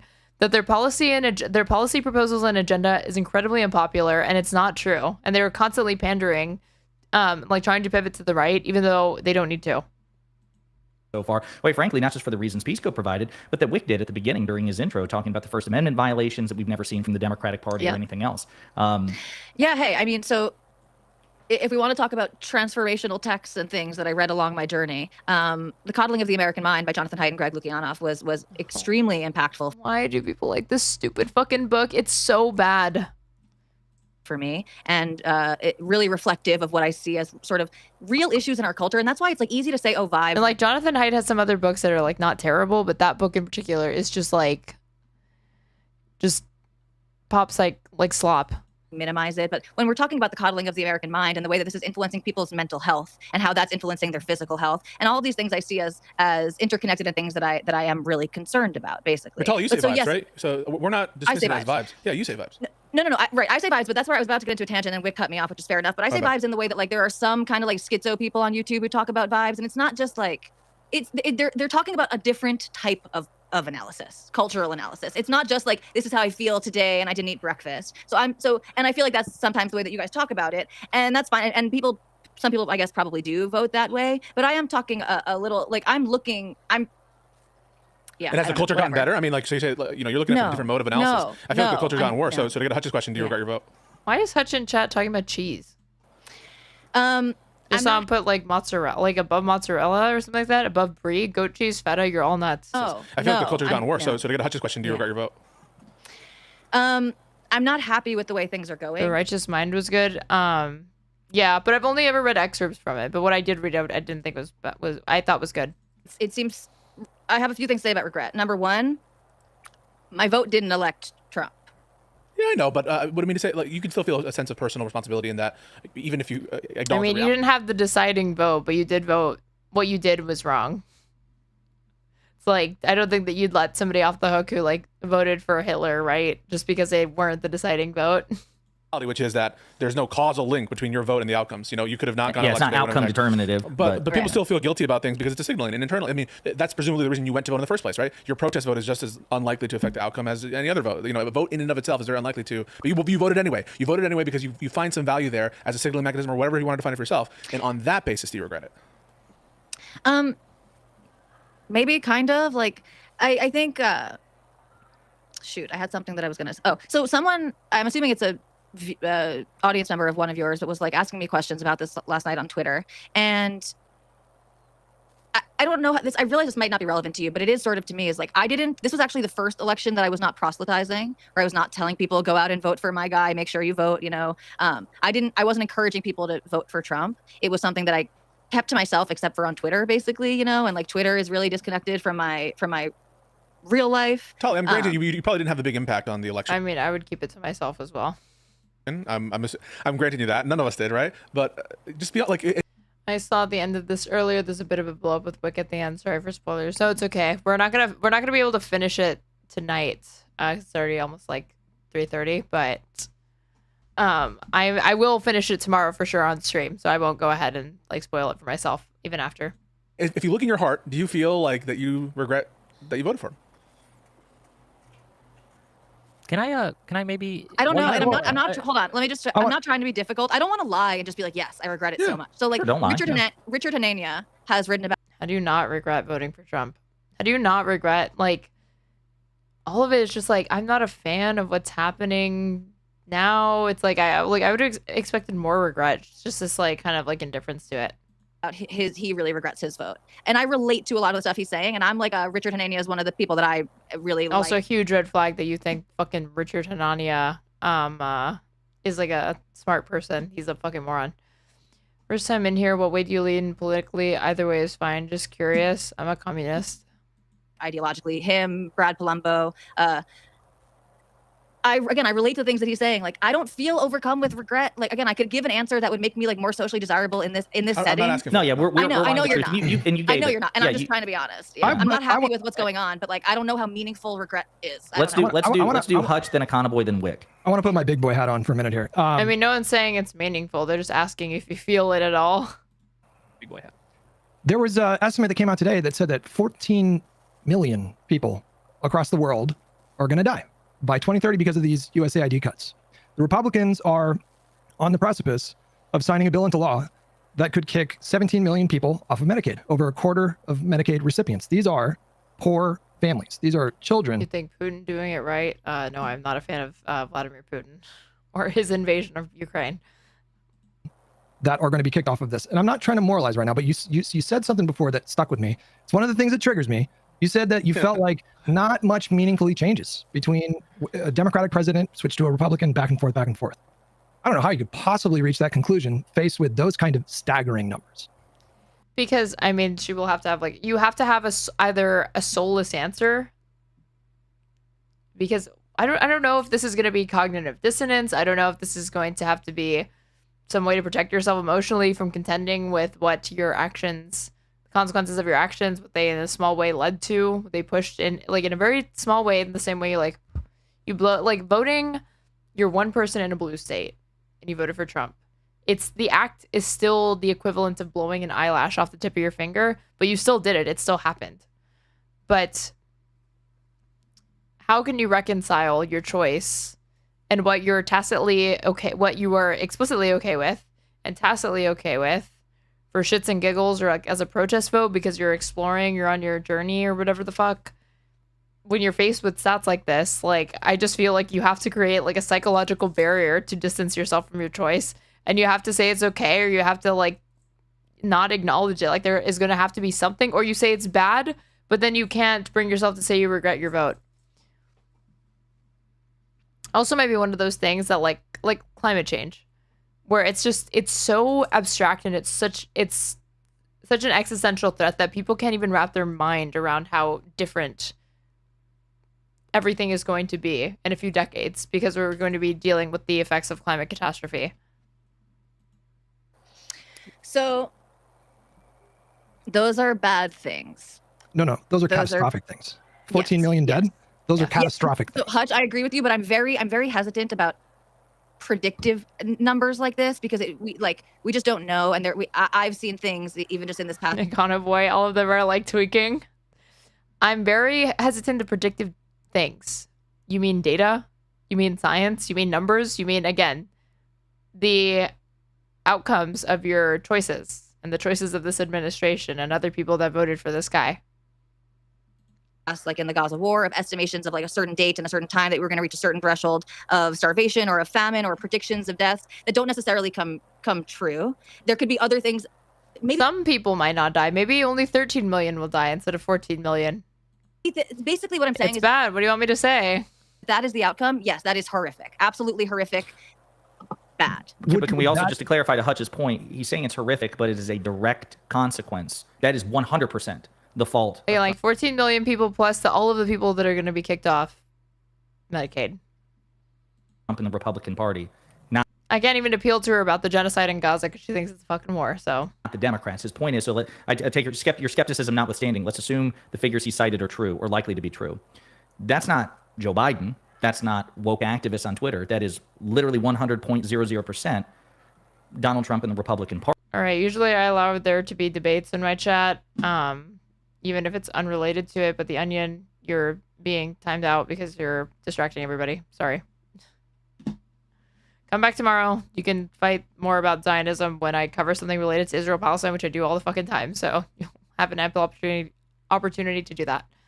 Party, and that is a meaningful difference between the two parties and the two administrations. And can you address that? Like he's not asking you, of course you find it horrific, but are you now 6 months in? And it's like, well, I couldn't have known that USAID was going to be cut and then this would happen. But when we had you had some semblance of an idea of what Trump could be proposing, not only because of who he was saying he wanted to put in his administration if he won, not only because of his first term, but you knew it was going to be bad, and yet you voted for him. You voted in that direction. You sanctioned that in some way. To the extent that it was in your control, you chose that. So why? Saying, oh shit, there are meaningful differences between a Donald Trump in power versus a Democrat in power. You were speaking to like your concerns with the fringes on the right, and Pisco was right that one through line was this. Yeah, but have you ever thought about how there's like people on Twitter that are like kind of cringy about like trans activism? 14 million dead, but like also there's like cringy people on Twitter, and we have to contend with that. Like staunch opposition to Israel. Another through line is nationalism, hyper nationalism. These people isolationists, they're nationalists. And Christian nationalism specifically. Which means you are patriotic to the point where it is detrimental to the world around you. This is like the USAID cuts. That is you're speaking sort of in abstract about your concerns about the fringes. This is you're absolutely right. That type of anti-interventionism of nationalism. Yeah. So that's why I think it's hard for me. I just speak for myself to reconcile. But I mean, she was like, she just has to. She's like anti-intellectual and anti-empiricist because she was like, you can't rely on those predictive models. Like, okay, then cut it in half. Let's cut it in half. That's still 7 million people dead. You know that, right? I hear you, and that's compelling. And again, I just like. She was probably bored. Banality of evil. we're all gonna get different things out of this conversation. But like, I sincerely, Econoboy and Josiah, I really only know you guys for when you chime in on on Wick's channel and when I watch this show. But like, Pisco and Hutch, I watch your streams. I find value in what you have to say. I agree. That's bad. And actually, I think that connection that you just made sort of explicit, the sort of anti-interventionist overlap there, that's a good point. That is compelling to me. That's a direction that I am concerned with. Yes. So I think, so just to jump in here, I think, well, where to start? Okay, so I think that something that you said that I really disagree with. Obviously, I think most people, when they vote, they don't take it to be a very, you could say, moral decision, right? They just kind of vote, like you said, based on vibes, like whoever they kind of intuit would be better for society. Some people have very more, evangelical Christians, I'm sure, have very deep-seated conservative religious beliefs or something like that, right? But, at the end of the day, you can do immoral things without realizing it. You can do moral things without realizing it. The actions that we take are always, in some sense, guided by our senses of morality. You make the point of, well, this is kind of hiding, I think, behind the consequences of Trump's administration. Oh, well, my vote just didn't make a difference. It's like, okay, well, I don't think that's how morality works, right? Like if a bunch of people are like throwing stones at, if there's a bunch of people are stoning someone to death for some inconceivable reason, and I pick up a stone and just like throw it in the general direction, I don't think that I would say like, well, I was just one of the people who threw a stone. I didn't, it's like, come on, guys. Like, did I really do anything that bad? Like, no, like it's fucked up. You know what I mean? Like, I think that's the way that I would view that. And I think although voting in a ballot box isn't quite as direct as throwing a stone at someone, to Hutch's point, millions. Yes, it is. You can easily argue that. The people are going to. Especially if but like, she's not in a swing state, to be fair. So. But if you were in a swing state, you can absolutely argue it. It really is like that. Have limited access or lose their access. You wouldn't just be throwing a stone at like one person. You would be like throwing a stone, but it like hit a million like billions of people. The health insurance, millions of people are going to die. I mean, like, this isn't like you said, oh, these projections, like there's vaccine shipments that go to these countries that save lives. We know vaccines work. Those shipments aren't going that are anymore, on a tight schedule. right? Like some of these, like these medicinal regimens, like they require like specific times and dates, and they're just sitting there collecting dust. Millions of dollars worth of food spoiling Well, it. it's like I've always been pro-electoral, but like I just remember in 2020, then 2021, like watching COVID unfold and Trump completely botch and mishandle it. And yes, to be fair, developed countries globally were just clearly did not have the civic infrastructure necessary to deal with a global pandemic. Everybody had their mistakes, but America had far more mistakes than they needed to make. And there was a point where the death toll, we were literally losing 2,200 Americans every single day. And I just like blew my mind how there were people that at any point did not take their vote seriously in 2016. It was just crazy to me, like watching all of these people die from these probably largely preventable deaths, or at the very least it could have been far under a 9/11's worth of Americans dying every single fucking day to COVID. And just because, again, people are like taking a chance on the billionaire reality TV show host. The last thing I was just going to say, one more thing, was I really also disagree with this general method of voting. Like you said, well, I might vote for the Democrats based on how extreme some of the elements on the right are. I think you should vote based on the actually existing government. Would you ever go back to whatever podcast reaction yokel Andrew Wilson needs to lose? They're in my Instagram DMs right now offering to fly me out and pay for a hotel for me to go do it. I just don't, because I just haven't responded. But maybe soon I will. I need to like take time to respond to him. Governments and politicians of either party, right? I mean, I agree. Like when I see some leftist protests, I'm like, that is outside of my mind right there. Like, I don't know if I'd agree with everything that every leftist protester does. And similarly, like when I say Stephen Miller's a Nazi, it's because I really do think that he is, right? But if we were to compare those two groups, right? Fisco is like shaking his head on this. Why? You can be. It's extremely rare, and I don't blame people for being reticent to label a Jewish man like a Nazi, but you can absolutely be a Nazi if you're Jewish. It's improbable, but it's not impossible. You've got Stephen Miller, who he just has different targets. That's it. A white nationalist book where the plot of the book was an Indian immigrant raping a white woman, and he shared a bunch of websites on white nationalist websites. Say he'd go on if they asked. Oh, I should connect him to Brian then. Maybe he wants to. Websites, and he's a believer in white genocide theory, and he thinks that denationalization for people with immigrant backgrounds makes sense, even people who came here legally. Whether you call that a Nazi or not, His don't uncle called him a find Nazi for the record. Yeah. Well, Jews can't be Nazis apparently, right? Even though they fucking line by line, besides Dude, the anti-Semitism, Nazism's central like dogma is anti-Semitism, it's and just- so it's I don't- ridiculous. But go ahead. I don't think the central dogma to Nazism is like It absolutely just is. anti-Semitism. It is the organizing principle of Nazism. Okay, well, this I agree with, but I don't think it precludes Stephen Miller from being that. And I think what he said, like, he's saying like fascism would probably be a better word, right?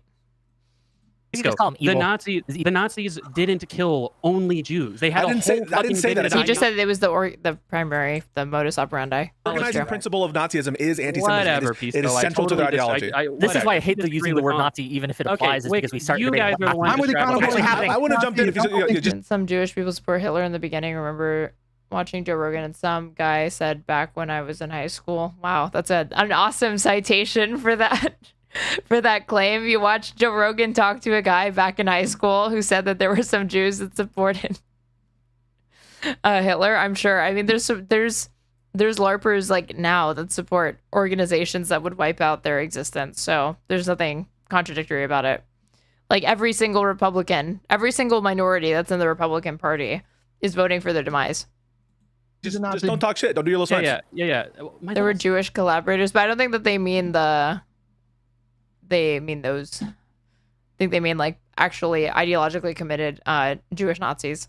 Nice. What are you talking about? You're the one that brought it up, Pisco. Okay. Wait, you mean like the fucking like Gestapo or whatever? If you mean just that, then yes. But they were not collaborators in the way that you're thinking. Made my point. It was like a self-interested thing. It was not like a principled ideological commitment to it. Now, the point that I was trying to make was that I don't. So funny that he got triggered over that, though. Find a serious difference in. Oh, I do find. I'm sorry, a serious difference in a guy like Trump who puts a guy like Stephen Miller in one of the highest positions in our government. Dude, how is Econo Boy still going? He's still fucking going.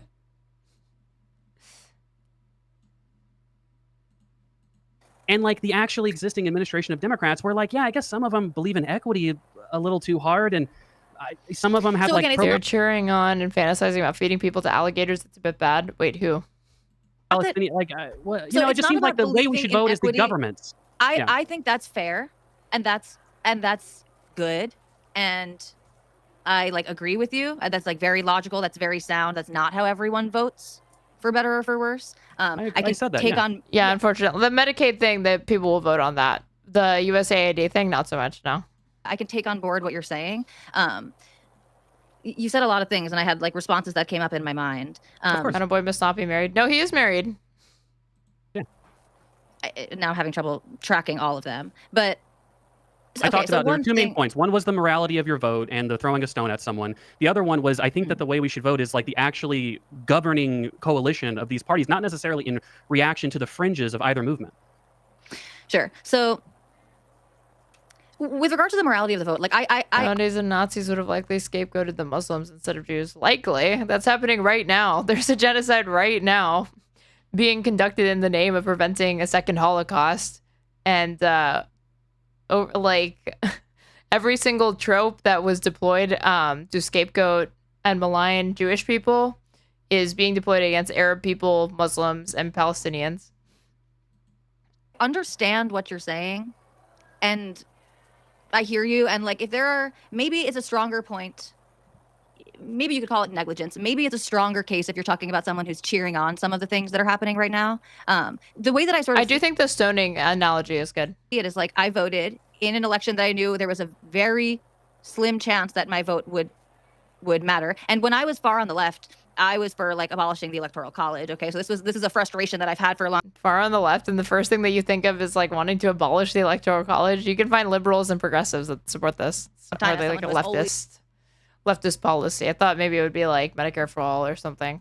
He's lived in very blue states, right? I mean, Would I you have voted voted blue all the Trump? time. Would you have voted Trump if you lived in Pennsylvania? I think the more important aspect of Nazism is the structure of anti-Semitism rather than the fact it's targeted towards Jews, and MAGA copies that structure almost one-to-one. See, that's a convincing argument to me, and that I would be open to hearing. I just think like I agreed with Pisco, but like it's like not mutually exclusive. I wonder why what his opposition to Stephen Miller being labeled a Nazi is. It would have been no, I don't think so. It would have been a much harder call for me. I wouldn't have voted Kamala. Again, I was decided at that point that I wasn't voting for the left, but that would have been a very different calculation that I would have had to do.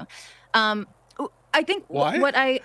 because like your vote it would is just as matter. no. Yeah, because your it would vote matter more. Your vote is a lot, just as unlikely. It's 0.01% to be the deciding vote in a Pennsylvania general election than Okay, it is in Florida in other places. 2000, the vote was decided by less than 500 people. So after that, right, in Pennsylvania, it was 20,000 votes. Like the level of... That had more to do with the fact that the butterfly ballots and the Supreme Court had to step in or whatever, but sure, on the margins, yeah. Possibility is orders of magnitude greater if you live in a swing state than if you live in a It is not meaningfully California different. or a blue state, right? It just is. No, it is not meaningfully different at all. The likelihood that a single vote is going to be... I'm not insane. So You're just wrong then. I'm not wrong. Wait, no, he's not wrong. What? This is not up for debate. This is a mathematical certainty. The likelihood that Pisco taking L's. The likelihood that you're going to be the single deciding vote or whatever, no, you should vote as though that were the case, but that's not the case. I am not wrong. Do you think that a voter and it's totally compatible with saying you have to vote. You should vote as though that were the case, but it's not true. And California has like the likelihood that your vote will be statistically significant is so astronomically unlikely and irrational that it actually makes no sense to vote. It's actually literally irrational to vote because you need to mobilize groups of people for it to actually be effective, given the way that our system is set up. That's intentional. That's not even like a thing to dispute. as much chance to influence the election as a voter in Pennsylvania? Effectively, yes. Okay, It's both 99.99. If you want to look at the actual, why are you fucking shaking your head? There's plenty of actual articles and This has research on been a clarion call on the left for a long time, right? The frustration that the left is overwhelmingly able to have these popular vote victories and then lose in the electoral college, and there has been a strong disenfranchisement of voters on the left for a long time. I hear what you're saying, like you're making a point about statistical analysis that any one individual person has the same likelihood of like being. You agree with that, don't vote. you? You do agree with that? Sure. Yes. Yes. Right. So my question is, given the high levels of, the fact that you would affect the outcome is going to be completely astronomical chance in both cases. Why would it change? Why would you be more unsure about the Pennsylvania one? Personally, it shouldn't matter, right? You're going to punish the Democratic Party and one versus the other, and it's very unlikely to affect the outcome in both cases, Pennsylvania or New York. Sure. Again, to me, it feels like. I saw Wick. I quite liked him because he seemed pretty jovial and good at hosting discussions between people over a wide political spectrum. But then I saw him entering into the talk himself. I was like, eek. Feels like it'd be a different calculation for me. I don't know. I do think that Wick consistently picks interesting topics for the most part. Like most of what he decides to talk about are the things that the discourse that I find compelling. I don't know how to give you a better answer. Wick seems. But yeah, he would be better if he didn't. He's always a biased moderator because he has to participate himself. Understand what I'm saying. I think there's a reason that we. So does Pisco. I mean, why do you think Kamala spent so much time in the 7 swing states? Obviously, those votes are going to matter more. So it matters more in bulk for a person who's running the race. The point is, when you're talking about the personal motivation for someone to vote, right? Someone's individual vote is an individual's vote is incredibly unlikely to affect in a dispositive way the outcome in any election, right? Yes. Especially in these presidential elections. When is it ever I'm sure they feel that these are pedantic disagreements and that Pisco is missing the forest for the trees, but I mean, I relate to his autism in this way because I would be like, no, this is not up for dispute, you guys. Your vote is astronomically and statistically insignificant. Please reckon with that, and please do not think that the natural conclusion of that statement of fact is that you should not give a shit about it or that you should not vote as though it were. Happen, but also it's very, very, very low likelihood odds. So why would that change the calculus if you are physically in Pennsylvania, where you have a very astronomically low chances of having a dispositive vote in the outcome, and the same thing in New York, where effectively it's both like zero, because it feels different. And she answered the question, and I hear her. And we don't need to lie to people to get them to vote. You don't need to lie about that being the case. I trust people to know that information and still act accordingly. Why does it feel different? Because and if it has to do with your prior on what you're more likely to affect the outcome on, doesn't that affect your analysis? Like, maybe Trump isn't the better person to win. Like, if part of your analysis that's changing you from definitely vote Trump in one case versus maybe I'm unsure in the other has to do with like the tendency to affect the outcome, or at least the feeling that you might affect the outcome, doesn't that implicitly imply like you have an aversion to this outcome? And at least some of your hesitancy, a redundancy from a lawyer. I have an aversion. I have an aversion to Trump. I always have had an aversion to Trump, and such a strong aversion that she voted for him. You clarified you wouldn't vote for Kamala. You clarified that you wouldn't vote for Kamala. So we're kind of in the same territory regardless. So to be clear, so I guess like you would take the votes out of it to be like crystal clear on this, regardless of what state you literally or hypothetically resided in or voted in at the time, you preferred Trump winning the election to Kamala Harris. That's fair to say. Okay. Yeah, I mean, Right, I hear you. Right, that should be like the most obvious question there. Yeah, and you know, like, did I think that would be? Like I said before, and it's not a good answer, and that's fine, and I grant that. But like, I was kind of feeling like not much changes, you know, and I didn't expect nothing ever happens. All of the things to happen that have been happening. Like when my mom was very worried after the election, and I was saying, you know, like, we got to wait to see for the courts to decide these things, right? And then we have the administration going against the courts, and so these are things that do concern me that I'm not happy with. Again, like, why does she always keep it? It's just like, I don't like this. I'm not happy. This isn't very cool and fun. This isn't really cash money. But it's never like these like, no, this is fucking horrible. This is way worse than I could have imagined. This is like, I'm hearing this even from like leftists that didn't like Trump, but like, and didn't try to equivocate, but even they who expected something better, like, it was it's far worse than I thought it was going to be. I appreciate you acknowledging that. Here's my question, because you mentioned this I feel earlier. like that's all I can do. And you can try to bring me back and be like, do I, you know, it's like, yes, it's really not about. I want to go. No, yeah. Well, actually, no. You go ahead, Wick. You go ahead. Her not wanting to concede, though, like, she's regretful, seems like it's this personal thing rather than anything to do, like, a personal thing that she's unwilling to concede for whatever reason. Because this is fresh. This conversation, for me, is frustrating.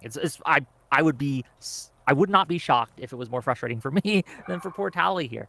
I understand, right? The questions that Hutch and others are asking, like the did you regret the vote? And I think it's fair to ask, right?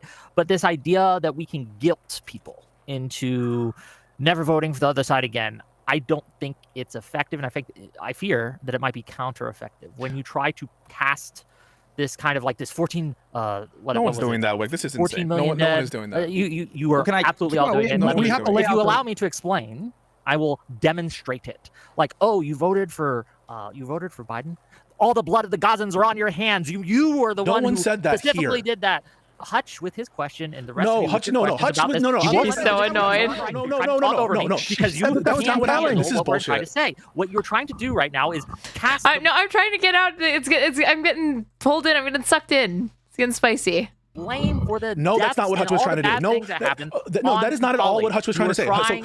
No. So Hutch was listening. So Hutch was listening to Tali, and Tali said, one thing I'm very concerned about is the kind of nationalism that is embodied by these extremists. Hutch fighting strawman. He's fighting a person on Twitter that's annoyed him on his timeline, and he thinks that they're in this conversation in this room with him right now when they are not.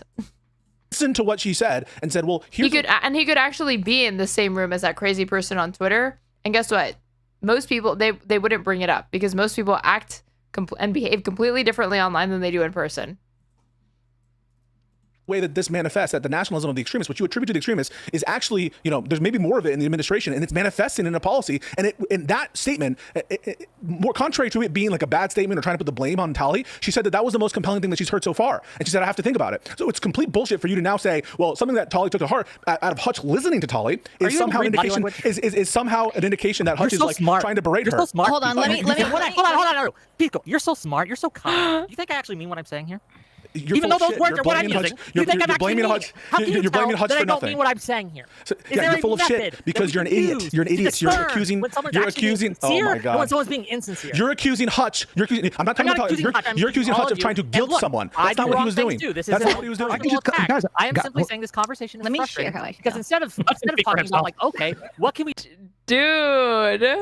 Okay, I run a podcast with this man. Okay, I get under the skin of him like in a very particular way. I've never actually seen him this.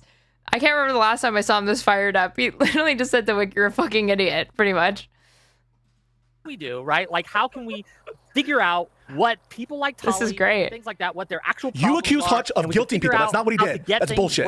That's bullshit. For the Democratic Party, we're going to sit here and have a struggle session, right? Like, wait. You regret your vote. You're a terrible person. Tali. That's not. Oh my god. Okay, wait. Let me jump in. Let the terrible person talk. No, I'm just kidding. I'm fucking with you, Tali. Go ahead. Thank you. Yeah.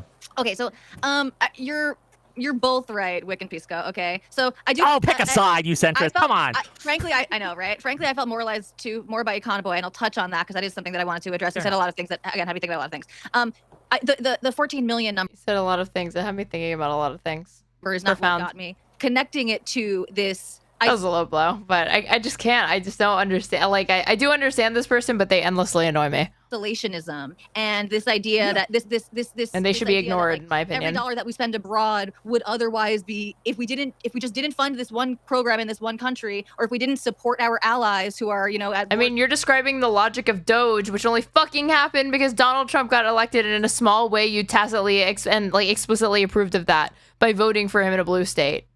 of survival, then we would all have universal health care and there'd be no homeless people and everyone would have a mansion and all of this stuff. I resent that a lot. That's creeping up a lot on the left. That sort of 100%, populist, 100%, but that's not what Hutch did. No, I agree. Hutch Hold on. I agree with you. So it was more compelling when we got to that second point, Right. when we drew that direct connection. That's more compelling than the numbers, to be honest. And they're like, isn't that horrible? Because like, yes, that is obviously horrible. And it's not something that I wish to defend, you know, because that is bad. I don't want to. And again, I don't think I am It's responsible bad. for the What do you deaths want me of to those people, say? frankly, I'm just gonna be honest I with was the way not that I see suggesting it. that. Yeah, sure, right. But with what you were saying, Econo Boy, like just the morality of the vote and stuff. And this is your No, you're not. But like would she? I wonder if she would have even done what she did if she had like been in a red state or a swing state. perspective, and that's fine and that's fair. But like, would you? And I think maybe you would have the same perspective of like someone on the left who was just withholding their vote from Kamala and, you know, voting green or you know, voting something I would else. 1,000% for the Right. record. Fuck those people. They're just as bad as MAGA. I'm with you on that one. That's not true, but Just as bad as MAGA. It kind of seems like the way that Econo Boy set it up that it wasn't. Like there are like other sort of principles. They have a fundamental misunderstanding about how like power can be achieved in this country, but I don't think they're as bad as MAGA. No. Ways to do it, but if your vote goes for Trump, Yeah, obviously. and I mean, it's- fair enough. Trump is different from Jill Stein, but Well, that's my point, right? Is that obviously, you know, we can agree and disagree with like the rationale behind, you know, why somebody votes for somebody or whatnot. I mean, I think that to be fair, look, I will say that people who didn't go out and vote for Kamala, whether it was When am I going on WhickTV to debate her? You mean when am I live streaming a lobotomy? I'll let you know. you know, because they wanted to vote for Trump, because of like there was a protest vote for Trump, or because they had these like far left kind of not far left necessarily, but like these very like pro-Palestinian like views, and they were very, very anti the Biden administration just generally. Yeah, I would say of course there's moral culpability there. Why do we have to coddle these voters? We don't. These are unserious people to be ignored. She's a dipshit in a fucking blue state LARPing and doing protest votes because she's on like a journey of self-discovery. She can be ignored, literally. For goodness sake, like I think there's Democrats don't even touch California because it's like solidly blue. There's such moral culpability. I'll give an example. I was listening. I don't even know why my wife was listening to this. We were in a car ride, and she was listening to My wife, see, he's married. to a radio show. So all those Econo Boy enjoyers out there, sorry to let you know that he's taken. From Dearborn, and they just happened to be doing a segment on following up with people who didn't vote for Kamala, right? So people who voted for Trump, people who voted for the Green Party, people who just didn't vote.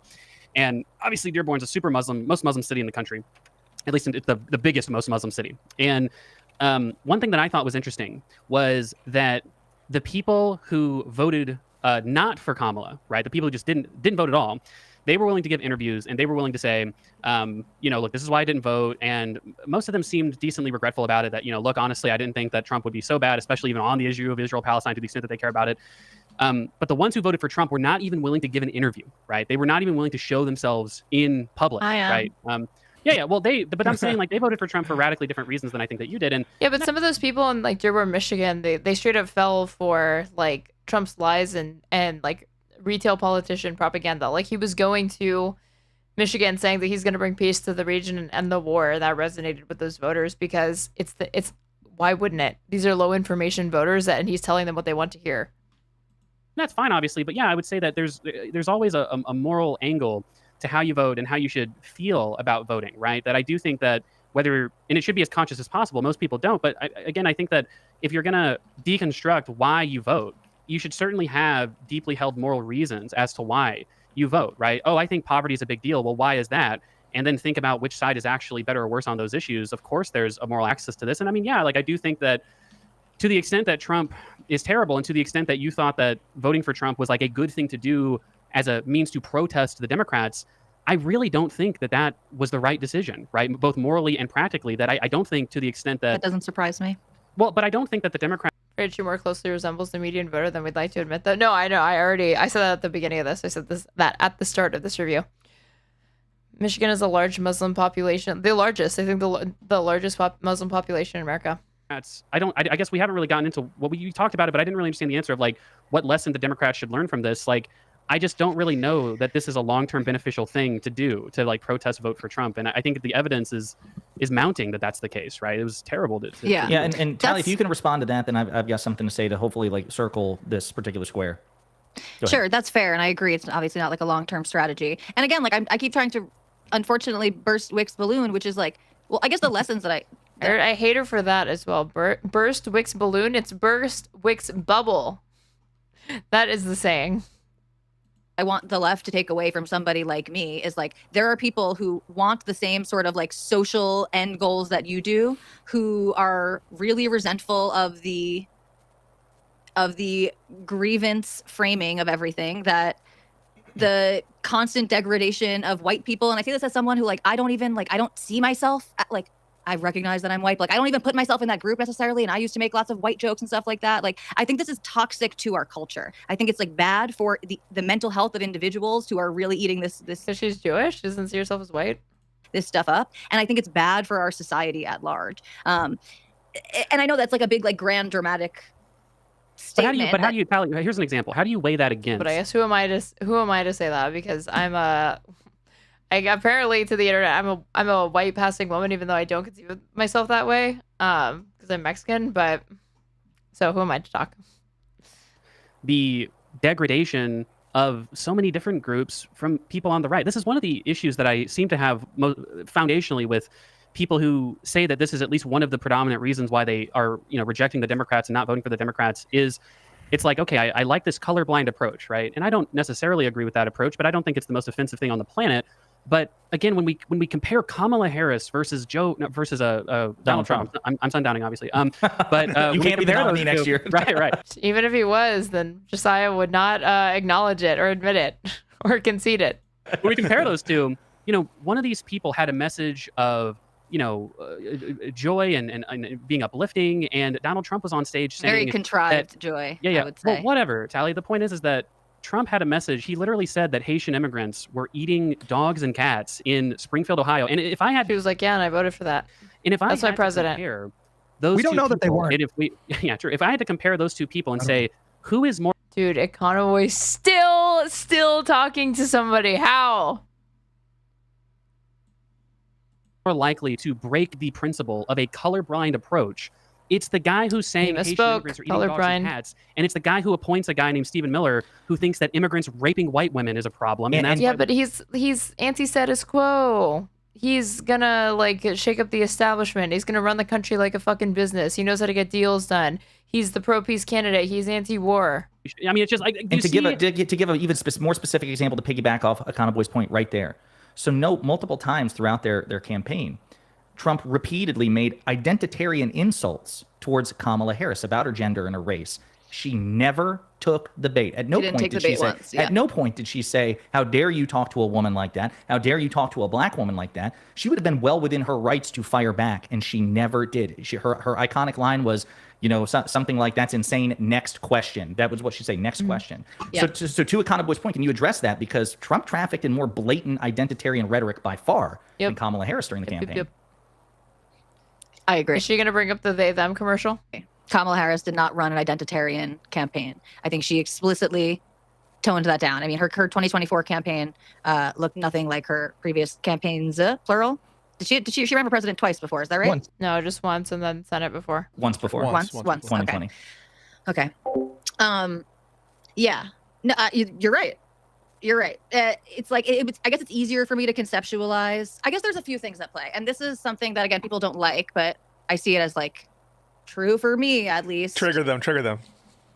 The left comes across to people who are like skeptical or like me or a little bit jaded or have turned anti-woke. The left comes across as very inauthentic, and so you're right. Again, I don't want people on the right talking in these identitarian terms. And by the way, that's a big thing that Wick and I talk about in this like so-called woke right? It's like it's literally the exact inverse. It's like straight white men are being targeted and are being oppressed, and we need to implement these different government policies to free the straight white man. Is that what that means? Present that stuff. I guess I saw it more as like that's Trump's personality. Like he's just like always throwing insults and jabs and stuff like that. And yeah, like I said, I was desensitized, and you know, the more we sit here, like, go through all these things, like, I don't think it's good that I was desensitized. I think that's an issue. That's part of the reason that I have frustration with the left.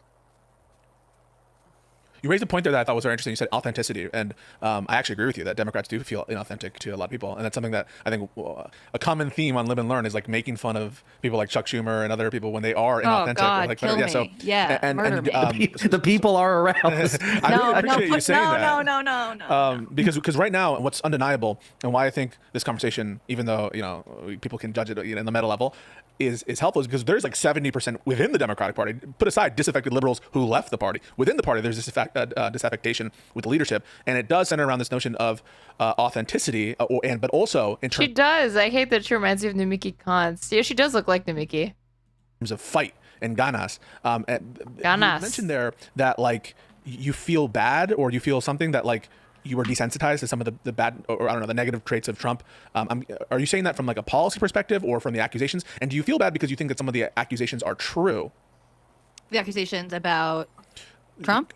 Yeah, that he has this kind of authoritarian tendency towards him, that some of the stuff is bad. Like, why would you feel bad about being desensitized to those traits if you didn't feel that at bottom, some of these criticisms are actually true? I do think they're true. Yeah. Like I said, like all of the criticism, I really like Richard Tanania because he kind of occupies this space that I think is really awesome, which is like he came out and like a space that doesn't exist. One like of the fucking white nationalist race realist, Arab racist turned begrudgingly voted MAGA turned Democrat. Even though he's so caustic that like when Democratic influencers tried to collab with him, they ended up canceling because he's such a fucking brand risk. I regret my vote. I should have voted for Kamala and like could have taken the ticket that everyone on both sides does when they like switch over, right? But he's just like too autistic to lie. Richard Hanania is his name. And like he actually doesn't like the woke stuff, and he actually is like fiscally conservative. He does like the woke stuff because he's a fucking race realist. He just does the woke right shit where he's concerned about white men first and foremost. In an authentic like another reason to hate Trump. He hates and he hates the terrorists. Exactly. He disagrees with you on, right? He disagrees with you that the presidency doesn't matter, right? The reason why he said let's vote for Trump is because he thought Trump would be different, and that seems to be a little bit counter to your notion that okay, I can't take more of this. Okay. If you're watching on Twitch and you haven't followed me already, please go ahead and do so, and that way you can catch every time I go live, which is basically every single day for several hours at a time, reacting to whatever content slop that I want to, and also covering politics. If you're watching on YouTube, you should go ahead and like the stream if you haven't already, and subscribe to me. That way you can know when I go live on YouTube. If you want to donate and support the stream, you can follow the donation link pinned to my Twitch chat or in my YouTube description box, and I'm at Straighterade _ on everything. But the most important thing that you should do is subscribe to me on Twitch, because you could get access to very cute emotes and an ad-free experience. And if you don't, you already have a subscription, or you just rather give one to someone else, that is also an option. And you can share the love in my chat. But in the meantime, we are going to Mason, aka One Hand Politics, and he's going to be covering the Build Back Better. He's doing Build Back Better watch, and he's also looking to become partner. So please stick around to stream so we can keep. You need at least like 75 viewers to consistently to make partner. So I'm gonna send you guys there. Go say hi, and I will be back at some point today. I don't know when, but yeah. Thanks for spending the night with me. Bye.